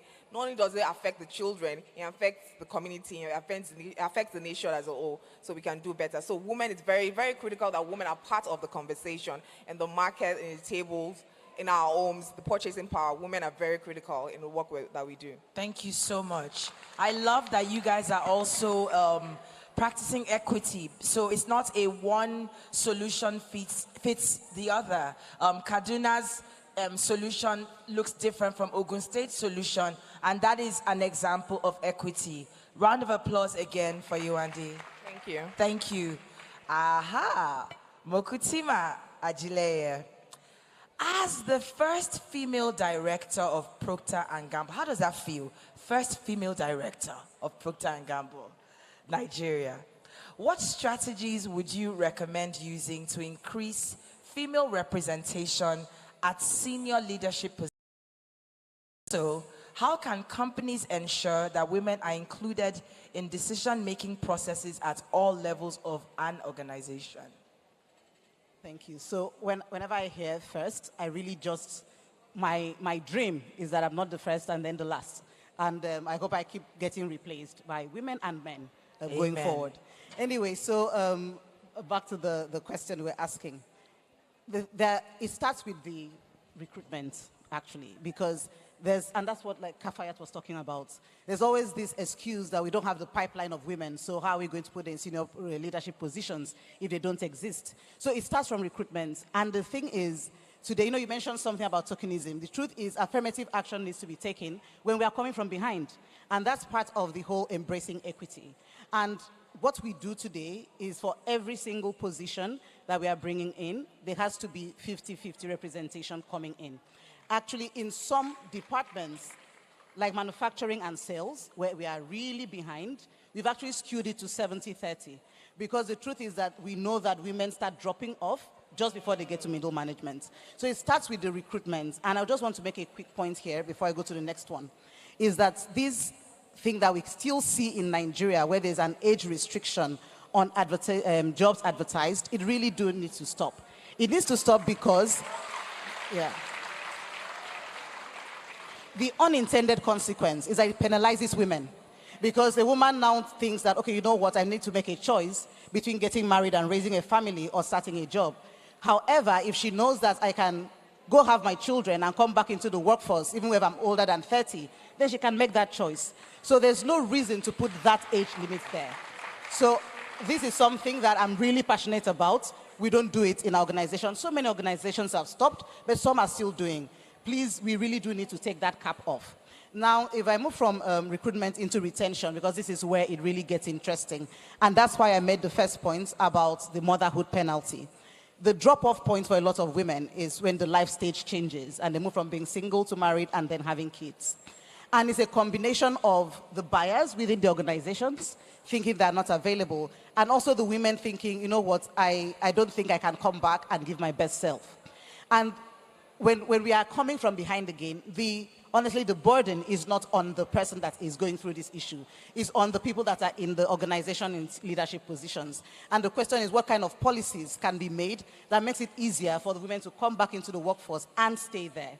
So if I give a couple of examples, one of the things that we have done in Procter & Gamble is the maternity leave is 6 months. And this 6 months is important because, thank you. We realized that when the women come back 3 months after, the baby is still very young, they're not also fully back. So there's no point bringing someone that's not fully back and then you give the person a soft landing role that sets back that person another 5 years and cannot compete in the future. And then just before the 5 years is over, she goes back again to have a baby. So we make it 6 months so that at least by the time she's coming back, the baby, she feels a bit more comfortable engaging at work. Then the second thing is that we give men paternity leave of 2 months. Because it takes two. Yes, and this point there is twofold. One is to make a statement that childcare is not the exclusive responsibility of a woman. So for us, that's it. And it's paid, by the way, it's a paid leave. But then the second thing is we also want the men to take a break from work so that they're more empathetic. Because you see male managers who say, oh no, she's going to get pregnant and she's going to go on maternity leave. I don't want a woman. But if a man knows that I would also have 2 months outside of work, then suddenly the thinking shifts a bit. Now, so those are some of the things that need to happen when women come back. And then the last one, I know we are conscious of time, then it's about developing the women. So you've managed to retain them. But then how do you get them into the senior leadership? Because I know that was a question you were asking, but I wanted to address these two before we get there. Is one, we need to give women the opportunity to have stretch assignments. Again, in the workforce, there is this bias that, it will be too tough for her to do that work. For instance, a woman comes back from maternity leave with a young baby or has young kids, and there's a decision taken that she cannot take on an international assignment, or is going to be too tasking, without even asking the woman. So I think, first of all, give women the opportunity to take on those crucible roles. We all know those roles in our organizations. The roles where you are the one presenting to the board, we know them. So, but somehow we give them to the men because we think they are more available. We need to give women those roles. We need to assign them to sponsors and mentors. Again, because the workforce is predominantly male at senior leadership, men need to start mentoring women. We don't have enough women to mentor all the women that need to come up there. And men, again, feel more comfortable mentoring men because, yes, they understand each other. So what organizations need to do is match up, and this is what we are doing as well, match up women that have high potential with men to mentor them, to speak for them, to advocate for them. So these kind of advocacies need to happen until we get to the 50-50. Thank you so much. That was so powerful. I've taken away quite a few things from that. And I think one of the key things I took away was your the male-female mentorship. Especially, you're right, at that level, it's mostly men. It seems to be an all-boys club. So how doing that in itself even breaks the culture and shifts men to think about women in a different way from just, oh, she's my subordinate and whatnot. So thank you so much, and thank you for these measures that you're taking. My, oh my, here we go. As a successful entrepreneur in the fashion industry, how does the industry perpetuate or challenge societal norms and stereotypes about gender roles?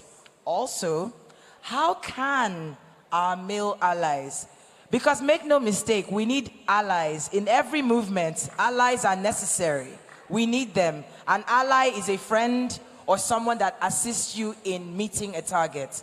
And so how can male allies be encouraged to actively participate in advocating for gender equity? Thank you. I think my industry is the wrong one for this because it's actually female dominated and the women are leading the industry without a doubt. I think half the time we try to fight for men to be in the industry because people believe that fashion is not for real men. Again, they feel there's not enough money there and they don't have support system. But going to what you say, because there's still room for more, I believe that it's not about where there's an industry where women lead, then you sit back. I think you still have to support more.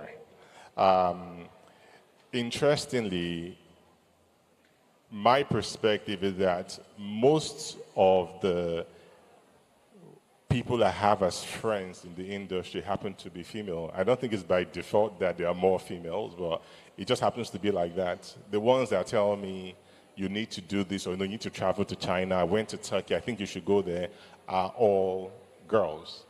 The first person that made me make my trip to China to go and explore at all was Kumbi, and she pushed me to do that. And in return, interestingly, I do more menswear, but I actually prefer women working for me in the menswear department than men. Why is that? Interestingly, men listen to women when they give fashion advice than men. I wonder why. When a guy is trying to discuss a suit with another guy, the customer tries to show his superiority. But when a woman tells you knowledgeably that, sir, I think that you shouldn't wear a short lapel tuxedo to work, but wear it to this because it is this and that, and there's a full part to do that and that, he's thinking, if she's right, I am screwed. So he listens. And I think by default, we may want to argue it, we kind of like take permission from our wives when it comes to fashion-ish. But I think it's important that we stress that fact that in my industry, it is led by women, but I still believe that women should be given the chance to even own that throne and push it even more. Because it's in Nigeria that you have the bias, or maybe in Africa. Internationally, it's not like that. It's more a men's-driven situation. So if we win here and we take that charge from here, maybe the world will learn a thing or two from us here in Africa. Wow. Nigeria is setting the pace in something. I like to see that. So very, very quickly, because the role, I'm practically being ushered off now. I need one short liner about the future and hopes and aspirations for a more equitable and just society, and how we can work together to achieve these goals. If you can tell me in one word, I know it can't be one word, so one sentence, please. Maya, I'll start with you and then moving back on. I think men should actually lead the change to get equality for women, not women. And we will start with you as our brand ambassador. Oh, Thank yes, you. I accept. Mokutima. Representation in its true form, where women are allowed to bring their true selves to work and not try to be cloned to become men. So that's what I really look forward to do in the future. I like that. Woman up, don't man up. Yeah, one day? Mine will be woman, trust me, you can do it. You're more powerful than you think. You have everything it takes. So I just want you to know that you can go out there and do whatever you want to do, regardless of any man. So that's my take. Kafayat? Okay, for me, so I'm going to say strength. So let's use our strength since we don't have the number. The women in position, the women in power, the women that have achieved, we need to keep the pace up so we can give the men more advantage to tell, okay, let's have a woman. The last woman did one, let's have another woman. Let's have another woman. Spoken like a true soldier. Thank you guys so much. My name is Latasha Ngube. Because it's been an honor. We'll stand for our picture now. Thank you guys. Thank you Access Bank. Thank you W community. Mic drop. Wow, this was such a fantastic panel conversation, real, inspiring, and of course has posed some challenges for us. Thank you so much. Our phenomenal women and of course our gentleman who joined the conversation. Thank you. My mind is still, I don't know, of all the things that I remind, or I will remember, and I do remember, is when Kafayat said 3 guys had gone ahead and they failed. And my head just did bang, who are these guys? Where are they?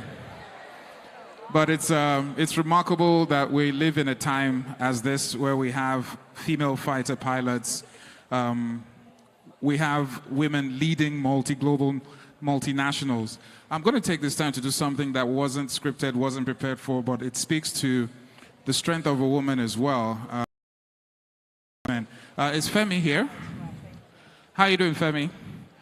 So Femi is the husband of our MD at Procter & Gamble, Ajileye.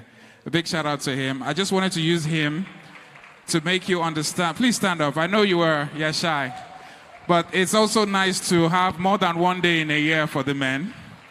But also he's physically here, and I'm using you as a point of contact to all the men who show support to their wives, to their women. It's really beautiful to see such a thing. Thank you so much for being here.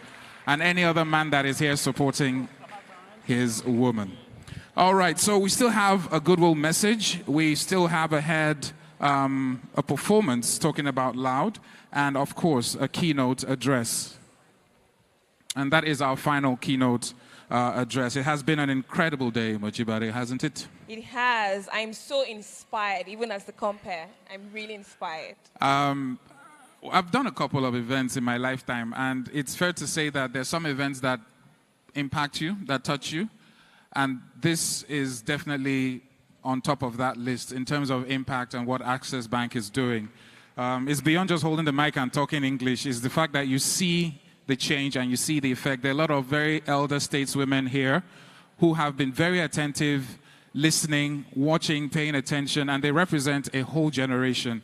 So thank you very much again. And also participating. I see them sharing, clapping, taking notes. It's really incredible. Especially the 3 lovely women over there. Please make some noise for I don't know who you are, but I just love the energy. Can we get the camera on them, yes, please? And any other person here. It would be nice 30, 40, 50 years from now to see the same enthusiasm with the women who are 20, 30 in this time and age.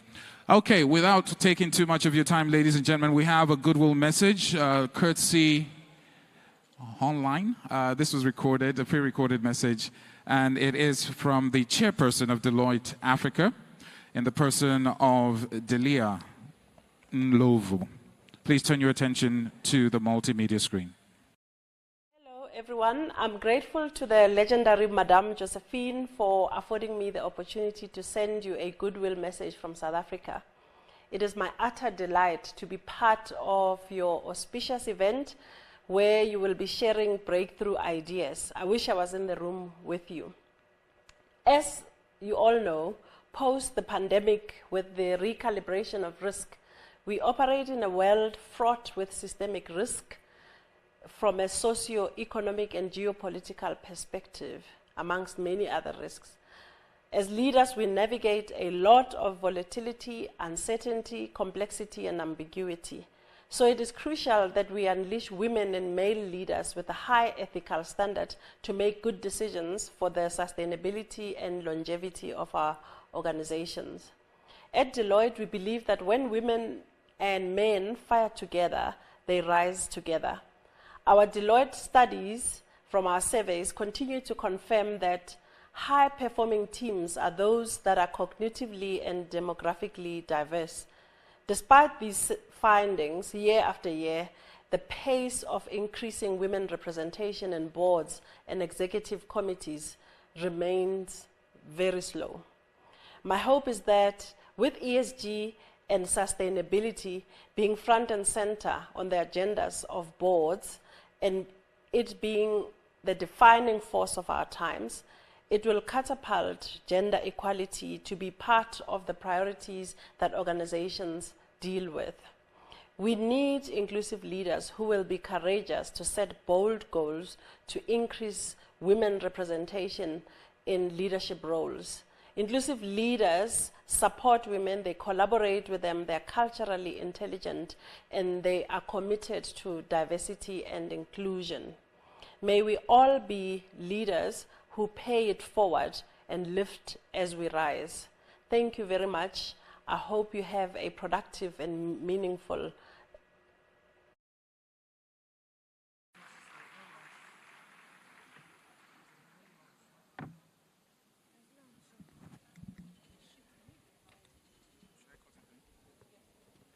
Once again, ladies and gentlemen, a round of applause. Thank you for that goodwill message. The chairperson, Deloitte Africa, the person of Delia Nlovo.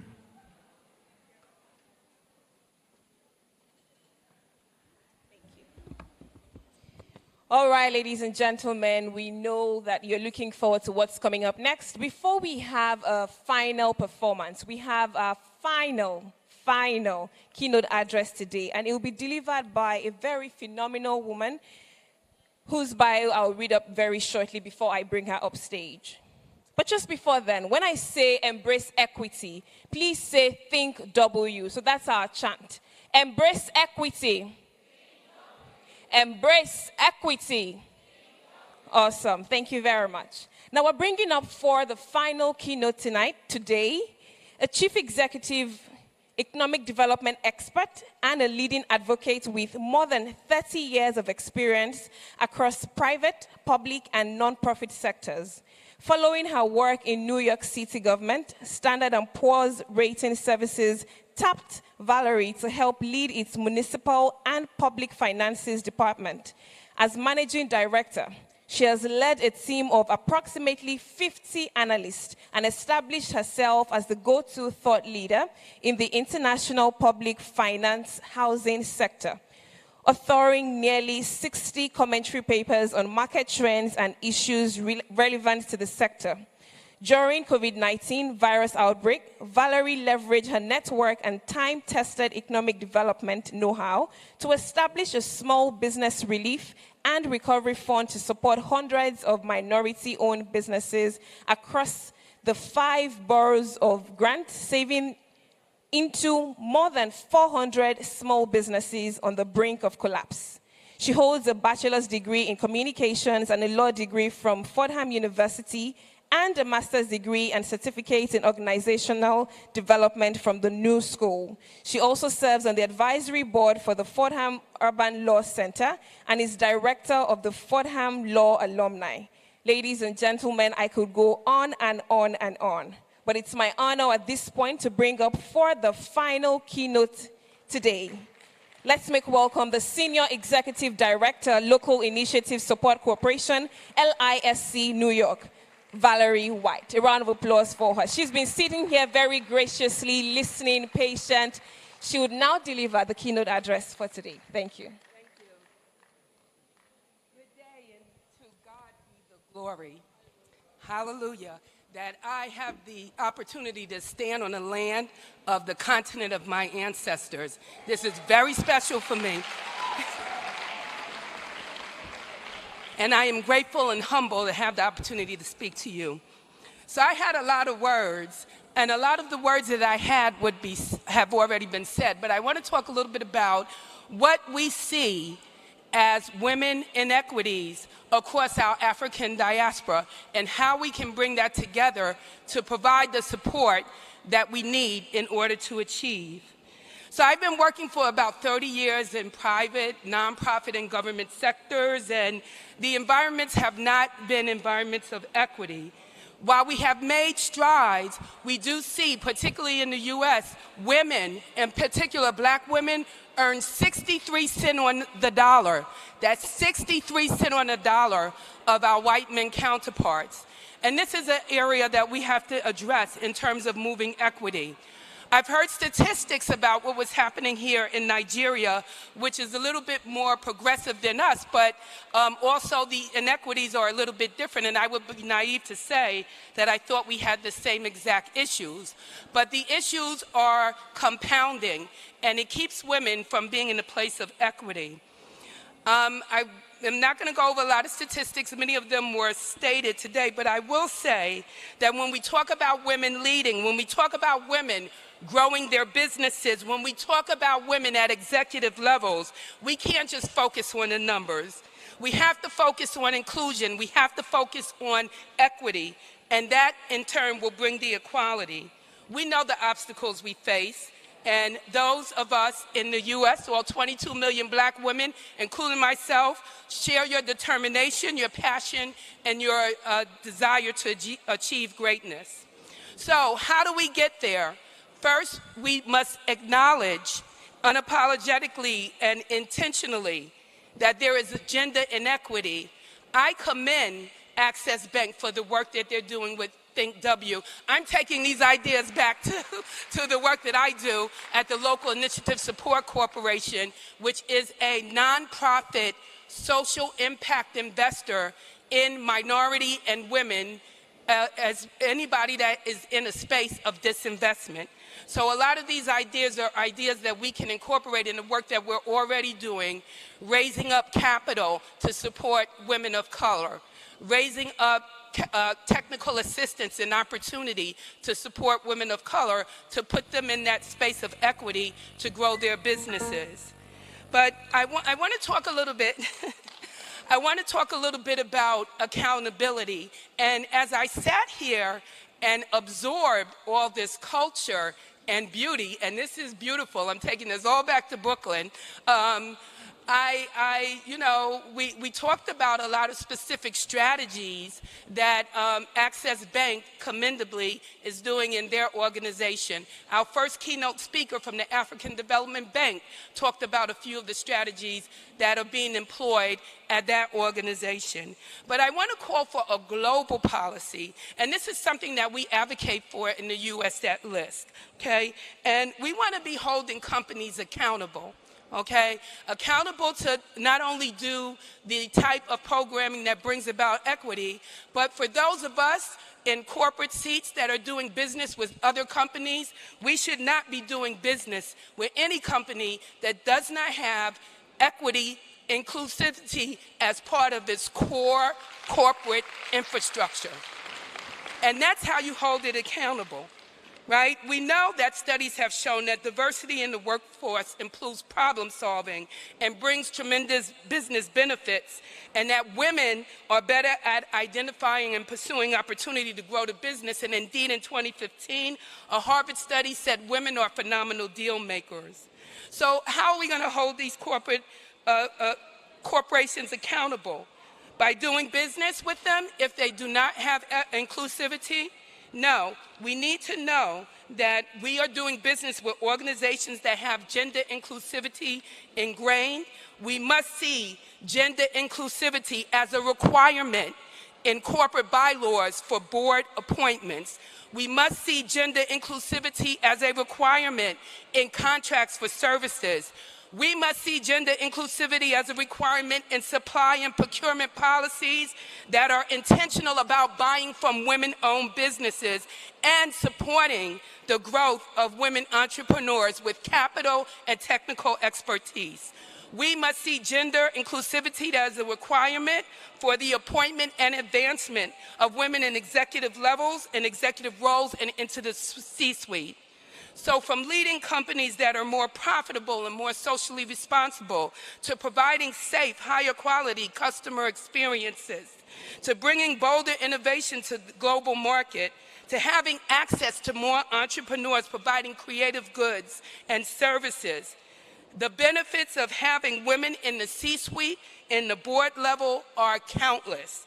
And as a network across our diaspora, we must hold the corporate world to this basic premise. Now, I just want to say a couple of quick things because I know that this is a long day, and I've had such a great time. Have you all? Okay. I can't wait to go back home to tell everybody well, I've been posting too, right, to let them know what was happening here. But I have actually benefited from mentorship and sponsorship across the diaspora. So about a year ago, I met a woman, Dr. Zinzi Dillon, who does a lot of work with the African Development Bank and other banks over here. And it was Dr. Dillon and my conversations with her on my desire to have the opportunity to come over to the continent of my lineage and bring some of my expertise, but bring back expertise that I gained from here. And that is what I was able to do through that connectivity. The other thing is, next month in Baltimore, the city of Baltimore in America, the State of the Black World Conference is going to be held. And it'll be attended by government officials, dignitaries, honoraries, and other corporate executives all across all of the African diaspora. And I see this as the opportunity to begin the conversation about a full equity, inclusivity, investment in our people across the diaspora. So with that, I'd just like to say I am confident that we have an opportunity to move forward as a people in our individual areas, in our individual countries, and across the diaspora. I am committed to working toward that, and I hope to be able to do that with some of my sisters here in Nigeria, and brothers, the he for she's, as well as other individuals who are here to make a difference. I embrace equity. I love this. And I don't even know, the emotion is so much that this is something coming out of my native continent. So I thank you all. And I can ask you if you can just indulge me for one more moment. I need to take all this beauty back home, so I'm going to turn around and take a selfie, everybody, because that's what we do in Brooklyn. Now, it was interesting when Sister Ara was up here performing, right? And I was thinking about myself because us, you know, I don't know if anybody knows people from Brooklyn, but us people from, we would be up like, yes! And I was trying to hold myself together to be dignified in my home country, but it was very hard. So, but at this point, I just love to have to take you all back home with me, if that's okay.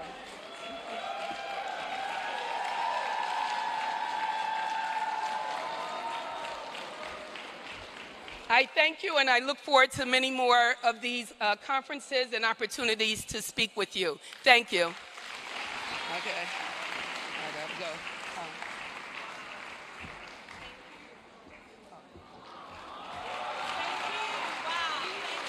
Thank you very much. You know, at Access Bank, we practice equity. We're all gentlemen. That's the Deputy Managing Director, Mr. Victor Itoku. Thank you very much. You know, we kept the best for the last. So if you enjoyed that keynote address, can we give another resounding applause for Valerie White? Thank you. We're truly honored, and we enjoyed that presentation. Thank you. And the selfie. The group selfie. I don't know, when I don't know, this is very unfair. It's not equity. So when I went on stage, nobody, No. And then my guy at the top now came on, all of you now, Because we saw what you were trying to do with Madam Vice President. It's not equal. Please just give me one just for the road, please. Oscar, stop begging for all. Carry on, judges. Ladies and gentlemen, it's indeed been a great day. Embrace equity. No, I want some more energy. Embrace equity. We're almost there. Embrace equity. Awesome, awesome. All right, so we still have major performance by Loud, but before that, it is a great honor and a great pleasure to bring on stage a phenomenal woman. It has been a joy watching her today, not because of the position she's holding, but because of the spirit behind her, the energy, the dancing, interacting, coming up and down the stage, showing you the true definition of leadership, of being that she's a woman.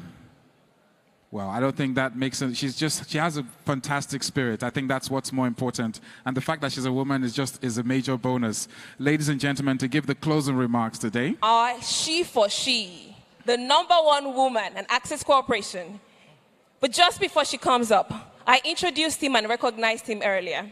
And I want us to celebrate this gentleman. I always call him a handsome gentleman. The Managing Director, Access Bank PLC. Let's make welcome Mr. Roosevelt Ogonna. He hasn't said a word today, but I want him to address us just before the chairman comes up stage. Oscar, so why are you not helping the MD upstage? All right, so Mr. Roosevelt Ogonna will address us very quickly before we have the chairman. Chair, with your permission, is this working? Yes. Should I wasn't meant to speak, but I see that I'm being, to usher the chair in, they want me to say a few words. So I think it's been a very inspiring session. And I think one of the things that we take away as a management team is that whilst we think we've done so much, we really haven't started to scratch the surface. We're challenged by a lot of the feedback we've gotten. The panelists and the panel sessions have been fantastic. As an institution, one of the commitments we've given to ourselves is that we will live with purpose. I should use this, okay? That we will live our lives with purpose and plan for significant impact. Luckily, as an institution, we have the SDG goals to guide us. SDG 5, that talks about gender equality. 10, that talks about bridging equality economically. SDG 8, that speaks to worthwhile and empowering work, and ultimately SDG 17 that speaks to partnerships and creating an ecosystem. And I think we have a huge convening power as a bank, and it's a bank that has built credibility with success and has a huge platform. And we have to start using our convening power and the platform that we have to make a difference. A lot of people don't know, but Access Bank really is phenomenal for many other reasons, but most especially because of the gender balance or imbalance that we have. The chairperson is a woman and has been for the last 2 board cycles. We have a deputy managing director who is a woman. We have a chief information security officer who is a woman. The chief internal auditor is a woman. The head of human resources is a woman. The head of treasury is a woman. The head of corporate and investment bank. The head of commercial bank. So you see, when we succeed, and I think what we've learned is that we have to be intentional. I happen to have a very stubborn and inquisitive daughter who keeps challenging me. She's reading about some author called Judith Butler. And there's something around performativity and tokenism that she keeps challenging me with. So a lot of times as institutions, we just want to do the token. And let's come outside and let it be seen, nice pictures, and you can celebrate what isn't really substance. And the challenge she's asking me is that there's a moral equivalence we've built around equality and equity. It's completely 2 different things. So when we focus on equality, a large extent, we're just making it look nice and sound nice. We truly have to embrace equity. And it means that we have to do certain things that we take for granted differently. A lot of us would have heard of the term male privilege. And for a lot of men, we don't really think about it. If we're to break the bias and embrace equity, we have to understand that there's male privilege that exists.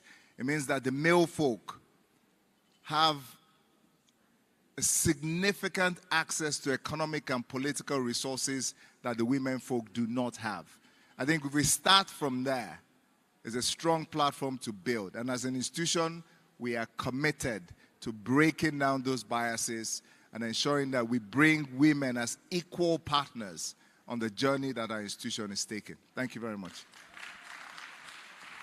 Thank you very much, Mr. Roosevelt Ogbonna. That is the Managing Director of Access Bank PLC.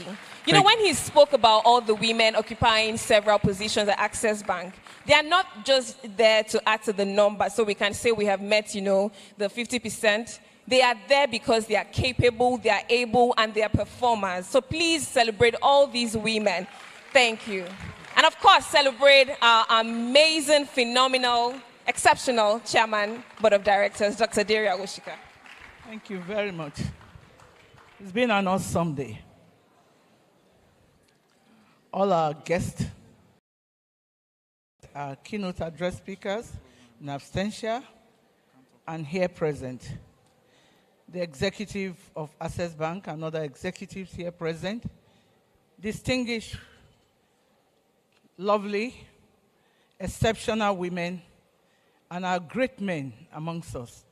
Again, good afternoon. Thank you. For me, today is a day celebrated because of tomorrow. We have played a great role today, and we are contributors for tomorrow. We are determining tomorrow by the words we have spoken, by the applause we have given, by the agreements we've made in our mind with the various things that were said by all our speakers, whether it's fire chat, keynote address speakers. We've been in one agreement in clapping. What remains then is a sober reflection. We must go back. We must reflect. We must be determined to do what we spend so many hours here sitting together, sharing, believing, applauding, and agreeing. We can do something as women. There is a work to do. Like the MD said, leave equality. It's not the real issue. The issue is equity. One thing I like about the Nigerian system, the Nigerian crest speaks about equity and justice, peace and progress. We need peace with our men. Home, work, and we bring it is equity, justice. You will see the peace, and once we have the peace, there will be progress. Who doesn't like progress?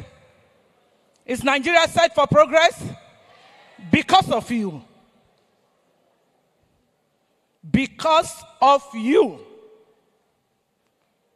Not because of a government.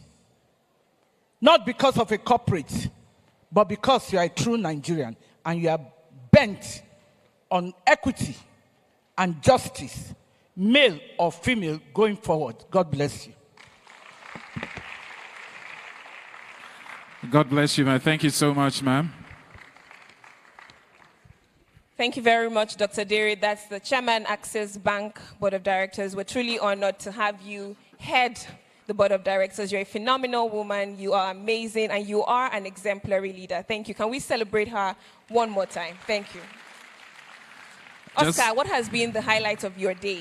I think I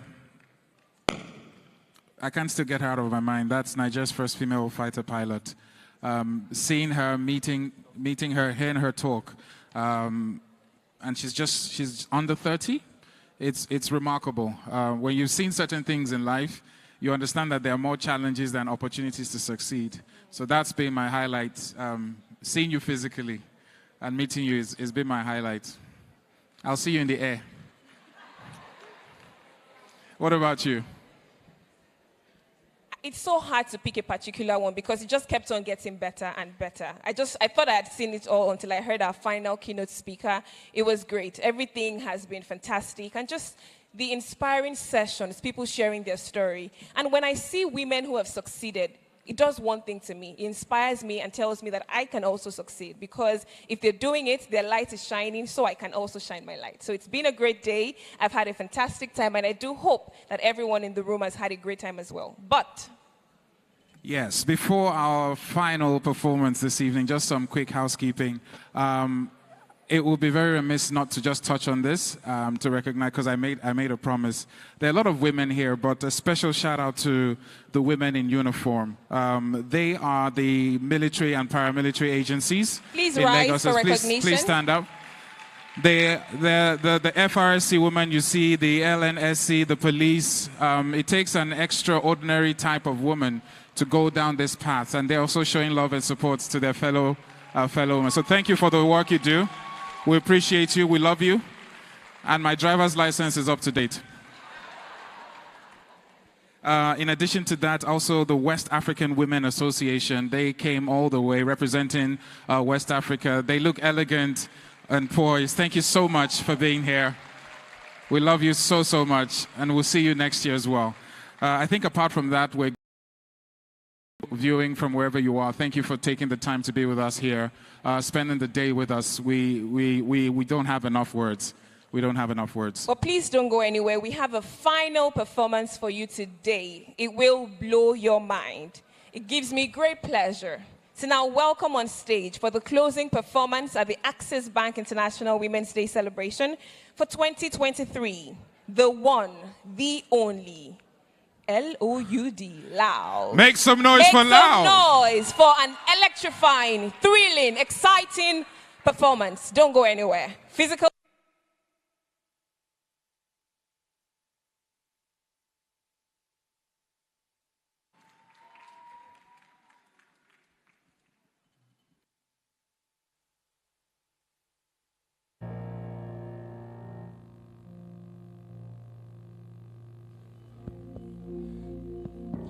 Na Tigonia Mabagiti Baba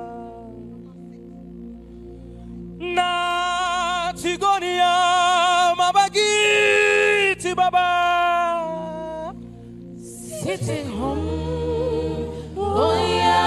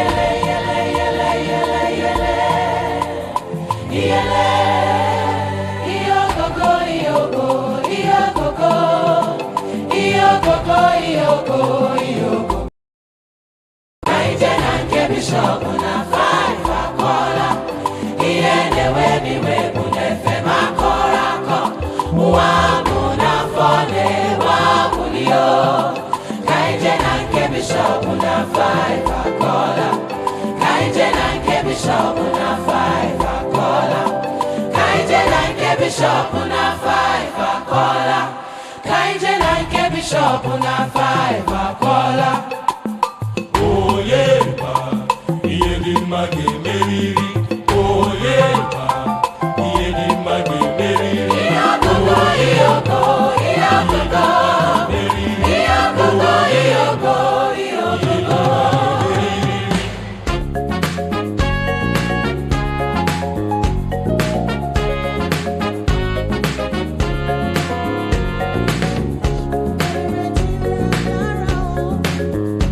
Mommy show her ṣeun rere tìrẹ dára o. Ọmọ mi kọ́ tèmi tìrẹ dára o. Ìyá mi máa ṣeun rere, gbàdúrà fún mi. Bàbá mi máa ṣeun rere, gbàdúrà fún mi.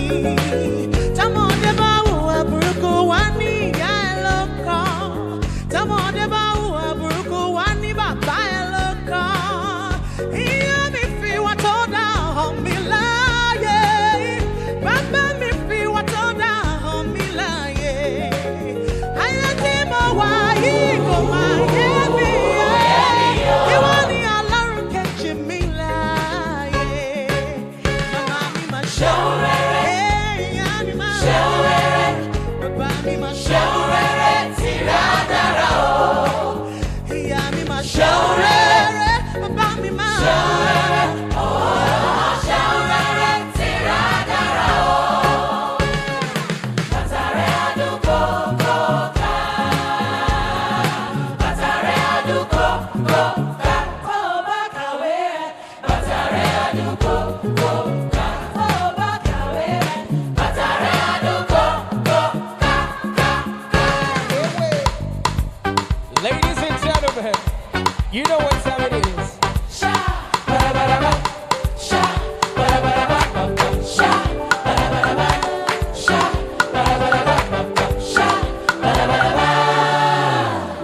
Ifeoma, Ifeoma, Ifeoma, I want to marry you. Give me your love. Everybody now. Give me your love. Give me your love. Ifeoma, Ifeoma, Ifeoma, Ifeoma, yeah. Give me your love. Give me your love. Give me your love. Okay. Okay. Let me see you do. Let me see you go. If you marry taxi driver, I don't care. If you marry taxi driver, I don't care. If you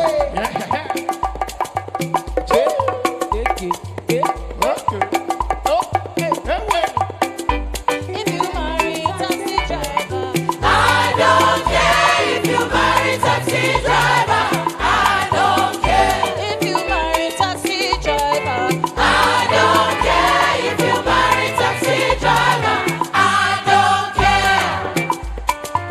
Jeremy.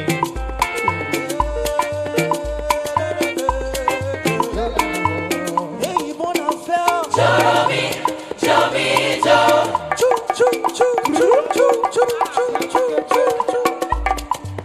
Okay. Hey, Bonafel. Joromi, Jomi, Jo.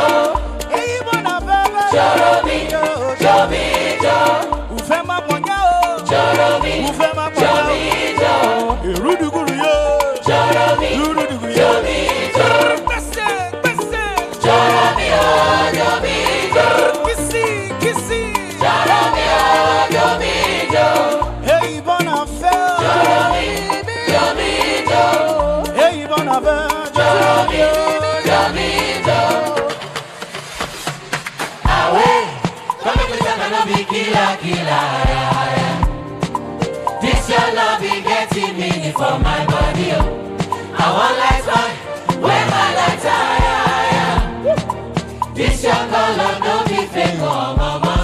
My banana, cause of my banana. Show me power, Onikoa, and me love my life. Chimalaika, my sultana.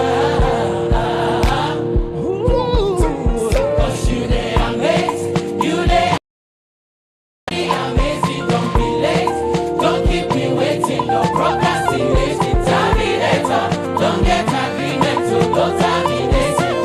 Go now, so now, my banana, what's your banana? Show me power, Onikoa, and let me love my life. Chimalaika, when my sultana. Cause you they amazing, your body amazing, don't be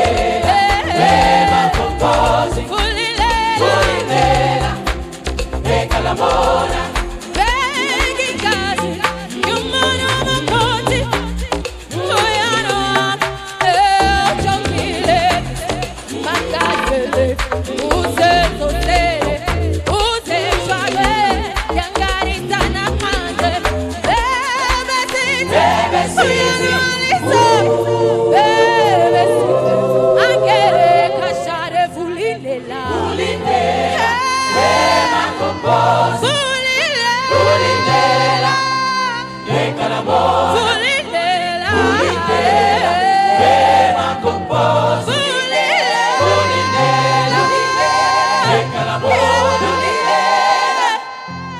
we teach girls. We teach girls to shrink themselves, to make themselves smaller. You can have ambition, but not too much. You should aim to be successful, but not too successful. Otherwise, you threaten the man. Because I am female, I'm expected to make my life's choices, having at the back of my mind that marriage is most important. Now, don't get me wrong. Marriage can be a source of love and mutual support. But why do we teach girls to aspire to marriage and not teach boys the same? We teach girls to see each other as competitors, not for jobs or accomplishments, but for the attention of men. We teach girls that they cannot be sexual beings in the way that boys are. Well, I am woman, and I strongly, firmly believe in the social, political, and economic equality of all sexes.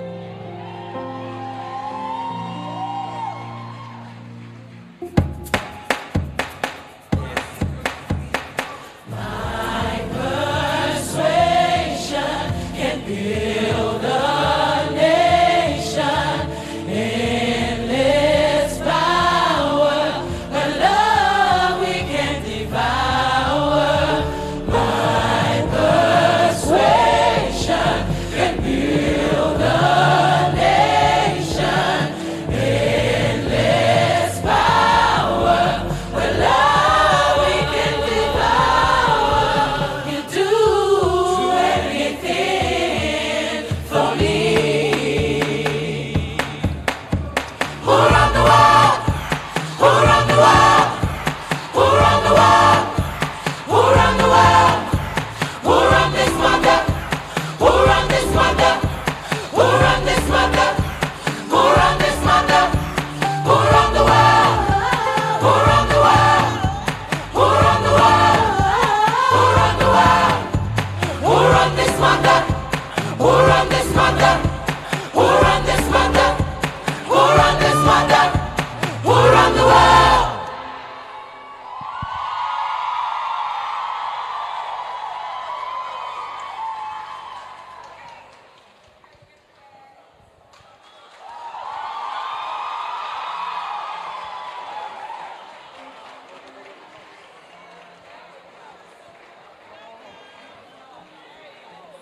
Wow, wow. Please celebrate loud one more time. Ladies and gentlemen, the noise is not loud enough. Make some noise! That was phenomenal. Always a delight, always a pleasure watching you guys perform. Always an experience, absolutely right. So, in the spirit of equity, energy has been dissipated today. You have laughed, you have clapped, you have stood up, you have danced. We will replenish the energy with a good lunch. All in favor say aye. All in favor say W. The W's have it. We have lunch ready for each and every one of us. We also have the Experience Center that has been officially reopened. Feel free to get a health check, due center for the massage therapy. We have the exclusive Plus Lounge. If you are a member, there's an exclusive lounge for you. Zaron, thank you very much. They have free makeup and discount for some of you interested. Oriki for skincare, thank you so much for being part of it. Ladies and gentlemen, it has been, where's my woman?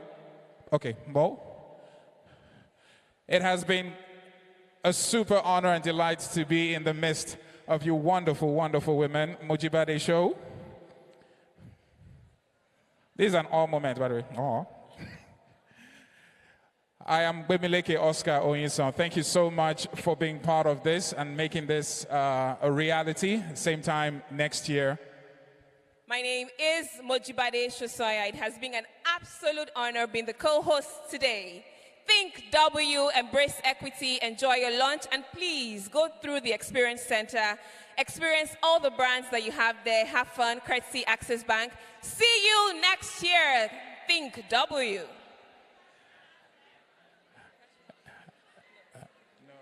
Please, your belongings, your bag, your mobile phones, whatever you brought in, ensure you take it with you. Have a safe trip. God bless you. Bye for now.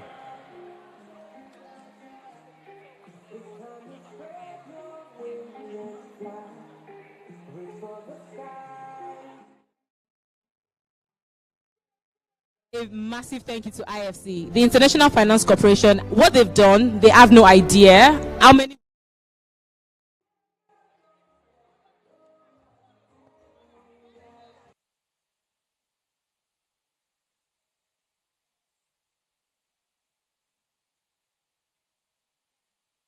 For this. So it wasn't a function of them wanting my business. It was a function of them genuinely interested in womenpreneurs in Nigeria and wanting to elevate us to a global stage, and that will not disappoint them.